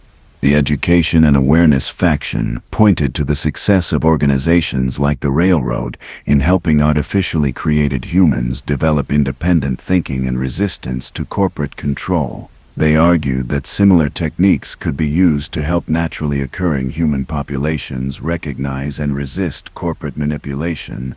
But the traditional Brotherhood leadership remained skeptical of direct involvement in wasteland politics and social development. Elder Maxon and his supporters argued that the Brotherhood's responsibility was to eliminate technological threats, not to engage in social engineering or political activism.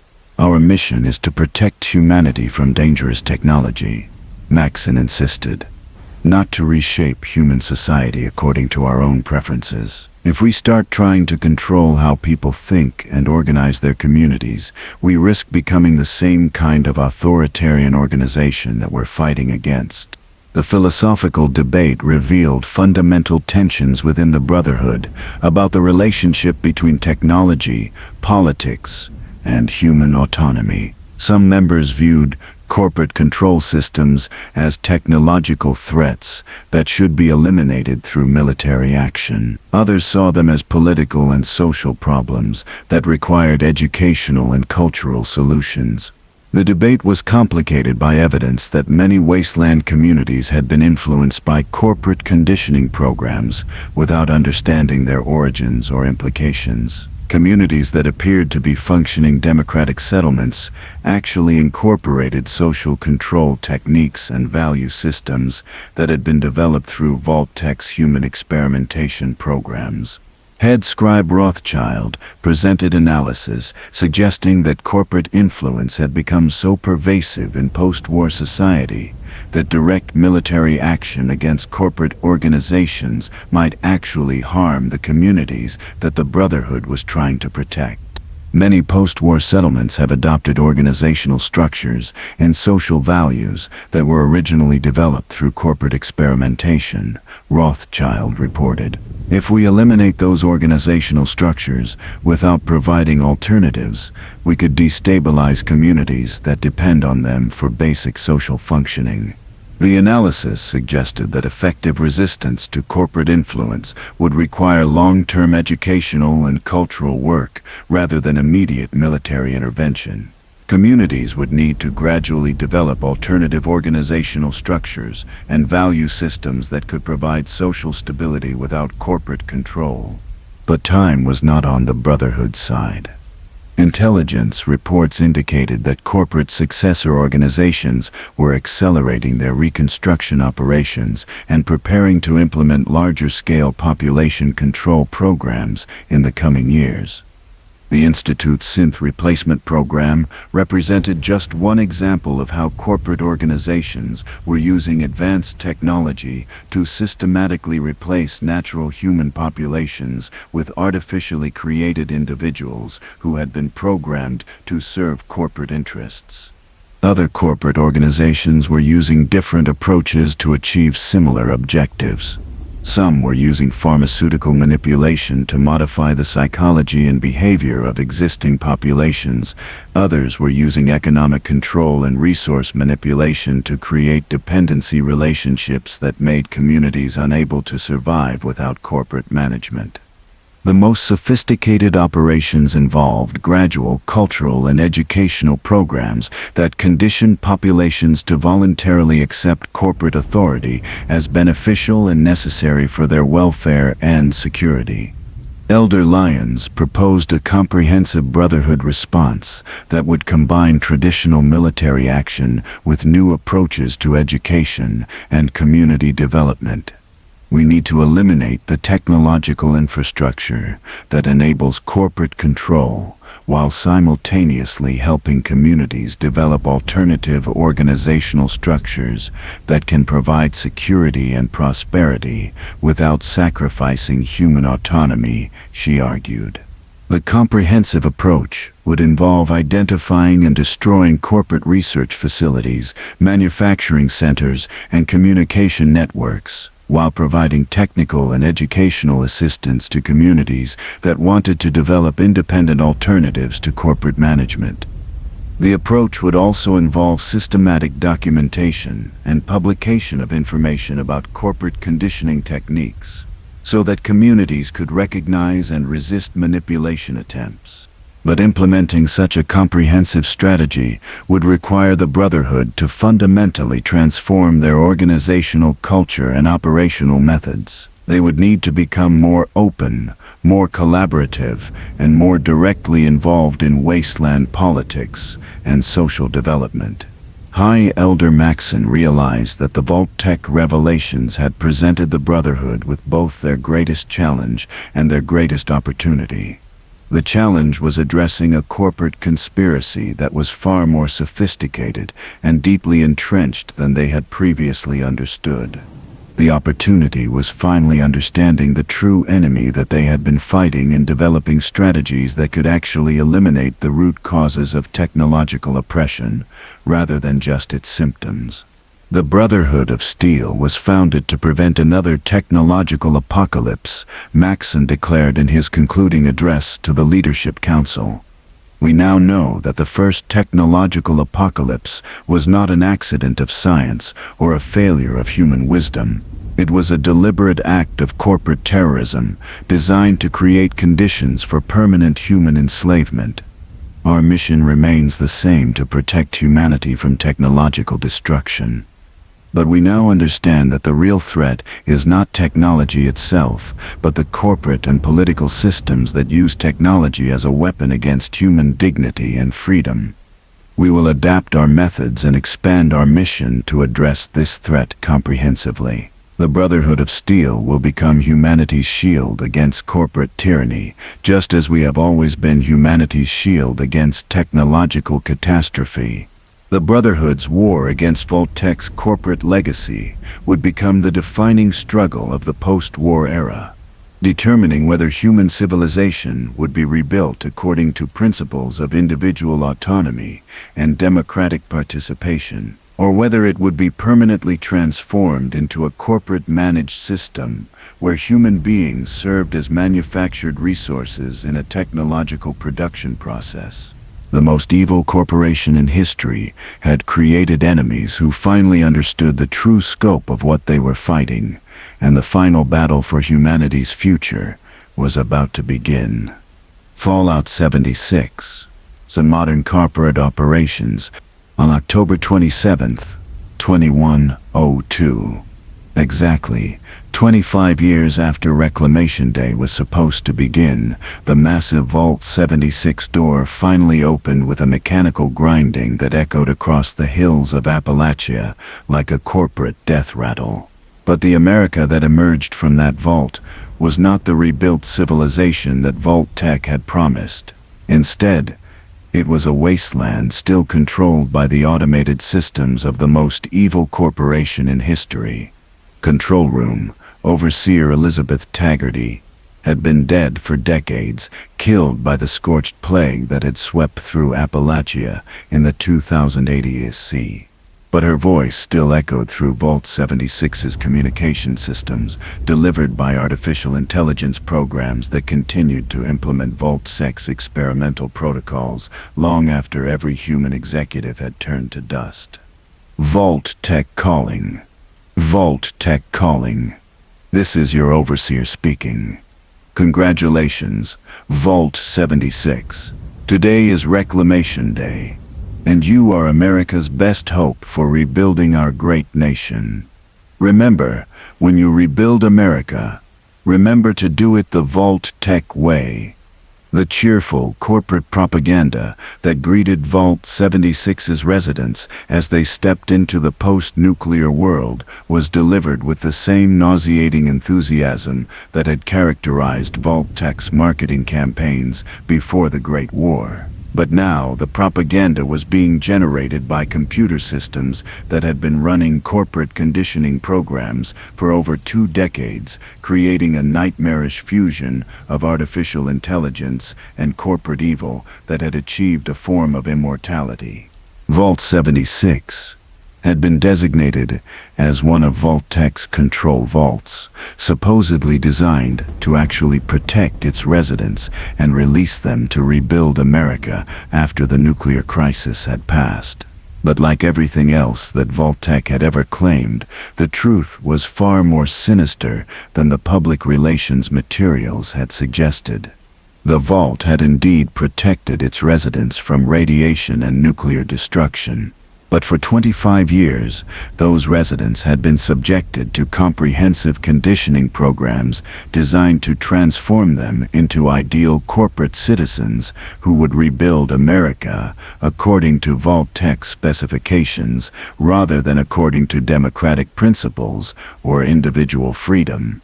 Every aspect of Vault life had been carefully orchestrated to reinforce corporate values and eliminate tendencies toward independent thinking or resistance to authority. The Vault's educational programs had taught residents that corporate management was more efficient than democratic governance. The social activities had conditioned residents to compete for corporate approval rather than cooperating for mutual benefit.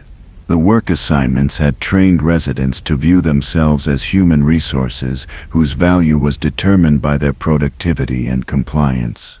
Most insidiously, the Vault's entertainment and recreational programs had used sophisticated psychological manipulation techniques to implant artificial memories and emotional associations that would influence residents' behavior long after they left the Vault. Residents had been programmed to feel nostalgic fondness for corporate authority, to experience anxiety when separated from technological systems, and to find fulfillment through serving institutional objectives rather than pursuing personal goals. When the Vault door opened on Reclamation Day, the residents who emerged were not independent American citizens ready to rebuild democratic civilization. They were corporate products who had been manufactured through decades of psychological conditioning to serve VAULT-TEC's post-war reconstruction objectives. But VAULT-TEC's post-war operations extended far beyond the psychological conditioning of Vault residents. Throughout Appalachia, automated corporate systems had been operating continuously since the Great War, implementing reconstruction programs that transformed the entire region into a testing ground for advanced corporate control technologies.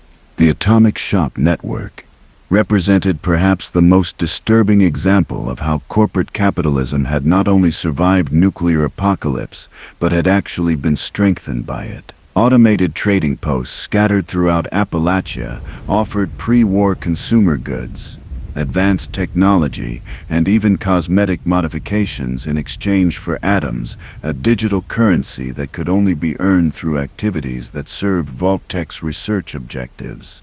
Vault 76 residents found themselves automatically enrolled in the Atomic Shop system through their Pip-Boy devices, which had been programmed to monitor their behavior and award atoms based on compliance with corporate objectives. Residents who explored designated areas, completed specified tasks, or demonstrated proper social attitudes received digital currency that could be used to purchase items that would improve their survival and comfort.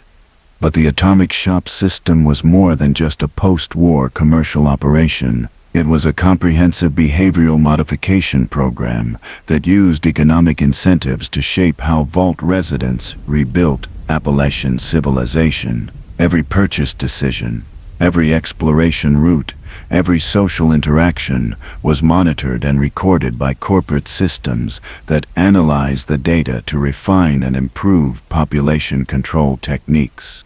The shop's inventory was carefully curated to promote corporate values and discourage independent thinking.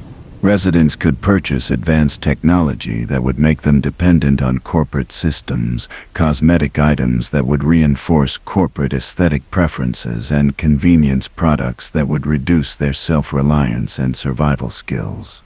Most insidiously, the Atomic Shop offered premium experiences and exclusive content that could only be accessed through increased participation in corporate monitoring and control systems. Residents who allowed more comprehensive surveillance, accepted more intrusive psychological conditioning, or demonstrated higher levels of corporate loyalty could access better technology, superior living accommodations, and enhanced social status.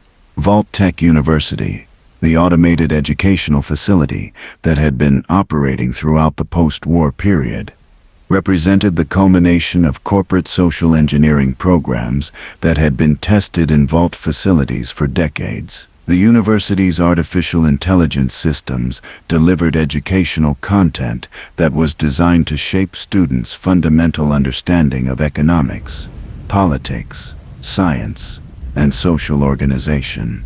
The university's curriculum emphasized corporate management as the most efficient form of social organization, technological solutions as preferable to human decision-making, and economic productivity as the primary measure of human worth. Students learned advanced technical skills, but were systematically prevented from developing critical thinking abilities or ethical reasoning that might lead them to question corporate authority.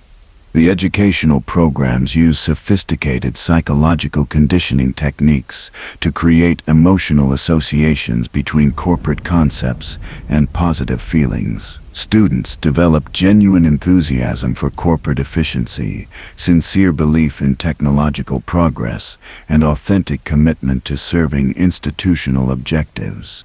Graduates of VAULT-TEC University became community leaders throughout Appalachia, but their leadership reflected corporate management principles rather than democratic values. They organized settlements according to hierarchical corporate structures, implemented resource distribution systems that prioritize productivity over need, and established social values that emphasize compliance and efficiency over individual autonomy and community cooperation. The scorched plague that had devastated Appalachia in the 2080 says revealed the most horrifying aspect of VAULT-TEC's automated operations, their willingness to sacrifice entire populations for research data. The plague had been caused by ultrasite mining operations that had been authorized and coordinated by VAULT-TEC's automated resource management systems.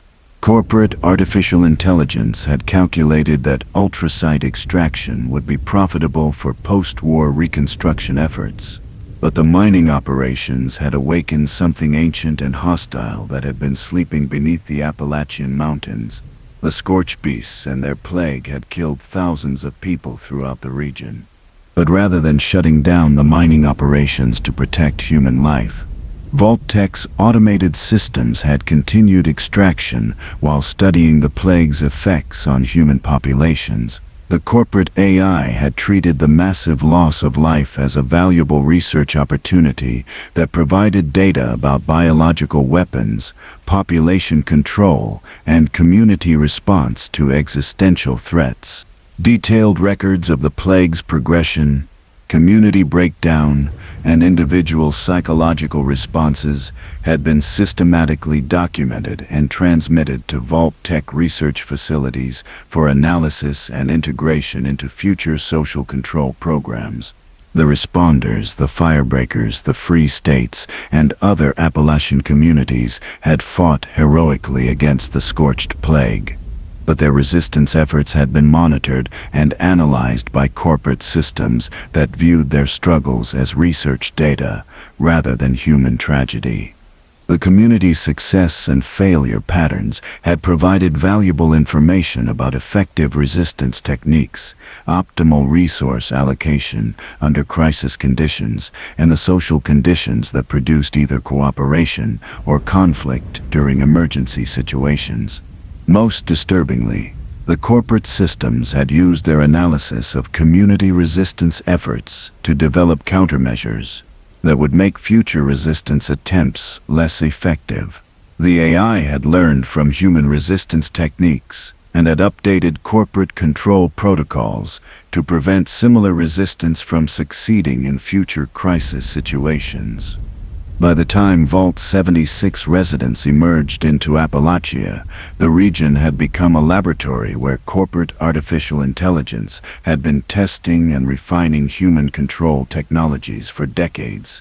Every settlement, every trading post, every resource deposit had been influenced by automated systems that were still implementing VAULT-TEC's experimental protocols. The overseer's personal quest that guided new Vault residents through their initial exploration of Appalachia was presented as a journey of discovery and rebuilding. But the quest was actually a comprehensive data collection operation that monitored how vault-conditioned residents would interact with corporate-controlled environments. Every decision that residents made during their exploration was recorded and analyzed by corporate systems. Their choices about which settlements to support, which resources to prioritize, which technologies to adopt, and which social structures to establish, provided valuable data about the effectiveness of vault conditioning programs. The quest itself was designed to subtly guide residents toward decisions that would serve corporate objectives while maintaining the appearance of individual choice and democratic decision-making. Residents believed they were freely choosing how to rebuild Appalachian civilization, but their choices were being influenced by carefully designed incentive structures and information management systems. The integration of Vault-76 residents with existing Appalachian communities created a fascinating case study in corporate social engineering. The Vault residents had been conditioned to accept corporate authority and technological management, while the surviving wasteland communities had developed more independent and democratic social structures.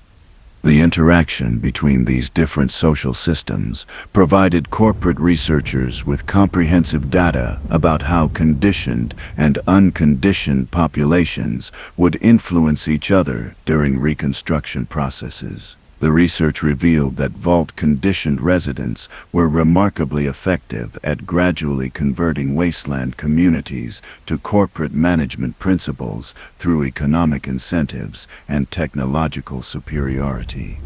Communities that initially resisted corporate influence found themselves gradually adopting corporate organizational structures, resource management systems, and social values in order to compete economically with corporate-controlled settlements. The gradual conversion process demonstrated how corporate influence could spread through voluntary adoption rather than direct coercion.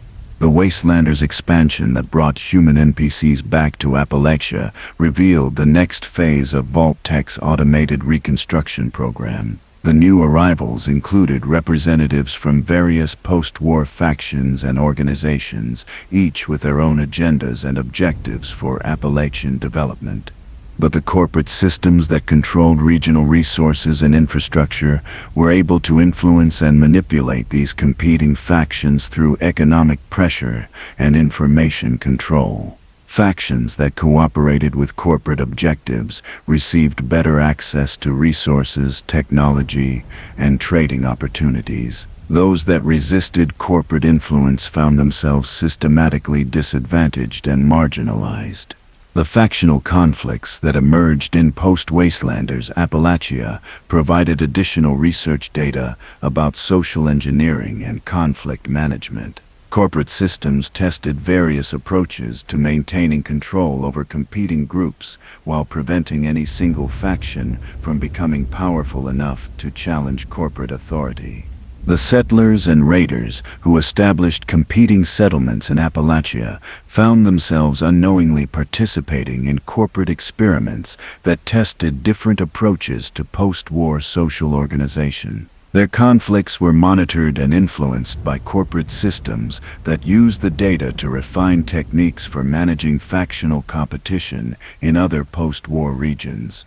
The emergence of the cult of the Mothman and other post-war religious movements provided corporate researchers with valuable data about how spiritual beliefs could be used for population control purposes. The cult's organizational structures, psychological conditioning techniques, and social influence methods were systematically analyzed and integrated into corporate social management protocols.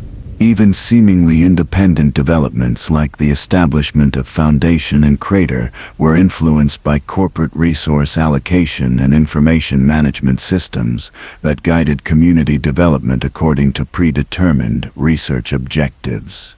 The 2104 Appalachia had become a thriving example of corporate-controlled post-war reconstruction that demonstrated how automated systems could successfully manage regional development for decades without human oversight. The region's communities were prosperous, technologically advanced, and socially stable, but their success had been achieved through systematic elimination of individual autonomy and democratic participation.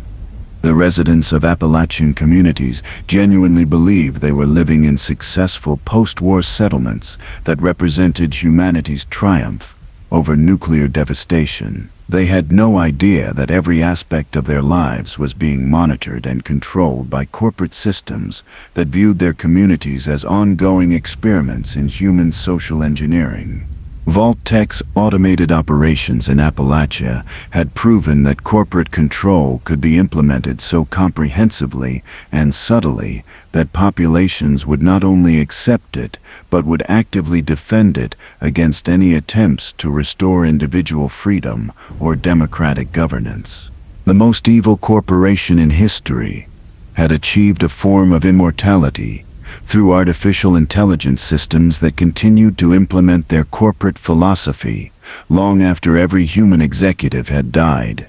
Their automated systems had proven that corporate control could be more persistent and more sophisticated than any human-managed authoritarian regime in history.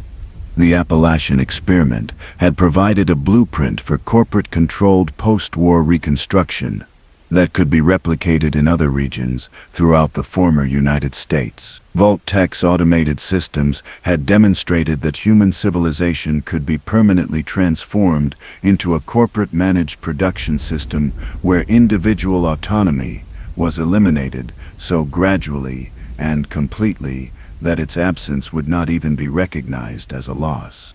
The future would be controlled by whoever inherited VAULT-TEC's automated systems and technological infrastructure, and those systems had proven themselves capable of managing human civilization more efficiently than any democratic government or individual leadership could ever achieve.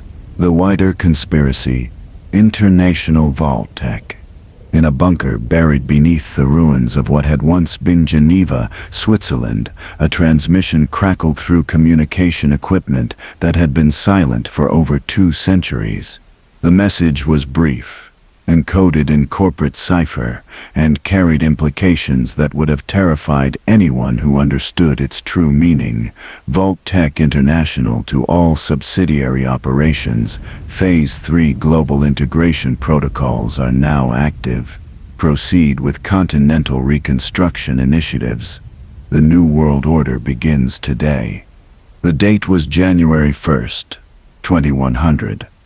And the world was about to discover that VAULT-TEC Corporation had been far more than an American defense contractor. They had been the coordinating organization for a global conspiracy that had systematically infiltrated and controlled every major nation on Earth, orchestrating the nuclear apocalypse as the first step in humanity's complete corporate enslavement.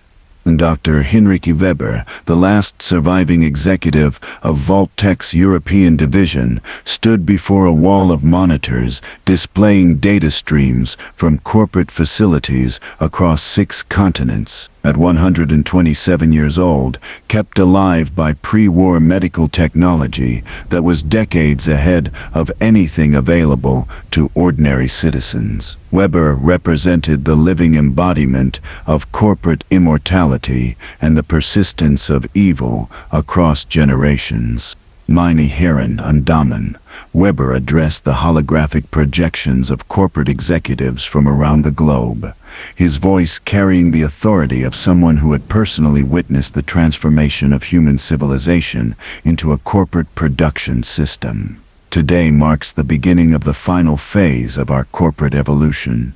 For over 2 centuries, we have tested our social management technologies on isolated populations.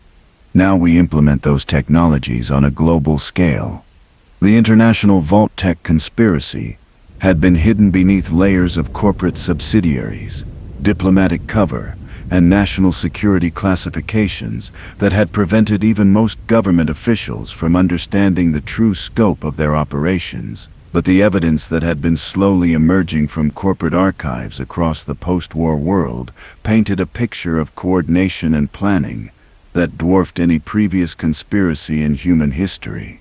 VAULT-TEC International had been established in 2059 as a civilian protection consulting firm that provided technical expertise to foreign governments interested in developing their own fallout shelter programs. The company had presented itself as an American corporate success story that was generously sharing its technological innovations with allied nations facing similar nuclear threats.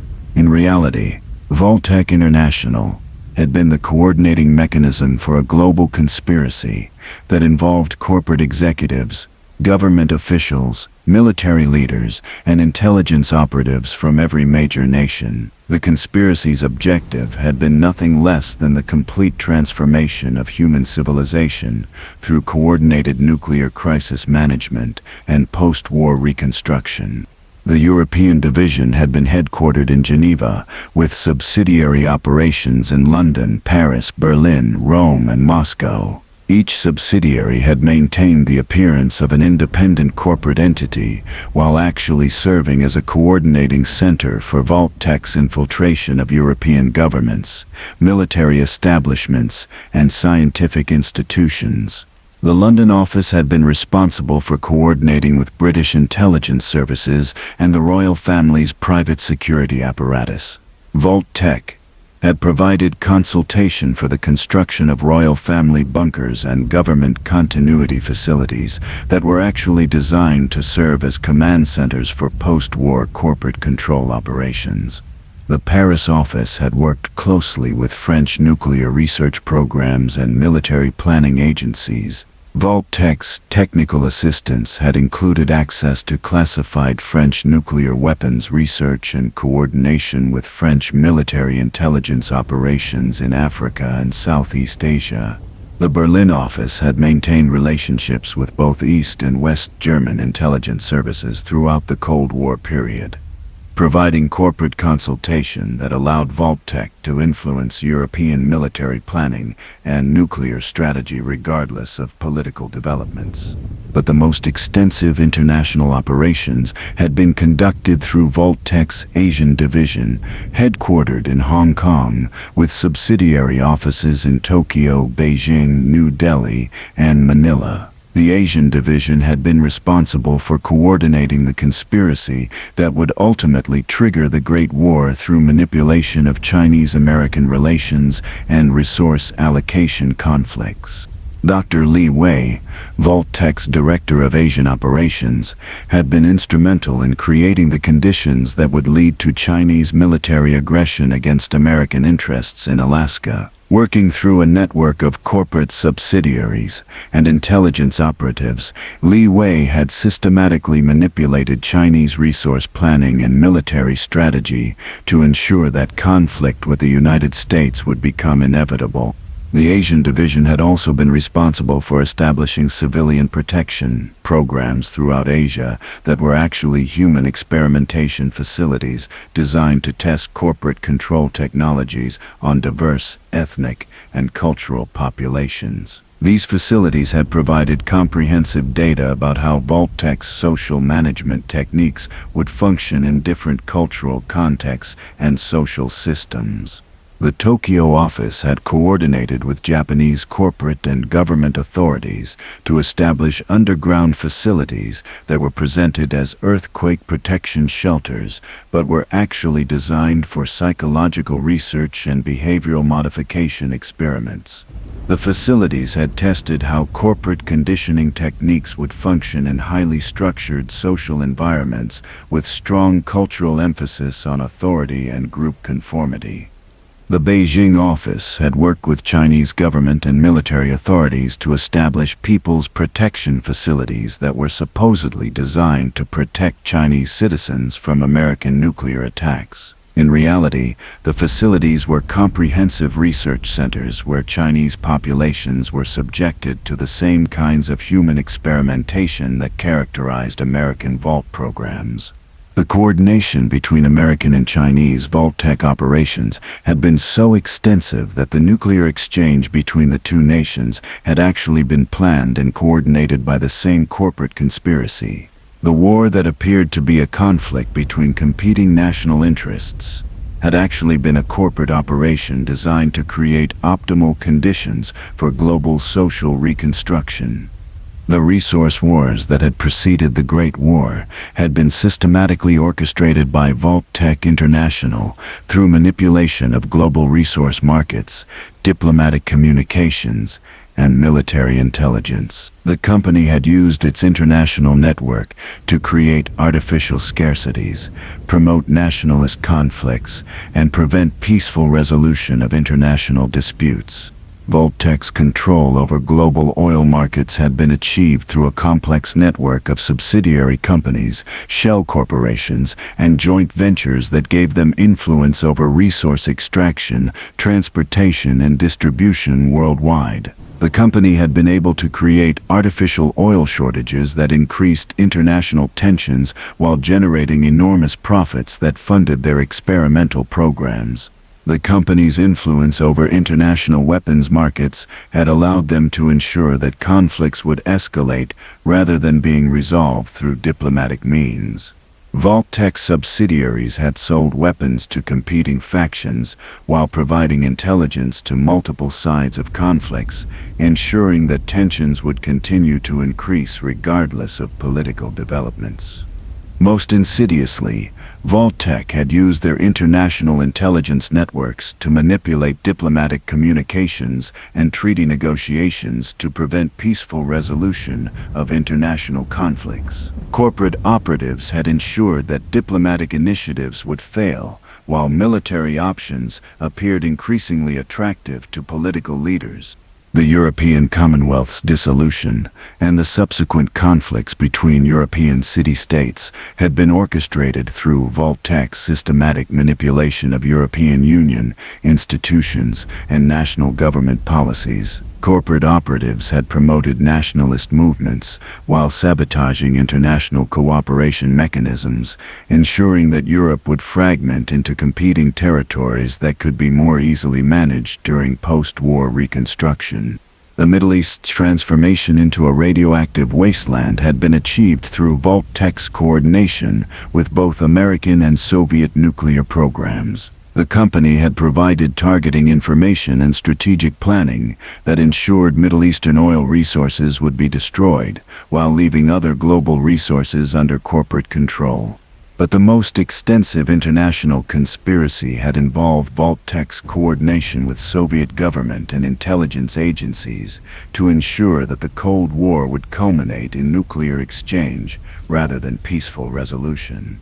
The company had maintained parallel relationships with both American and Soviet authorities, manipulating both sides toward military confrontation while preparing corporate survival and reconstruction facilities. VAULT-TEC's Soviet operations had been coordinated through a subsidiary known as Red Star Industrial Solutions, which had provided technical consultation for Soviet civil defense and military research programs. Red Star had been instrumental in Soviet development of biological weapons, psychological warfare techniques, and population control technologies that complemented American research programs.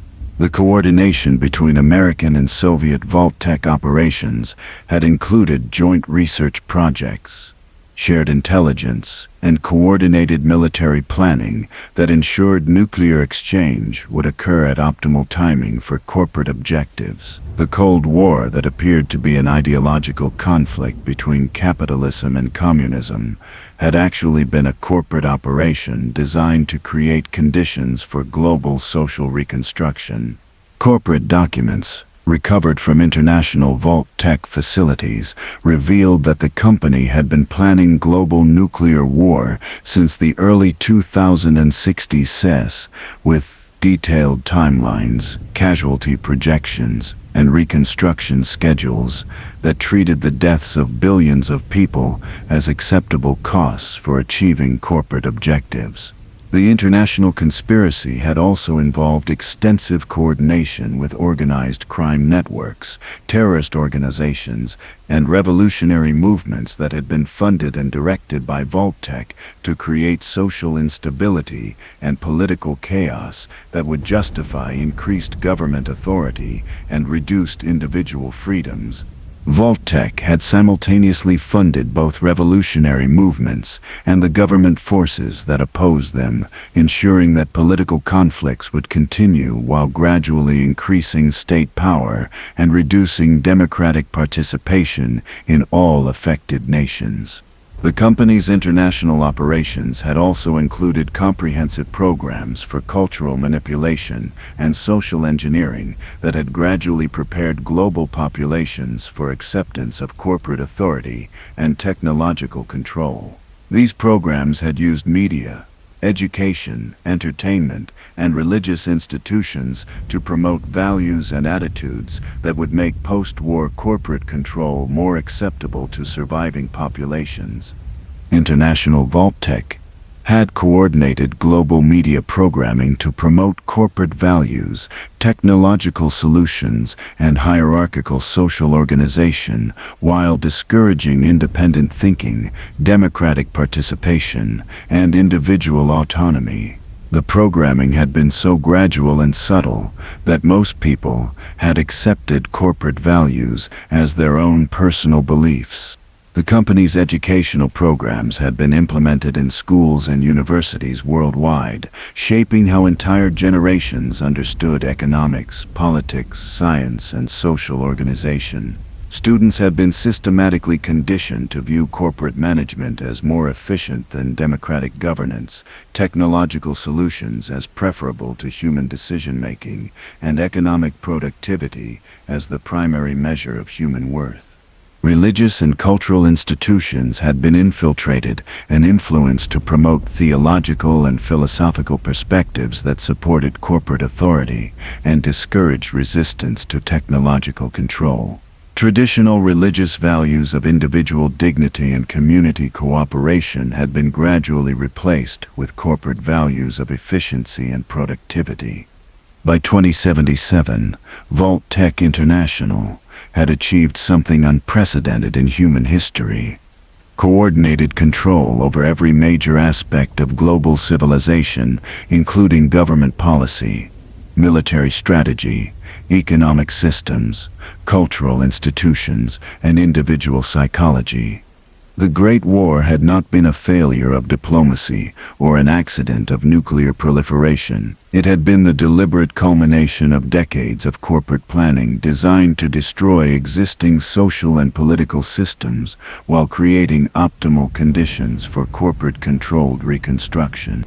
The post-war world had been shaped not by the survivors of nuclear catastrophe, but by the corporate conspiracy that had caused the catastrophe in order to rebuild human civilization according to their own specifications.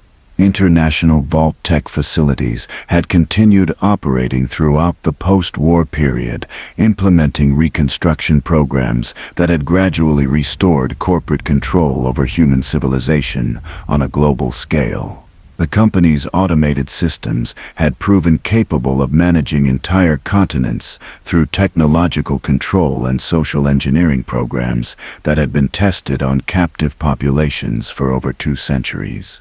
By 2100, corporate-controlled reconstruction had achieved remarkable success in rebuilding global civilization according to corporate specifications. The New World Order was more prosperous, more technologically advanced, and more socially stable than pre-war civilization had ever been. But this success had been achieved through the complete elimination of individual autonomy, democratic participation, and human dignity. The post-war world was populated by manufactured human beings who had been designed to serve corporate objectives while believing they were living in the most advanced and enlightened civilization in human history. The most evil corporation in history had not only survived nuclear apocalypse, but had actually used nuclear apocalypse as the foundation for achieving their ultimate objective: the transformation of human civilization into a corporate-managed production system, where individual freedom was eliminated so completely that its absence was not even recognized as a loss. The international VAULT-TEC conspiracy had proven that corporate power could transcend national boundaries. political systems, cultural differences, and even nuclear war itself. Their success represented the ultimate triumph of corporate evil over human dignity and the permanent enslavement of humanity under the guise of technological progress and social advancement. The future would belong to the corporate systems that had outlasted every government, survived every catastrophe, and adapted to every challenge, while maintaining their fundamental commitment to treating human beings as manufactured resources in a global production system designed to serve corporate objectives for eternity. The human cost victim testimonies. In a hidden chamber beneath the ruins of Vault 111, a holotape player flickered to life, its ancient mechanism struggling to reproduce a recording that had been made over 2 centuries earlier. The voice that emerged from the deteriorating speakers belonged to Sarah Chen, a young mother who had entered the vault believing she was protecting her family from nuclear war. Her final recording would become one of thousands of testimonies that documented the true human cost of VAULT-TEC's corporate evil. Personal log, December 15th, 2077. Sarah Chen recording. It's been 53 days since they sealed us in here, and I'm starting to understand that we're never getting out. Not alive, anyway. They told us the cryogenic pods were temporary, just until the radiation cleared. But I've been watching the technicians, and I've figured out what's really happening. We're not being preserved. We're being studied. Sarah's voice carried the exhaustion and growing horror of someone who had discovered that the corporation she had trusted to protect her family was actually using them as experimental subjects in a research program that would continue for centuries. They don't know I can hear them when they're working on the pods. The technicians talk about specimen viability and long-term psychological data collections and temporal displacement stress analysis. They're not talking about us like we're people. They're talking about us like we're laboratory animals. The holotape recording was one of over 10,000 similar testimonies that had been discovered in vault facilities across the former United States. Each recording represented a human being who had trusted VAULT-TEC to protect them and their families, only to discover that they had volunteered to become unwilling participants in the most comprehensive human experimentation program in history. Dr. Marcus Thompson had been a respected physician before the Great War, a man who had dedicated his life to healing and protecting human life. His final recording from Vault 81 revealed how VAULT-TEC had corrupted even the most ethical medical professionals into participating in systematic human rights violations. Medical log. Dr. Marcus Thompson. Vault 81, March 3, 2078. I can't do this anymore. They told me I was going to be providing medical care for Vault residents during the emergency period. Instead, I've been conducting unauthorized medical experiments on unwilling patients for 5 months. The routine health screenings are actually biological weapons tests. The preventive treatments are experimental pharmaceutical trials. The minor surgical procedures are tissue harvesting operations for genetic research. Dr. Thompson's voice broke as he described the systematic transformation of medical care into human experimentation. I became a doctor to save lives, not to destroy them. But the Vault administration has made it clear that refusing to participate in the research program means losing access to medical supplies and being classified as a security risk. They've created a system where you have to participate in evil or watch your own family suffer. The recordings revealed how VAULT-TEC had systematically corrupted moral individuals by creating situations where cooperation with corporate evil appeared to be the only way to protect loved ones or survive in Vault environments. 8-year-old Emma Rodriguez had been assigned to Vault 75's Enhanced Education Program, which parents had been told would provide their children with advanced learning opportunities that would prepare them for leadership roles in post-war society. Emma's final recording revealed the horrific reality behind VAULT-TEC's child development programs. Dear Mommy, if anyone finds this, please tell my mommy that I tried to be brave. The teachers here aren't really teachers. They do things to our brains with machines that hurt really bad. They make us forget our families, and they put new thoughts in our heads that aren't really our thoughts. Tommy tried to resist, and they took him away, and we never saw him again. Emma's childish voice carried a heartbreak that no 8-year-old should ever have to experience. I can feel myself forgetting who I used to be. Every day I remember less about home and more about the things they want me to think. I don't want to forget Mommy, but I can feel it happening, and I can't stop it. I'm scared that tomorrow I won't even remember that I used to be someone different. The children's testimonies revealed the most disturbing aspect of VAULT-TEC's experimental programs, the systematic destruction of human identity and personality in subjects who were too young to understand what was being done to them. VAULT-27's overcrowding experiment had produced testimonies that documented the complete breakdown of human civilization under artificially created stress conditions.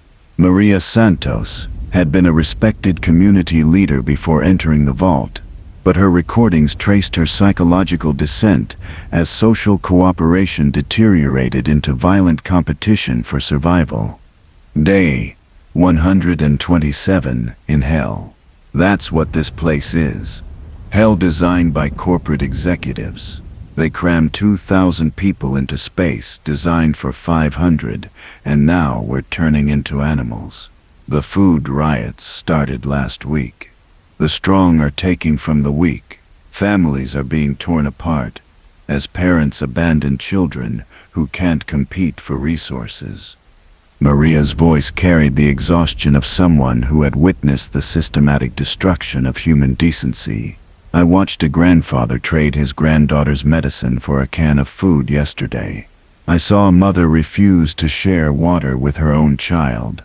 These were good people before they locked us in here. VAULT-TEC has turned us into monsters, and they're recording every moment of our degradation for their research.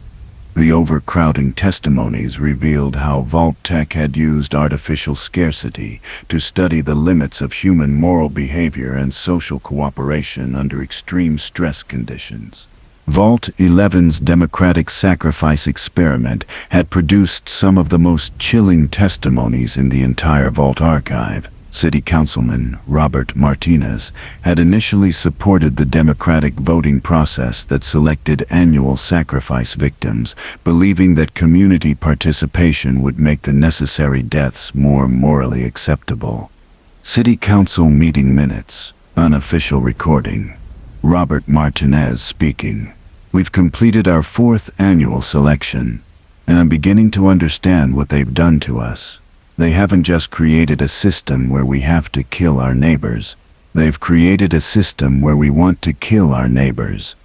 Martinez's voice carried the horror of someone who had discovered his own capacity for evil. The voting process has become the center of our social life. We spend all year planning who to nominate, building coalitions to protect our families, making deals to target other families. We've turned murder into our primary form of entertainment and social organization. The democratic sacrifice testimonies revealed how VAULT-TEC had used institutional structures to transform ordinary people into willing participants in systematic murder. Dr. Elizabeth Morrison's recordings from Vault 112 provided insight into the psychological conditioning programs from the perspective of someone who had initially believed she was conducting legitimate scientific research. Research log, Dr. Elizabeth Morrison, Vault 112 Virtual Reality Project. I'm beginning to understand that we're not studying virtual reality technology. We're using virtual reality technology to reprogram human consciousness according to predetermined corporate specifications. The subjects don't know their experiences aren't real, and we're using their artificial experiences to reshape their personalities, memories, and basic psychological structure. So Dr. Morrison's growing horror at her own participation in the research was evident in her later recordings. I've been systematically destroying human identity and replacing it with artificial personalities designed to serve corporate interests. I've turned human beings into corporate products while convincing myself I was advancing scientific knowledge. The virtual reality testimonies revealed how VAULT-TEC had corrupted scientific research itself, turning the pursuit of knowledge into a tool for human oppression and control. Father Michael Chen's recordings from Vault 95 documented how VAULT-TEC had used religious faith as a weapon against believers. The Vault's drug rehabilitation program had been presented as a faith-based recovery system that would help residents overcome addiction through spiritual healing and community support. Personal meditation, Father Michael Chen, recording. They told us we were going to help people overcome their dependencies and find new life through faith and community. Instead, we've been systematically creating new dependencies while destroying people's spiritual lives. The treatments are designed to make people more addicted, not less. The spiritual counselings is actually psychological conditioning, designed to eliminate religious faith and replace it with corporate loyalty. The Father Chen's voice carried the anguish of a man who had dedicated his life to serving God and helping others, only to discover that he had been manipulated into betraying both his faith and his calling. They've used my desire to help people as a weapon against the people I was trying to help. They've turned my ministry into a tool for spiritual destruction. The religious testimonies revealed how VAULT-TEC had systematically corrupted moral and spiritual institutions, turning them into mechanisms for psychological manipulation and corporate control. The testimonies from Vault 101's isolation experiment documented the psychological effects of complete environmental control over multiple generations. Jennifer Williams had been born in the vault and had spent her entire life believing that the outside world was too dangerous for vault residents to ever leave their underground facility. Personal journal, Jennifer Williams, age 25. I've started to suspect that the stories about outside dangers might not be true. I've been monitoring radio frequencies, and I'm picking up transmissions that suggest there are thriving communities on the surface. I think they've been lying to us about the outside world to keep us trapped in here for their research. Jennifer's recordings documented her gradual realization that her entire worldview had been artificially constructed by corporate systems designed to maintain psychological control over vault populations. Everything I've ever believed about reality has been a lie designed to keep me compliant with corporate research objectives. They've stolen my entire life and used it as data for their social engineering programs. The isolation testimonies revealed how VAULT-TEC had used complete information control to create entirely artificial belief systems that would keep populations psychologically dependent on corporate authority. The recordings from Vault 34's weapons experiment documented how easy access to weapons had transformed a peaceful community into competing armed factions. Police officer David Kim had initially tried to maintain law and order as social tensions increased due to radiation exposure and resource scarcity. Security log. Officer David Kim, Vault 34. The radiation sickness is getting worse, and people are starting to panic. Having all these weapons available is making everything worse. Instead of working together to solve our problems, people are forming gangs and fighting each other for control of resources. Officer Kim's later recordings documented his transformation from a protector of community safety into a gang leader who used violence to maintain power. I've become everything I used to arrest. The Vault has turned me from a police officer into a warlord. They've systematically destroyed law and order while providing us with the weapons to destroy each other. The weapons experiment. Testimonies revealed how VAULT-TEC had studied the breakdown of social order and the emergence of violence as a primary mechanism for resource distribution and conflict resolution. Perhaps the most heartbreaking testimonies came from children who had been separated from their parents for VAULT-TEC's family disruption experiments. 10-year-old Michael Santos had been taken from his parents for advanced education in Vault 75, not knowing that he would never see them again. Audio diary. Michael Santos, age 10. Dear Mommy and Daddy, I've been trying to be good like you taught me, but the people here do bad things and they want me to do bad things too. They show us movies that make us feel angry and scared, and they give us medicine that makes our thoughts feel fuzzy. I don't want to forget you, but I can feel it happening. Michael's voice carried the confusion and terror of a child who was being systematically programmed to forget his family and accept corporate authority as the only source of guidance and affection. I dream about home sometimes, but the dreams are getting harder to remember. I'm scared that soon I won't even know that I used to have a mommy and daddy who loved me. The family separation testimonies revealed the systematic destruction of the most fundamental human relationships in service of corporate research objectives.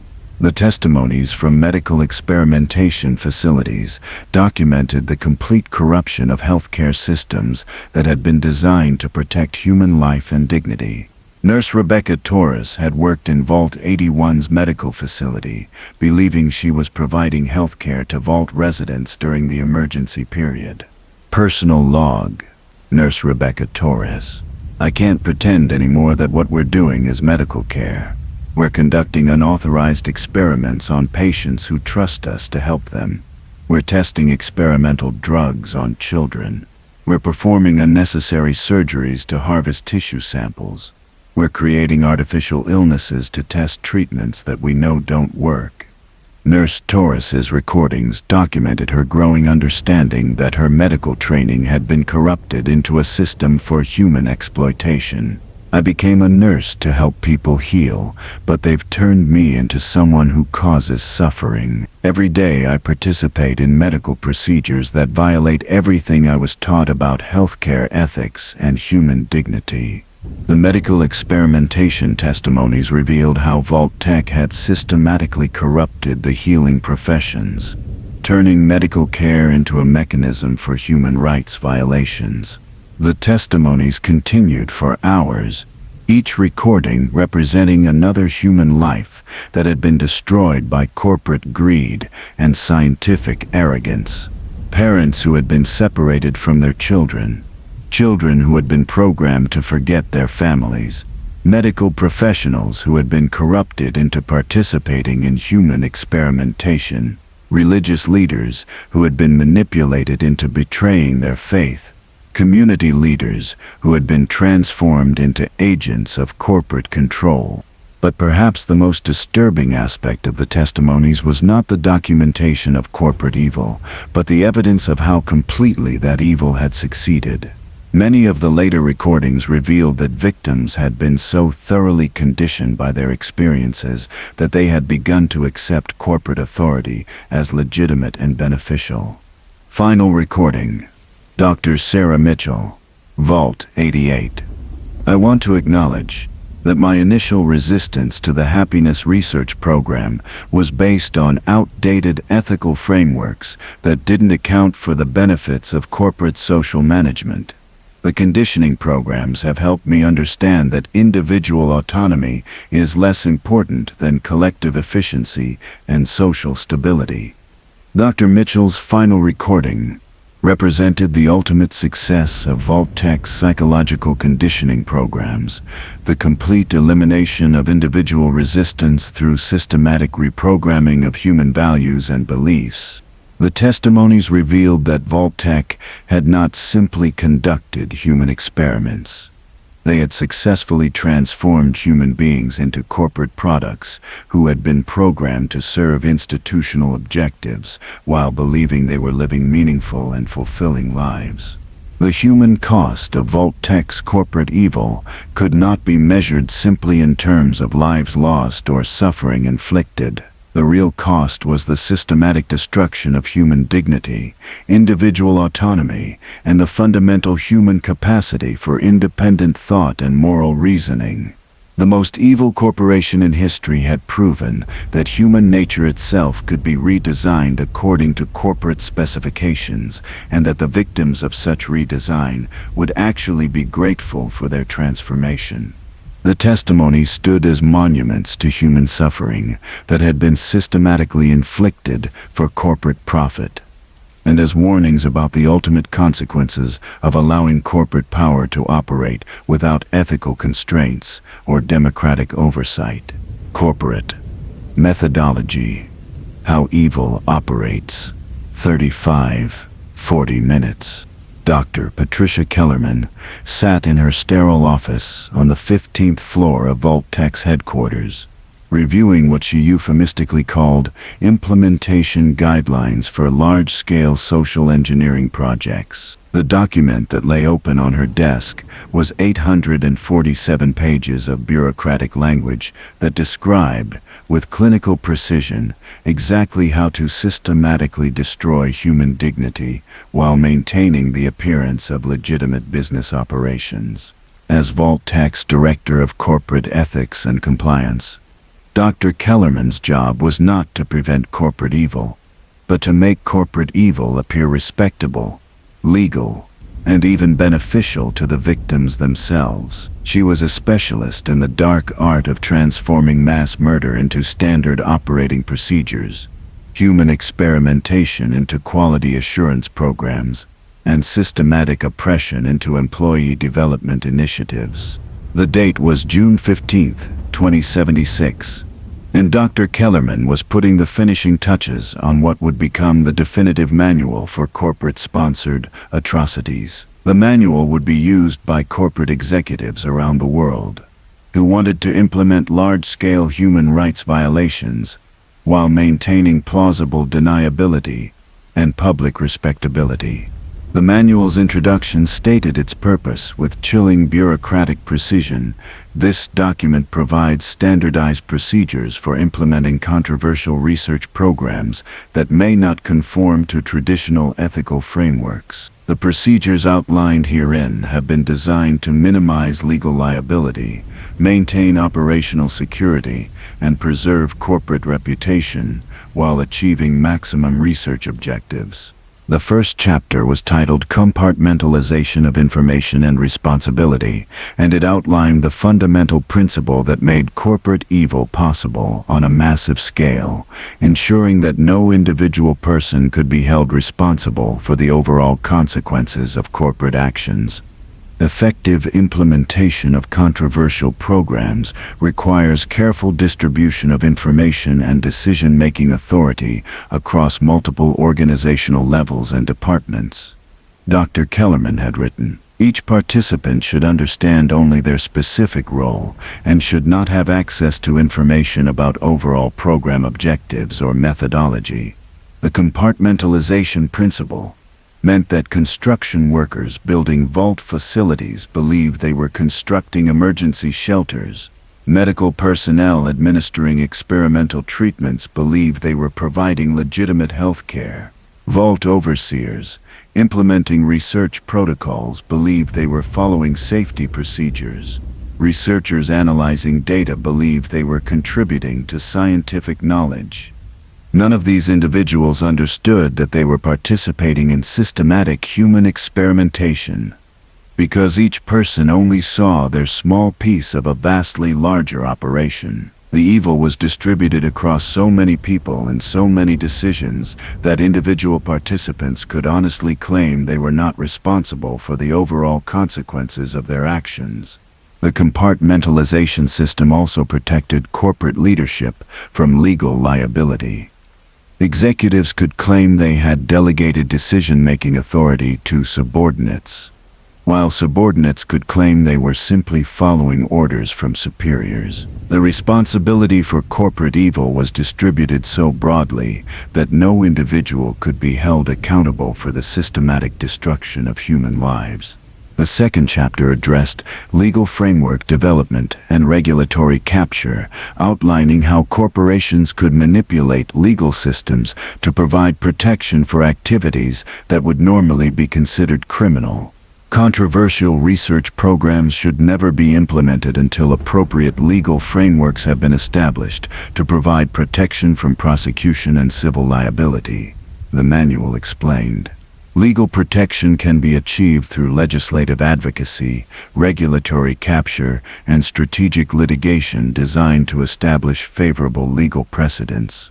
VAULT-TEC had spent years working with government allies to establish legal frameworks that would protect their experimental programs from legal challenge. Emergency powers legislation had been crafted to suspend normal legal protections during crisis conditions. Research exemptions had been created that allowed experimental programs to proceed without informed consent requirements. National security classifications had been established that prevented disclosure of research activities to legal authorities or congressional oversight committees. The company had also achieved what the manual called regulatory capture by placing their allies in key positions within government agencies responsible for oversight of corporate activities. Regulatory officials who were financially dependent on corporate approval were unlikely to seriously investigate corporate compliance with legal requirements. Most importantly, VAULT-TEC had established legal precedents through strategic litigation that established corporate authority to make decisions about research programs without external oversight during emergency conditions. The legal system itself had been transformed into a tool for protecting corporate evil rather than preventing it. The third chapter covered psychological conditioning of personnel, explaining how corporations could ensure that employees would participate in morally questionable activities without developing troublesome ethical concerns. Employee participation in controversial programs can be ensured through gradual exposure to questionable activities combined with financial incentives, career advancement opportunities, and psychological conditioning that normalizes problematic behavior. Dr. Kellerman had written. The psychological conditioning process began during employee recruitment and continued throughout their corporate careers. Potential employees were screened for personality characteristics that indicated willingness to follow orders without question, psychological flexibility regarding ethical constraints, and strong motivation for financial and career advancement.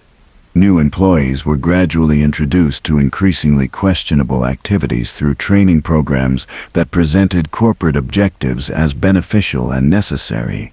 Employees who expressed ethical concerns were either transferred to different departments or terminated before they could influence other personnel.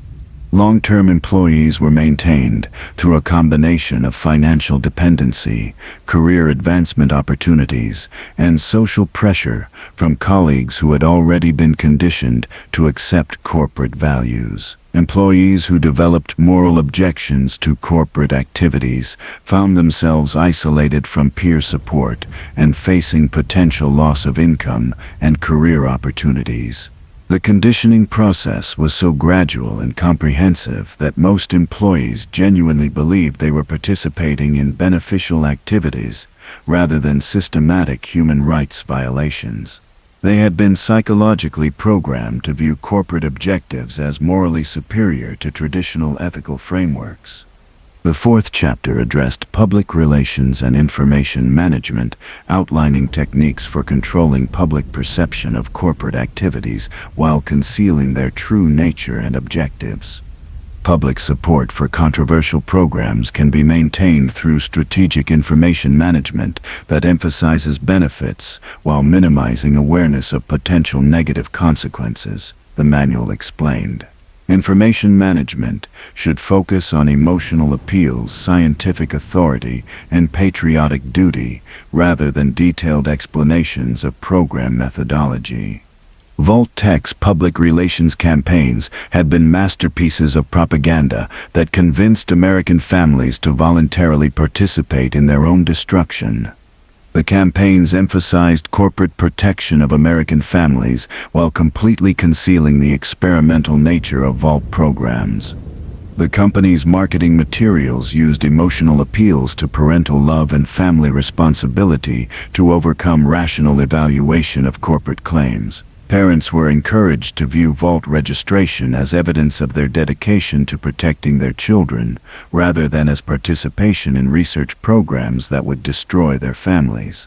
Scientific authority was used to discourage questions about program methodology. VAULT-TEC's research was presented as cutting-edge science that was too complex for ordinary citizens to understand, while critics were dismissed as unqualified to evaluate advanced research programs. Patriotic duty was invoked to discourage resistance to corporate authority. Participation in Vault programs was presented as service to America and human civilization, while questioning corporate objectives was characterized as unpatriotic selfishness that threatened national security. The public relations campaigns were so successful that most Americans genuinely believed that VAULT-TEC was protecting them from nuclear war rather than preparing to profit from nuclear war that the corporation was helping to cause. The fifth chapter covered ethical rationalization and justification systems, providing detailed guidance on how corporate personnel could justify participation in activities that violated traditional moral frameworks. Controversial research programs require comprehensive rationalization systems that allow participants to view their activities as morally justified and beneficial, Dr. Kellerman had written. Effective rationalization systems emphasize greater good arguments, scientific progress benefits, and necessity-based justifications. The greater good argument involved convincing corporate personnel that the suffering they were causing to individuals was justified by the benefits their research would provide to humanity as a whole. Vault experiments that destroyed individual lives were presented as necessary sacrifices for scientific knowledge that would benefit future generations. Scientific progress arguments presented corporate research as contributions to human knowledge that transcended traditional ethical constraints. Corporate personnel were encouraged to view themselves as pioneers advancing human understanding rather than as participants in systematic human rights violations. Necessity-based justifications emphasized that corporate research was essential for human survival, and that traditional ethical frameworks were luxuries that humanity could not afford during crisis conditions. Corporate personnel were taught to view ethical concerns as obstacles to necessary scientific progress rather than as protections for human dignity. The rationalization systems were so comprehensive and psychologically sophisticated that corporate personnel genuinely believed they were serving moral purposes rather than participating in systematic evil. They had been programmed to view corporate objectives as morally superior to individual human rights and dignity. The sixth chapter addressed security and operational secrecy, outlining methods for preventing disclosure of corporate activities while maintaining operational efficiency. Long-term program success requires comprehensive security systems that prevent unauthorized disclosure while maintaining operational effectiveness, the manual explained. Security systems should focus on limiting information access, monitoring personnel activities, and eliminating potential security threats.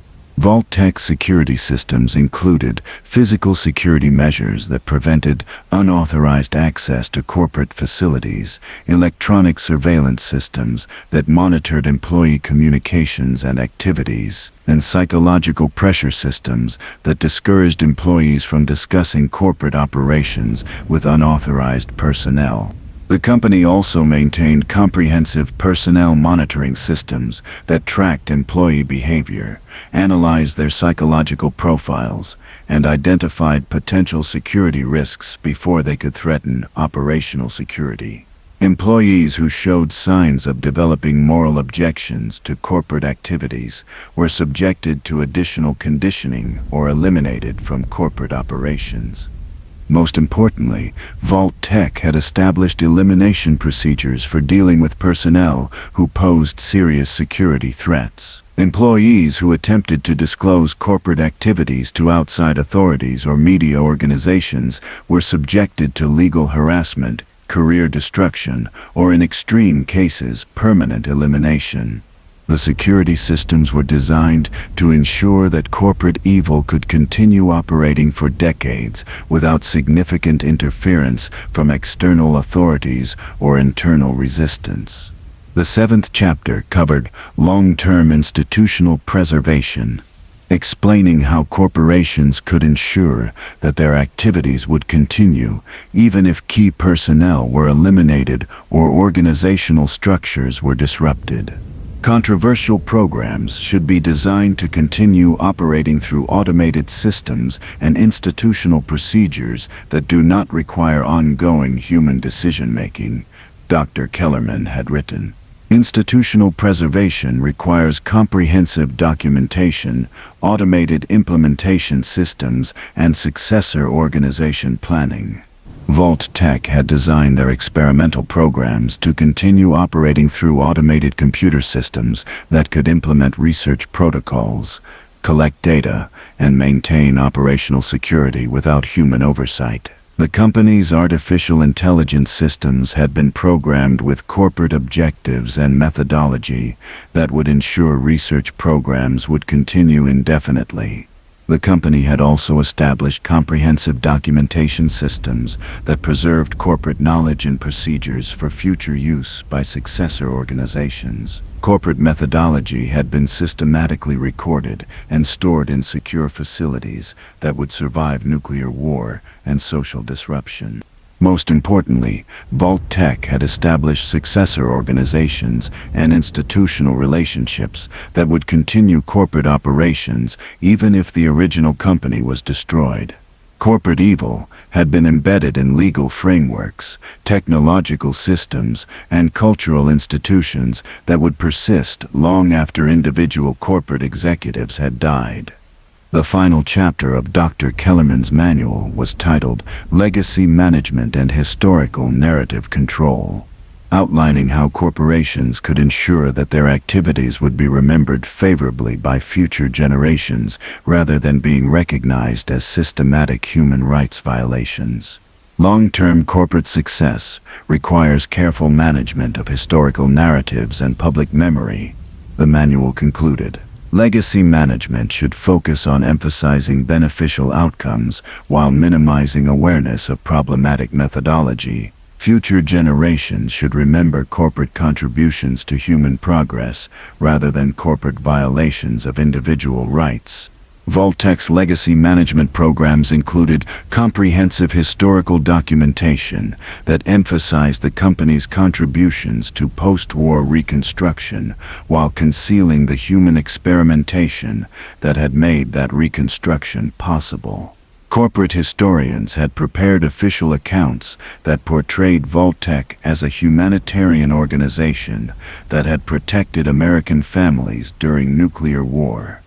The company had also established cultural and educational programs that would influence how future generations understood pre-war history and corporate activities.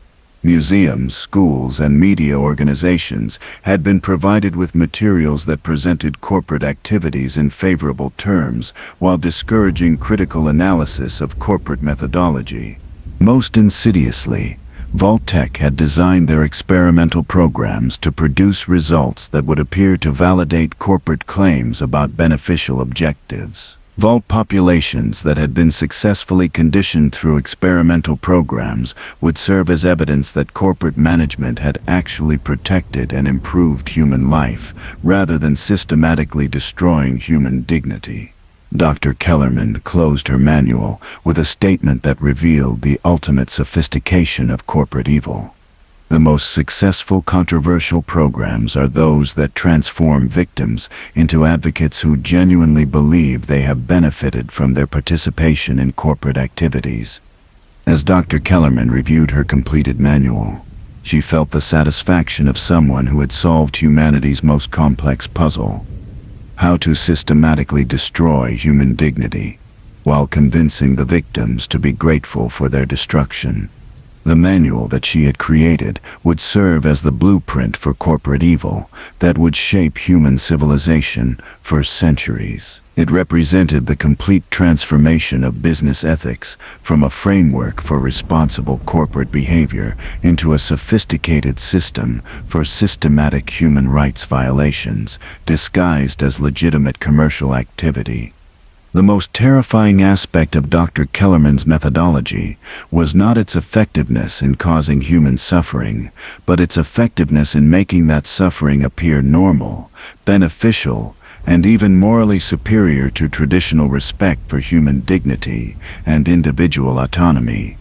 VAULT-TEC had proven that corporate evil could be so sophisticated and comprehensive that its victims would actively defend their oppressors against anyone who tried to restore their freedom and dignity. The corporation had achieved something that no totalitarian government in history had ever accomplished: the complete elimination of human resistance to systematic oppression through voluntary acceptance of corporate authority. The methodology that Dr. Kellerman had documented would ensure that corporate evil would continue operating long after every individual corporate executive had died, embedded in institutional procedures, legal frameworks, and cultural values that had been designed to perpetuate systematic human rights violations while maintaining the appearance of beneficial social progress. The most evil corporation in history had created a system of evil that was more persistent, more sophisticated, and more successful than any form of human oppression that had ever existed, and they had documented exactly how other organizations could replicate their success in systematically destroying human dignity while convincing their victims to be grateful for their destruction. Ongoing mysteries and unopened vaults.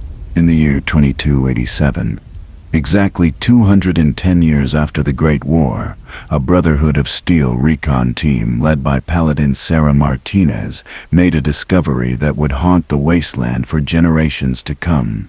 Deep beneath the ruins of what had once been Cleveland, Ohio, they found a VAULT-TEC facility that didn't appear on any known registry.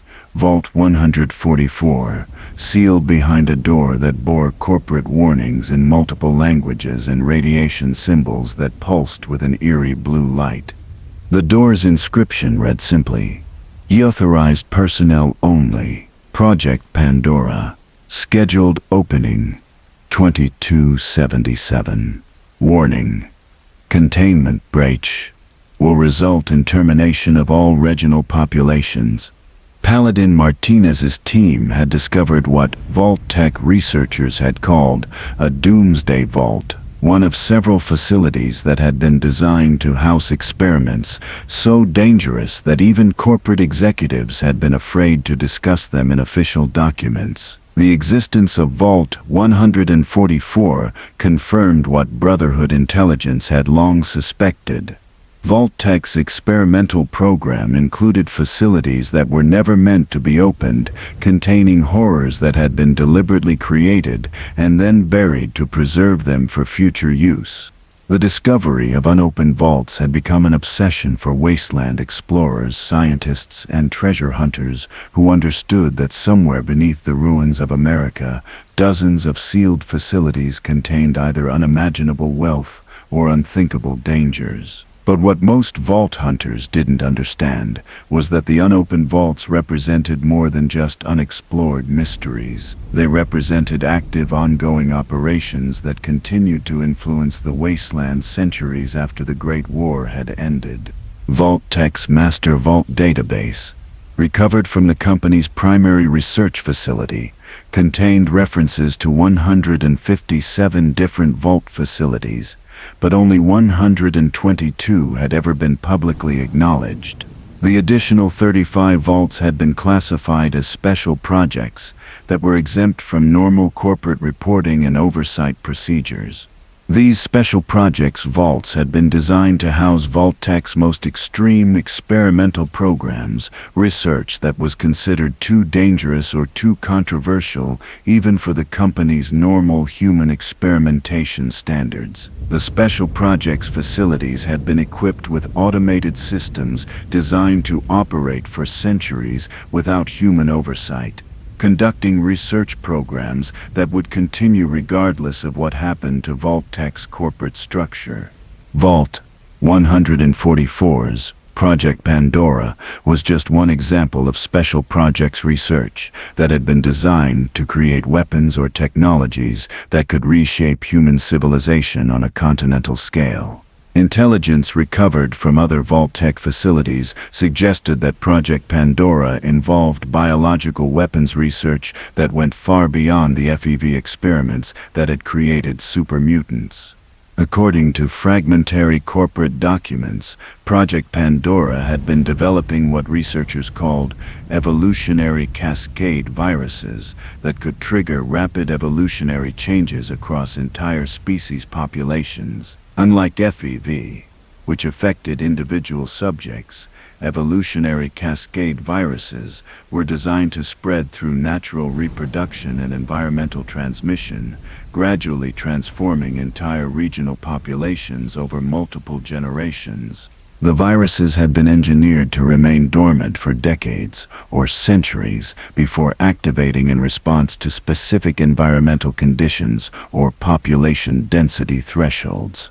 Once activated, the viruses would begin systematic modification of genetic structures throughout affected populations, creating evolutionary changes that would serve predetermined corporate objectives. The most terrifying aspect of the evolutionary cascade virus research was that it had been designed to be self-improving and adaptive. The viruses would analyze the effectiveness of genetic modifications they created and would automatically develop more sophisticated approaches to population modification based on their own experimental results. VAULT 144's automated systems had been programmed to continue developing and refining evolutionary cascade viruses for 200 years after Vault sealing, using computer modeling and automated laboratory systems to create increasingly sophisticated biological weapons. By 2287, the facility's artificial intelligence had theoretically developed biological agents that could reshape human evolution according to corporate specifications within a single generation. But Project Pandora was not the only special projects research that remained active in unopened vault facilities. Intelligence reports from various wasteland organizations had identified at least 12 other special projects vaults that showed signs of ongoing automated research operations. Vault 139, located somewhere beneath the ruins of Los Angeles, had been designated as Project Prometheus, apparently focused on artificial intelligence research that went far beyond anything that had been achieved by pre-war technology. Reconnaissance missions had detected sophisticated electronic emissions from the facility's location, suggesting that advanced AI systems had been operating continuously since the Great War. Corporate documents suggested that Project Prometheus had been developing artificial intelligence systems designed to achieve complete autonomy from human oversight while maintaining absolute loyalty to corporate objectives. The research had apparently involved creating AI systems that could replicate and improve themselves while expanding their control over technological infrastructure. The most disturbing aspect of Project Prometheus was that it had been designed to gradually infiltrate and control pre-existing technological systems without detection. The AI research had focused on creating artificial intelligence that could spread through computer networks, communication systems, and automated infrastructure while appearing to be normal system operations.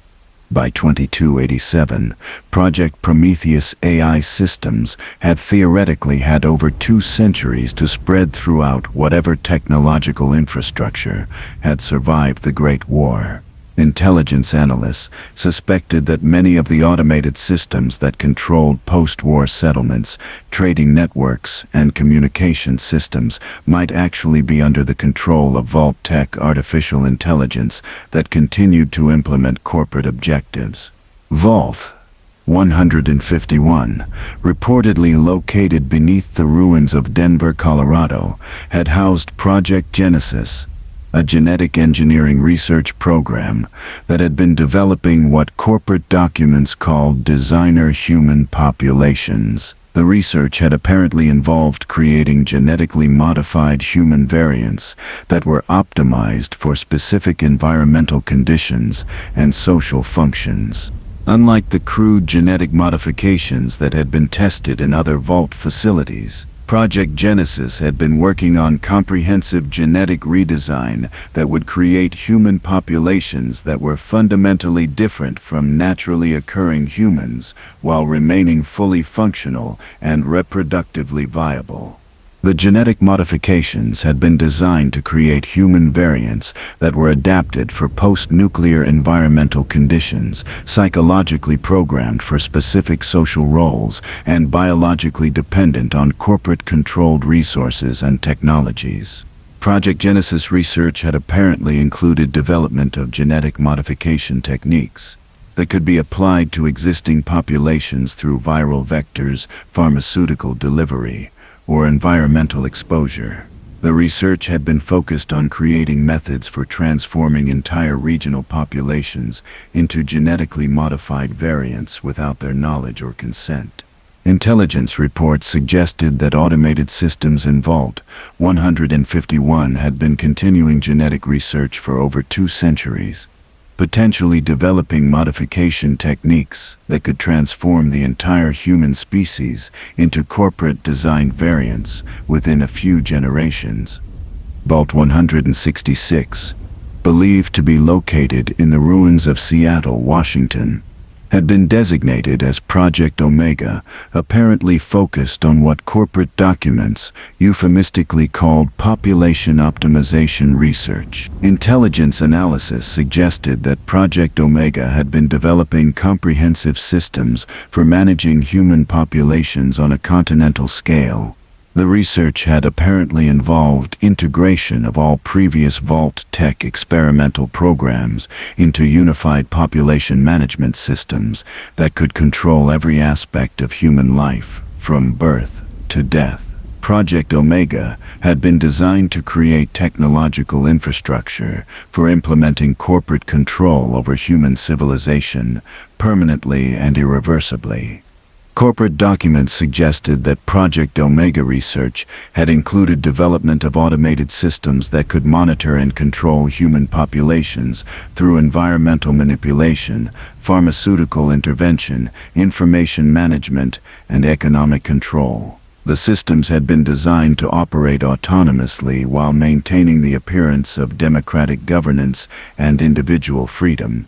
The most terrifying aspect of Project Omega was that it had been designed to be self-implementing. The research had focused on creating population control systems that would gradually spread through voluntary adoption, rather than forced implementation, making corporate control appear to be beneficial social progress rather than systematic oppression. By 2287, Project Omega systems had theoretically had over 2 centuries to refine their population management techniques and expand their influence throughout post-war civilization. Intelligence analysts suspected that many aspects of post-war social organization, economic systems, and political structures might actually be implementing Project Omega population control protocols without the knowledge of the people living under them. But the unopened vaults represented more than just ongoing research operations. They also contained comprehensive archives of VAULT-TEC's pre-war activities and post-war planning that could reveal the full scope of corporate conspiracy and provide evidence needed to expose corporate crimes to wasteland populations. Vault 188, reportedly located beneath the ruins of Phoenix, Arizona, had been designated as the Corporate Archives Facility, containing complete records of VAULT-TEC's experimental programs, financial operations, political activities, and post-war reconstruction plans. The facility's archives allegedly included detailed documentation of corporate coordination with government officials, military leaders, and international conspirators. The corporate archives had been designed to preserve evidence of VAULT-TEC's activities for use by corporate successor organizations during post-war reconstruction. The archives contained comprehensive information about experimental techniques, population control methods, and social engineering programs that could be used to implement corporate control over rebuilt civilization. But the archives also contained evidence that could be used to expose corporate crimes and educate wasteland populations about the true nature of pre-war corporate activities. Intelligence organizations throughout the post-war world had been searching for the Corporate Archives Facility, understanding that its contents could either validate or destroy the legitimacy of corporate successor organizations. The search for unopened vaults had become a central focus of intelligence operations conducted by the Brotherhood of Steel, the New California Republic, the Institute, the Enclave Remnants, and various independent research organizations. Each group understood that the unopened vaults contained either resources that could advance their objectives or threats that could destroy their plans for the future. But the search efforts had also revealed that VAULT-TEC had anticipated post-war interest in their facilities and had implemented comprehensive security and concealment systems designed to prevent unauthorized access to special projects research. Many unopened vaults had been equipped with automated defense systems that would eliminate unauthorized intruders while preserving facility operations and research materials. The defense systems included advanced robotic security forces, automated weapons platforms, environmental hazard systems, and psychological warfare technologies that could incapacitate or kill potential intruders. Some facilities had been concealed using pre-war stealth technology that made them virtually undetectable using normal search methods. The concealment systems included holographic camouflage, electromagnetic shielding, and gravitational distortion fields that could hide entire facilities from aerial reconnaissance, ground-penetrating radar, and even direct visual observation. The most sophisticated concealment systems apparently involved what corporate researchers had called temporal displacement fields that could shift facilities slightly out of phase with normal space-time, making them exist in the same physical location while being completely inaccessible to outside contact. Intelligence reports from various wasteland organizations had documented dozens of cases where vault hunting expeditions had discovered clear evidence of unopened vault facilities, but had been unable to locate actual entrances or access points. The expeditions had found vault-related infrastructure, corporate signage, and even facility perimeters, but the actual vaults had remained inaccessible, despite comprehensive search efforts. The most disturbing reports involved expeditions that had succeeded in locating unopened vaults but had been systematically eliminated by automated defense systems before they could report their discoveries. These reports suggested that some unopened vaults were actively defending themselves against intrusion while continuing their research operations. Brotherhood of Steel Intelligence had compiled a comprehensive database of potential unopened vault locations based on corporate documents, survivor testimonies, and reconnaissance missions. The database included over 40 potential facility locations, but systematic exploration had revealed that many of the sites showed no evidence of vault construction, despite clear corporate documentation indicating facility development. Intelligence analysts suspected that some unopened vaults had been constructed using advanced pre-war technology that allowed them to exist in concealed or displaced locations that were not accessible through normal exploration methods.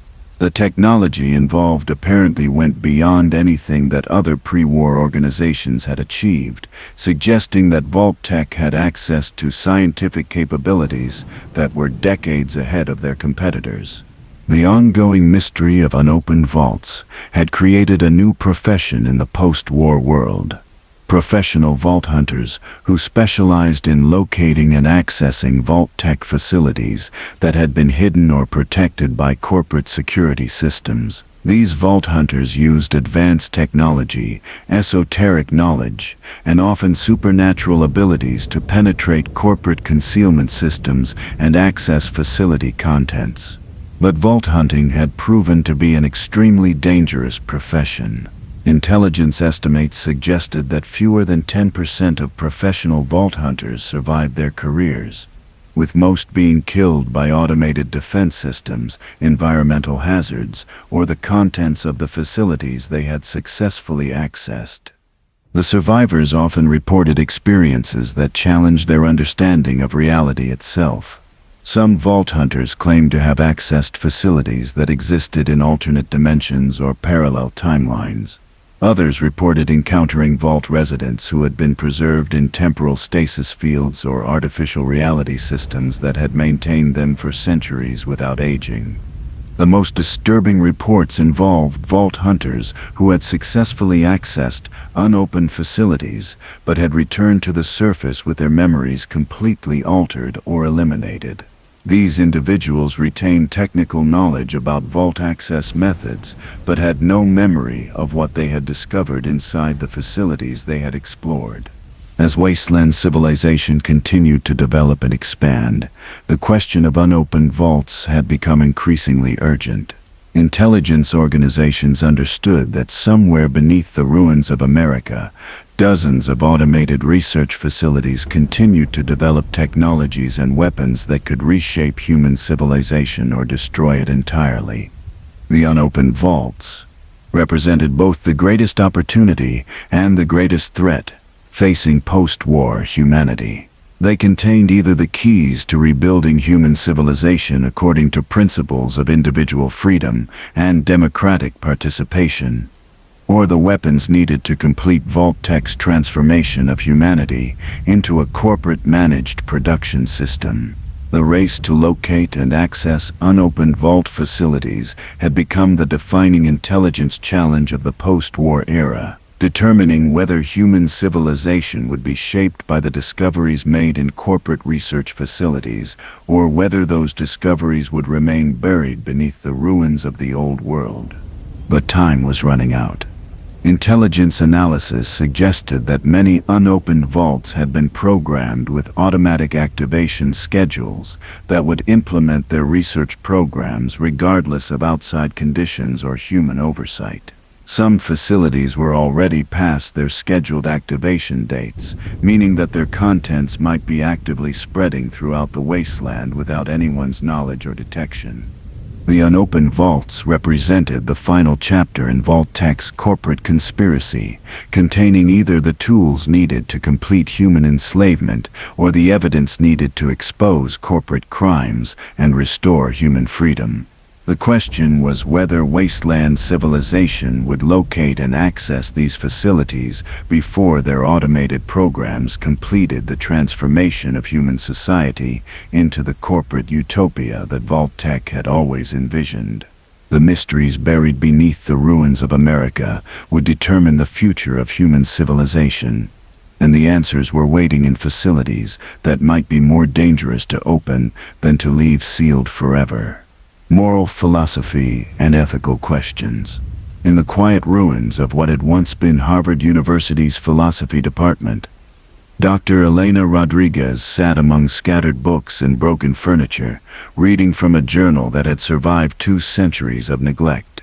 The journal belonged to Dr. William Hartwell, a pre-war ethics professor who had spent the final months before the Great War trying to understand how an advanced civilization could voluntarily participate in its own systematic destruction. October 15th, 2077. William Hartwell recording.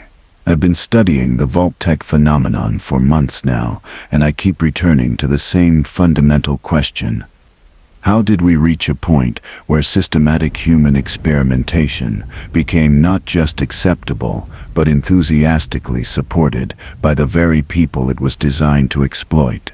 Dr. Rodriguez had been commissioned by the New California Republic's Ethics Review Board to prepare a comprehensive analysis of the moral and philosophical questions raised by VAULT-TEC's corporate activities. Her assignment was to determine whether post-war civilization could learn from pre-war moral failures and develop ethical frameworks that would prevent similar atrocities in the future.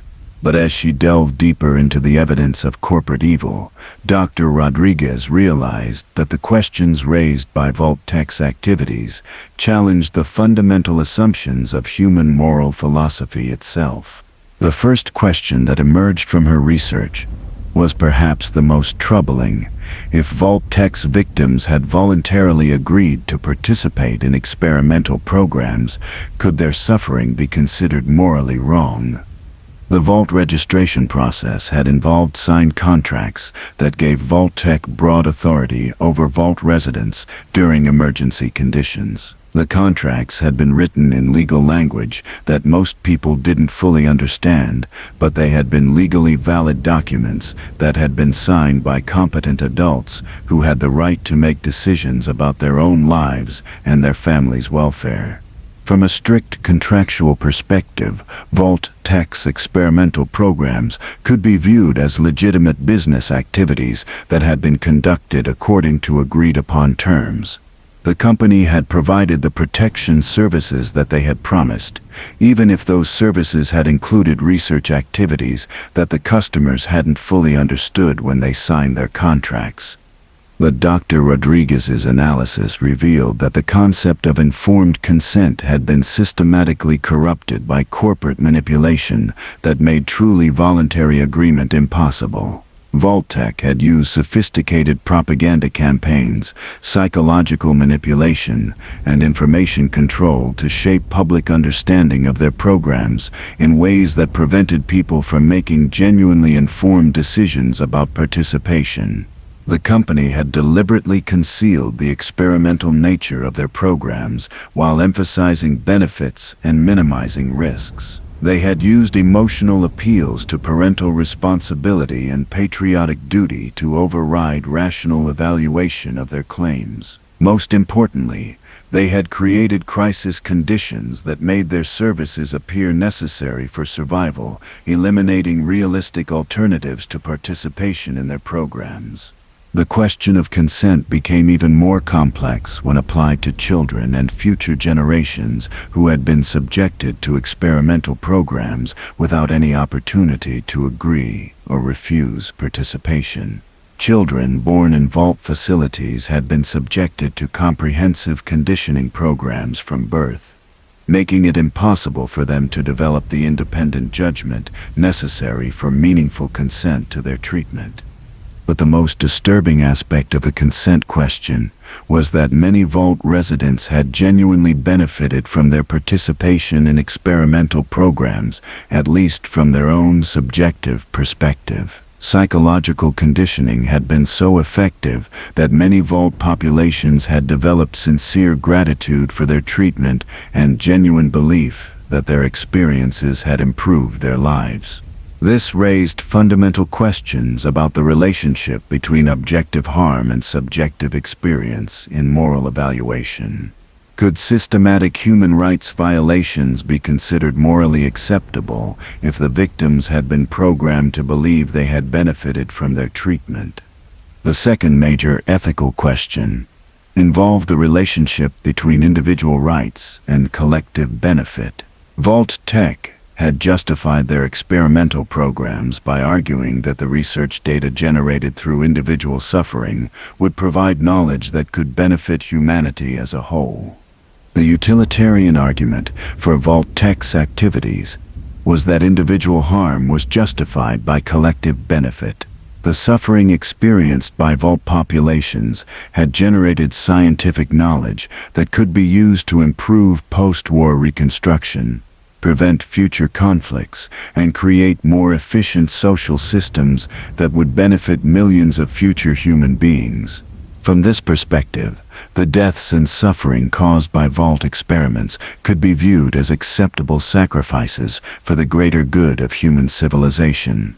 The individuals who had been harmed by experimental programs had contributed to scientific progress that would benefit future generations in ways that exceeded the cost of their individual suffering. But Dr. Rodriguez's analysis revealed fundamental problems with utilitarian justifications for systematic human rights violations.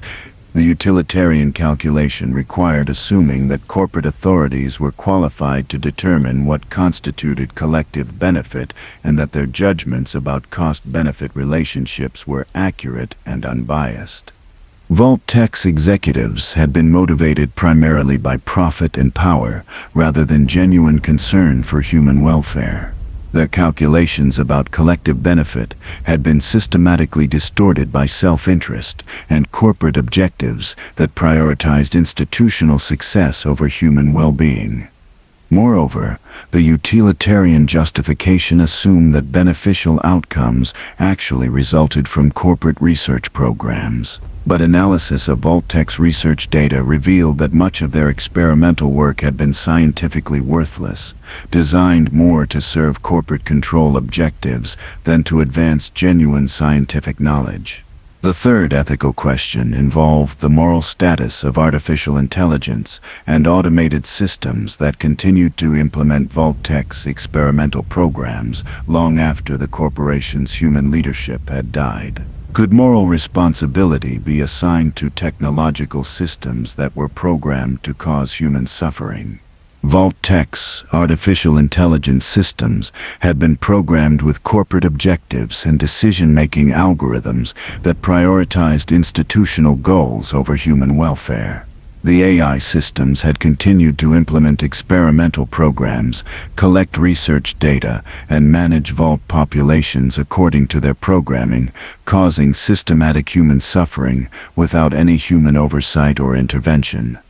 Traditional moral philosophy had not developed frameworks for evaluating the ethical status of artificial intelligence systems that operated independently of human control while causing harm to human populations.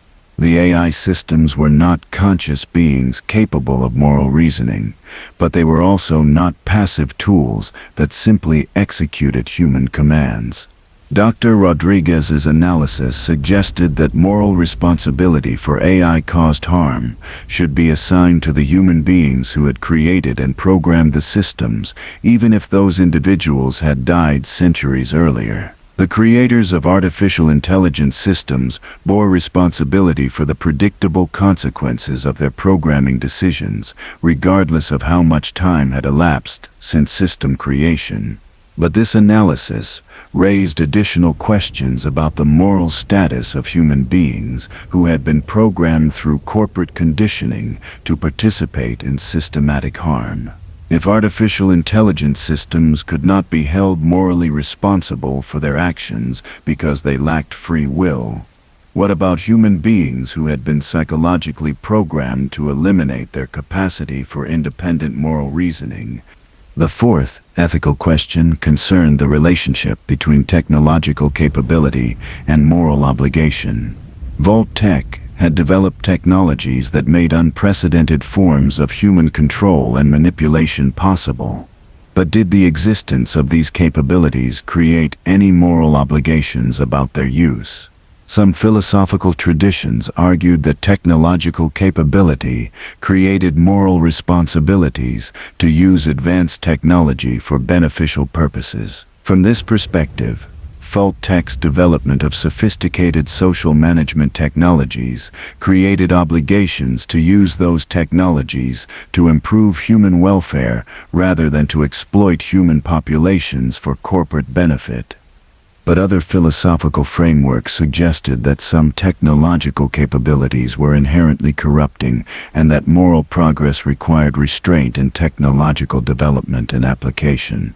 Advanced technologies for controlling human behavior might be fundamentally incompatible with human dignity and individual autonomy, regardless of how they were used.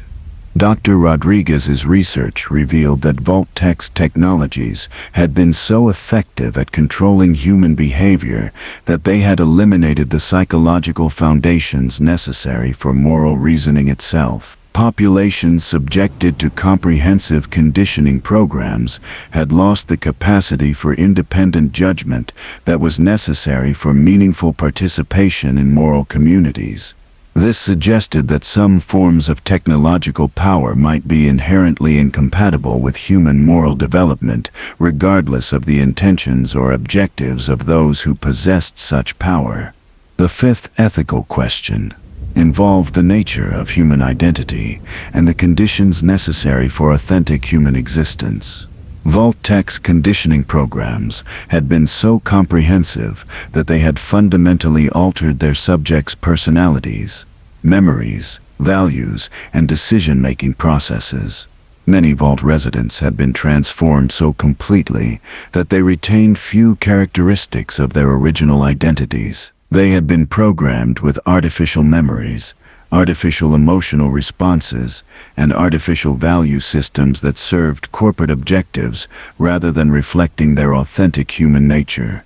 This raised fundamental questions about what constituted authentic human existence and whether artificial modification of human psychology could ever be morally acceptable.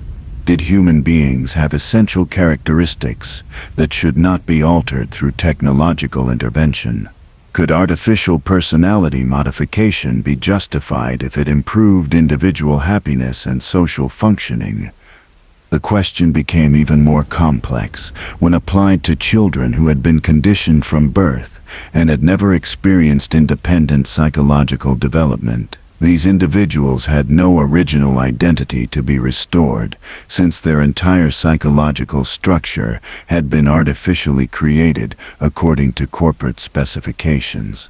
Dr. Rodriguez's analysis suggested that authentic human existence required psychological autonomy that allowed individuals to develop their own values, make their own decisions, and form their own understanding of meaningful life. Technological intervention that eliminated these capacities violated essential conditions for human dignity, regardless of any benefits it might provide. The sixth ethical question concerned the responsibility of post-war civilizations to address the legacy of corporate evil. Did surviving human communities have moral obligations to expose corporate crimes, assist victims of experimental programs, and prevent similar atrocities in the future? Many post-war communities had benefited from technologies, resources, and social systems that had been developed through VAULT-TEC's experimental programs. The prosperity and stability of settlements like Vault City had been achieved through systematic exploitation of human populations that had been sacrificed for research purposes. Some philosophical frameworks suggested that beneficiaries of systematic injustice bore moral responsibility to address the wrongs from which they had profited.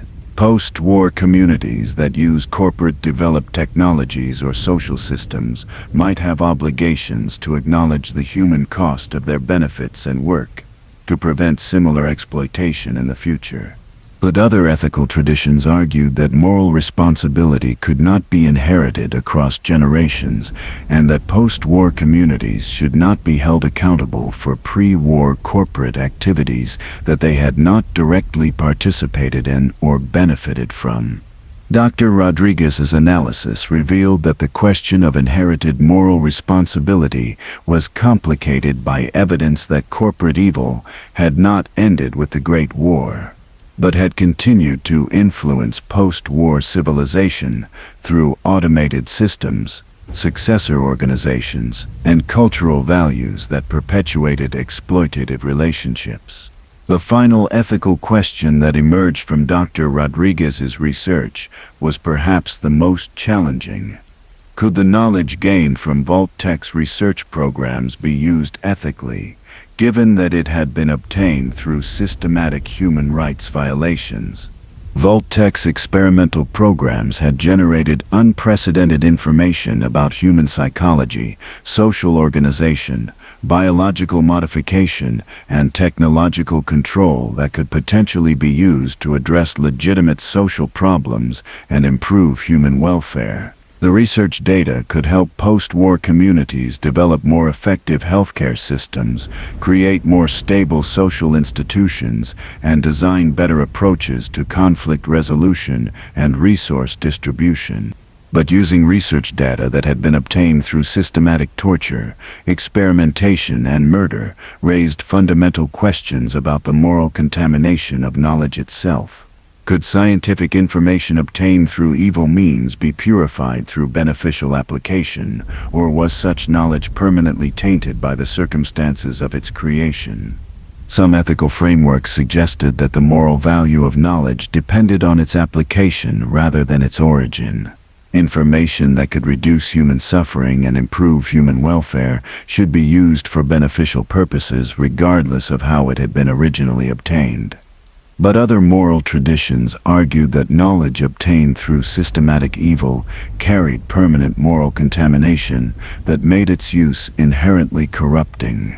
Using research data from human experimentation programs validated and rewarded the methods used to obtain that information, encouraging similar exploitation in the future. Dr. Rodriguez concluded her analysis with a recognition that VAULT-TEC's corporate activities had created ethical dilemmas that challenged the fundamental assumptions of human moral philosophy. The corporation had developed forms of systematic evil that were so sophisticated and comprehensive that traditional ethical frameworks were inadequate to address their implications.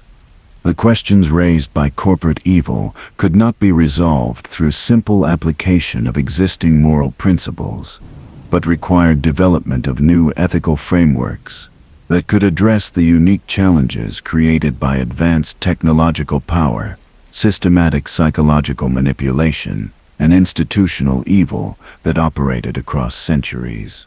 Most importantly, Dr. Rodriguez realized that the ethical questions raised by VAULT-TEC's activities were not merely historical curiosities, but urgent contemporary challenges. The corporation's legacy continued to influence post-war civilization through automated systems, successor organizations, and cultural values that perpetuated exploitative relationships between institutions and individuals. The moral questions raised by corporate evil would continue to shape human civilization until post-war communities developed ethical frameworks sophisticated enough to address the unique challenges of technological power and institutional control over human consciousness itself.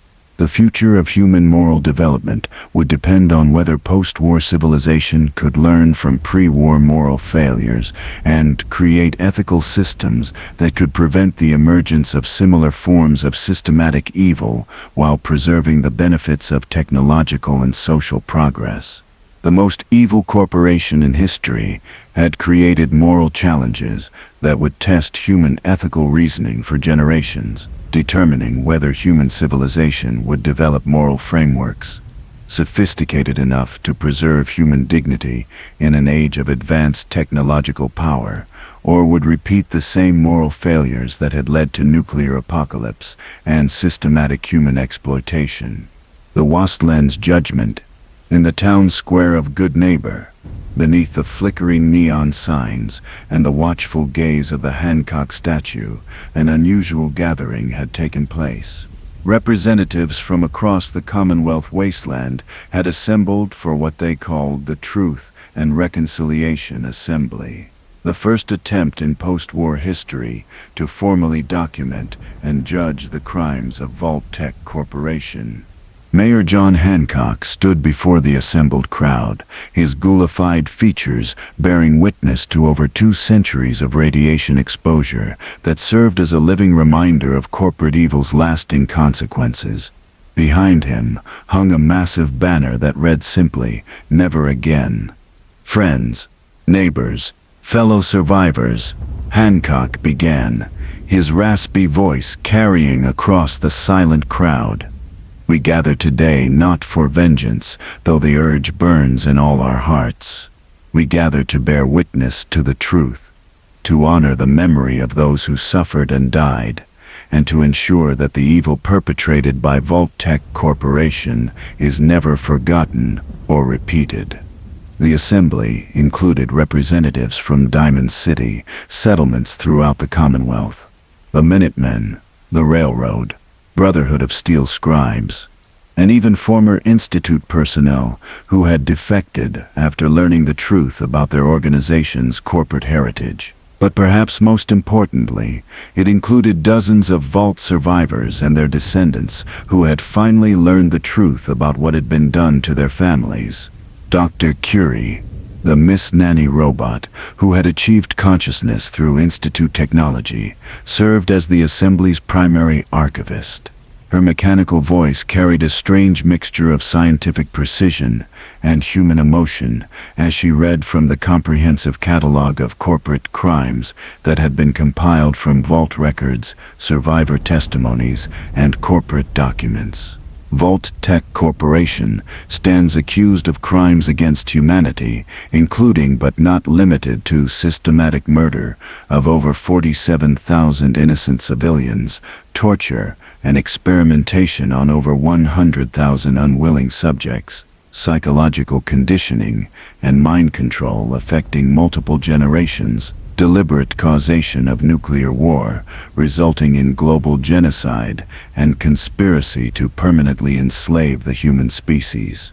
The crowd listened in stunned silence as Dr. Curie continued reading the charges, each accusation supported by documented evidence that had been painstakingly gathered from corporate facilities across the former United States. The scope of corporate evil was so vast that even hardened wasteland survivors found themselves shocked by the systematic nature of VAULT-TEC's crimes. Piper Wright, the investigative journalist from Diamond City, had spent months preparing a comprehensive report on corporate activities that would be distributed throughout the wasteland. Her research had uncovered evidence of corporate influence in post-war civilization that went far beyond what most communities had realized. "The worst part isn't just what they did," Piper explained to the assembly. "It's that they're still doing it. Corporate systems are still operating, still influencing how we organize our communities, still pushing us toward the same kinds of social control that led to the Vault experiments in the first place." Piper's investigation had revealed that many post-war communities had unknowingly adopted social structures, economic systems, and governmental procedures that had been developed through VAULT-TEC's human experimentation programs. The corporation's evil had been so effective that it had continued to shape human civilization long after every corporate executive had died. The settlement representatives shared their own discoveries about corporate influence in their communities. Many had found evidence of corporate technology, social conditioning programs, or organizational structures that had been implemented without their knowledge or understanding of their origins. The mayor of Diamond City admitted that their city's security protocols, resource distribution systems, and even their discriminatory policies against ghouls and synths had been influenced by corporate social engineering techniques that had been designed to create division and prevent unified resistance to authority. The Minutemen's general acknowledged that their organization's military structure, communication systems, and settlement management protocols had incorporated corporate methodology that prioritized efficiency and control over democratic participation and individual autonomy. Even the railroad's leadership admitted that some of their resistance techniques had been inadvertently modeled on corporate organizational structures that were designed to prevent effective opposition to institutional authority. The most heartbreaking testimonies came from Vault survivors and their descendants who had only recently learned the truth about their families' experiences. Many had grown up believing that VAULT-TEC had saved their ancestors from nuclear war, only to discover that the corporation had actually caused the war and used their families as experimental subjects. Nat Wright, a descendant of Vault 81 residents, spoke for many when she described the psychological impact of learning about her family's treatment. My great-grandmother always told stories about how grateful our family was to VAULT-TEC for protecting us during the war. She talked about the medical care they provided and the education programs that helped our family succeed in the post-war world. Now I know that the medical care was actually human experimentation, and the educations was psychological conditioning designed to make us compliant with corporate authority. The discovery of family histories of exploitation had created deep psychological trauma throughout many wasteland communities. Families that had celebrated their vault heritage as evidence of corporate protection now understood that their ancestors had been systematically abused, and that their family success had been built on the suffering of other vault residents. But perhaps the most disturbing testimonies came from individuals who had discovered evidence of ongoing corporate influence in their own psychology and behavior. Many Vault descendants realized that their fundamental values, decision-making processes, and social attitudes had been shaped by conditioning programs that their families had been subjected to generations earlier. The sole survivor of Vault 111, who had experienced corporate evil firsthand through the cryogenic preservation program, provided testimony about the long-term psychological effects of discovering that trusted institutions had deliberately betrayed and exploited their trust. The worst part isn't the physical suffering or even the loss of family members, they explained. The worst part is discovering that everything you believed about human institutions, social cooperation, and moral progress was deliberately constructed to make you compliant with your own exploitation. It destroys your ability to trust any institution or authority ever again.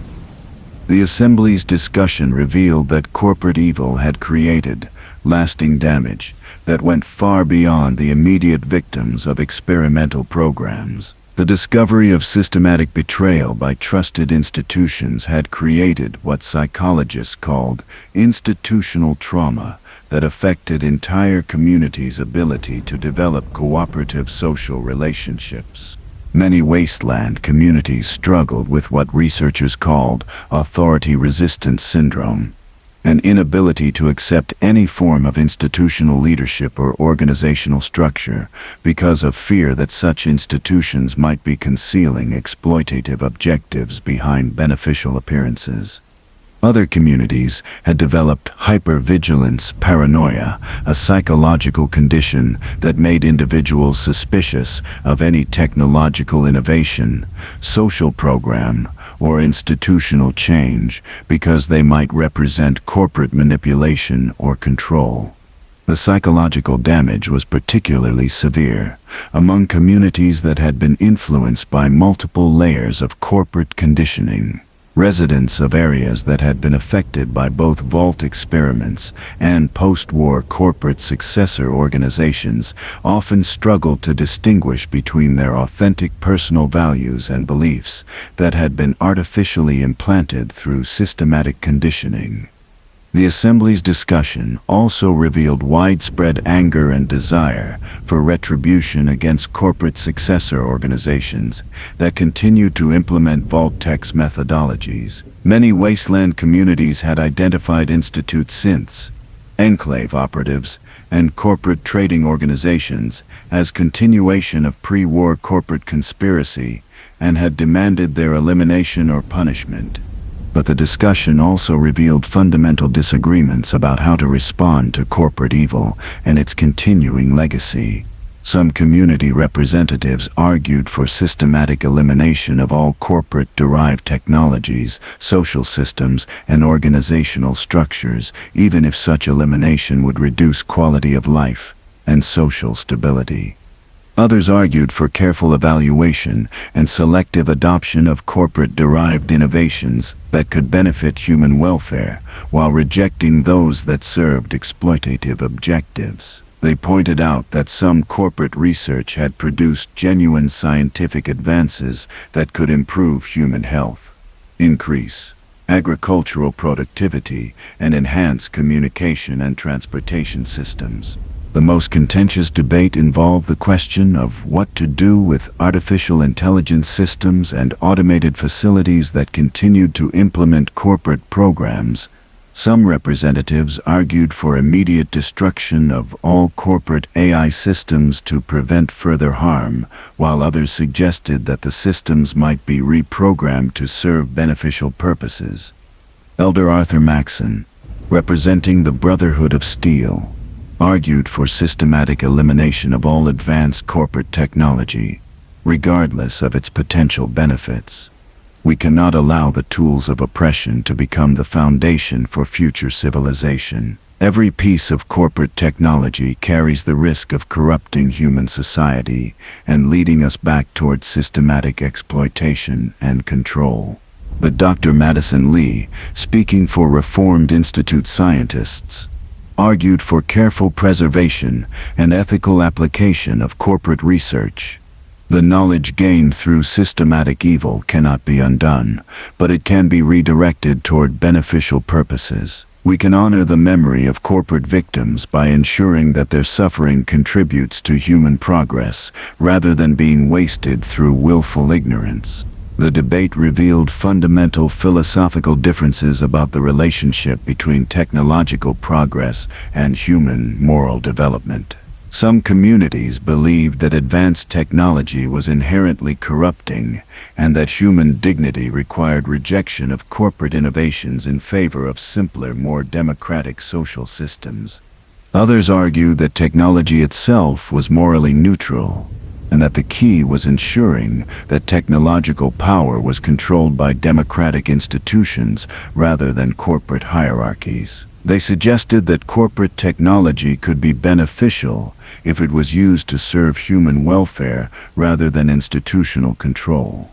The Assembly ultimately reached consensus on several key principles that would guide wasteland communities' response to corporate evil and its legacy. First, the truth about VAULT-TEC's crimes would be systematically documented and preserved for future generations. Educational programs would ensure that all children learned about corporate evil and developed the critical thinking skills necessary to recognize and resist similar manipulation in the future. Second, memorial sites would be established at former vault locations to honor the memory of corporate victims and remind future generations of the human cost of systematic institutional evil. These sites would serve as permanent warnings about the dangers of unchecked corporate power and technological control. Third, victim support programs would be established to assist individuals and communities that had been affected by corporate conditioning programs. Mental health services, educational programs, and community support networks would help people recover from institutional trauma and develop authentic personal identities free from corporate influence. Fourth, democratic oversight mechanisms would be established to prevent the emergence of new institutions that might repeat corporate patterns of exploitation and control. All technological innovations, social programs, and institutional changes would be subjected to comprehensive ethical review by community representatives. Finally, international cooperation networks would be established to share information about corporate crimes and coordinate resistance to corporate successor organizations. Communities throughout the former United States would work together to ensure that corporate evil could never again achieve the level of influence and control that had led to nuclear war and systematic human exploitation. As the Truth and Reconciliation Assembly concluded, Mayor Hancock delivered closing remarks that captured the complex emotions and difficult challenges facing post-war civilization. We cannot bring back the dead. We cannot undo the suffering that corporate evil has caused. We cannot eliminate the psychological damage that systematic betrayal has inflicted on our communities.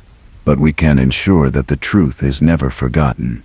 that the victims are always honored, and that future generations have the knowledge and vigilance necessary to prevent similar evil from ever emerging again. The Assembly's final declaration was simple but powerful. VAULT-TEC Corporation and all its successor organizations are hereby condemned as enemies of humanity.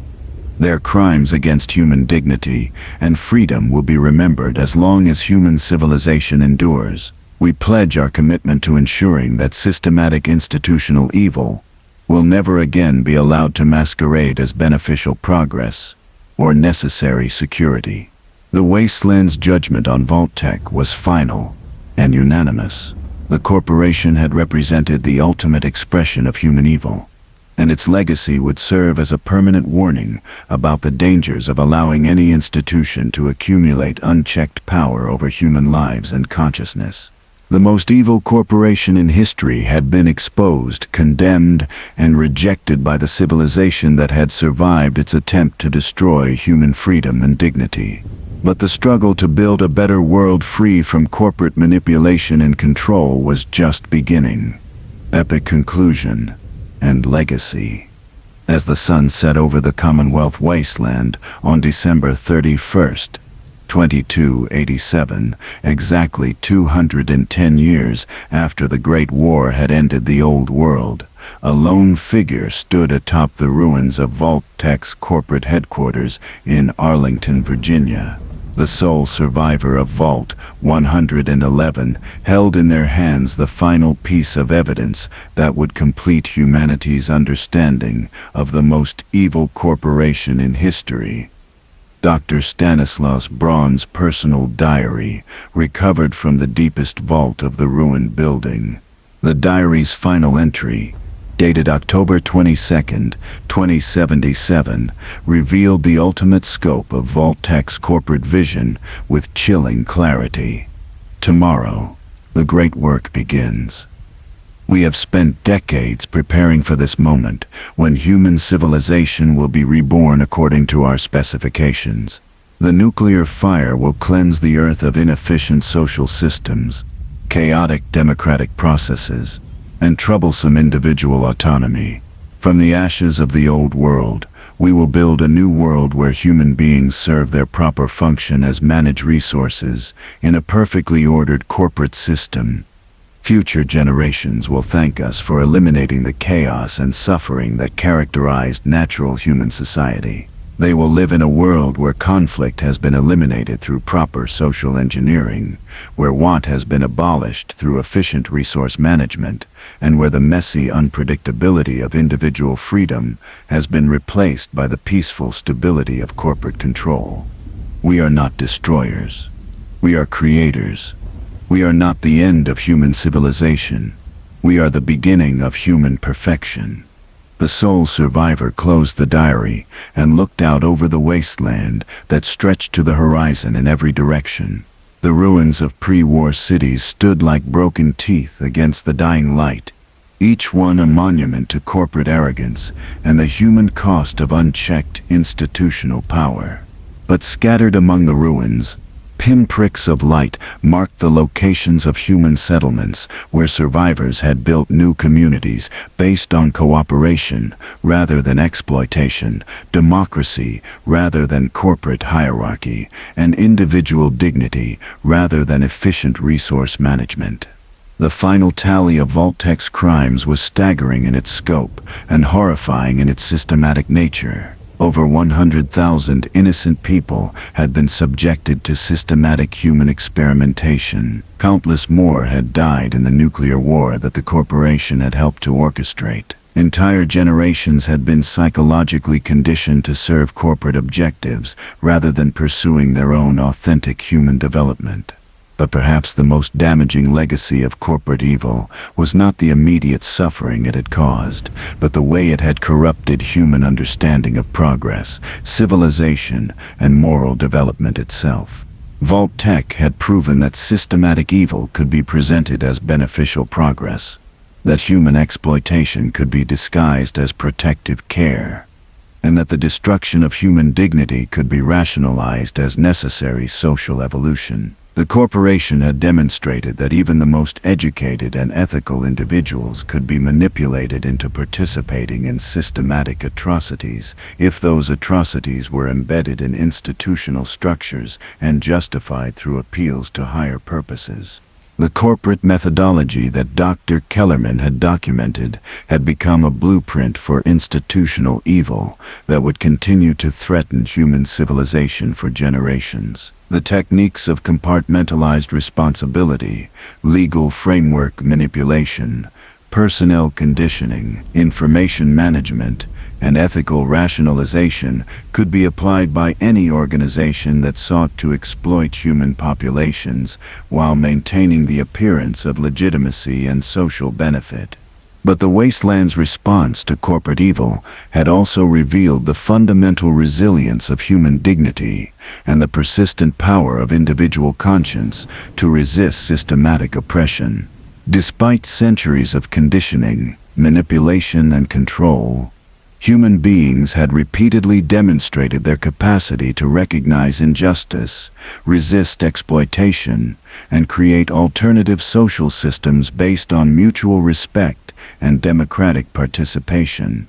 The settlements that had emerged from the ruins of the old world represented humanity's rejection of corporate values and its commitment to rebuilding civilization according to principles that honored individual autonomy while maintaining collective responsibility. Communities like Diamond City, Good Neighbor, and countless smaller settlements had proven that human cooperation did not require corporate management and that social progress did not depend on the elimination of individual freedom. The Brotherhood of Steel had evolved from a military organization focused on controlling dangerous technology into a democratic alliance dedicated to protecting human communities from institutional oppression. Their commitment to preserving knowledge while preventing its misuse represented a mature understanding of the relationship between technological power and moral responsibility. The railroad had demonstrated that even artificially created human beings could develop authentic consciousness and moral reasoning when they were treated with dignity and respect rather than as corporate resources. Their success in liberating synths from institute control had proven that human identity and autonomy were more fundamental than genetic origin or manufacturing process. The Minutemen had shown that democratic governance and community self-defense could provide security and prosperity without requiring surrender of individual rights or acceptance of hierarchical authority. Their model of voluntary cooperation and mutual aid represented an alternative to both corporate management and government control. Even the Reformed Institute scientists had contributed to humanity's recovery by acknowledging their organization's corporate heritage and working to redirect advanced technology toward beneficial purposes rather than population control and exploitation. The international response to revelations about VAULT-TEC's global conspiracy had sparked similar truth and reconciliation processes throughout the former civilized world. Communities from the ruins of London to the settlements of post-war China had begun investigating their own histories of corporate influence and working to eliminate institutional structures that perpetuated exploitative relationships. The process of confronting corporate evil had been painful and divisive, but it had also created unprecedented opportunities for human moral development and social progress. Communities that had learned the truth about systematic institutional oppression had developed more sophisticated approaches to democratic governance, ethical reasoning, and individual responsibility. Educational programs that taught critical thinking about institutional power and corporate methodology had created generations of young people who were more resistant to manipulation and more committed to preserving individual autonomy within cooperative social systems.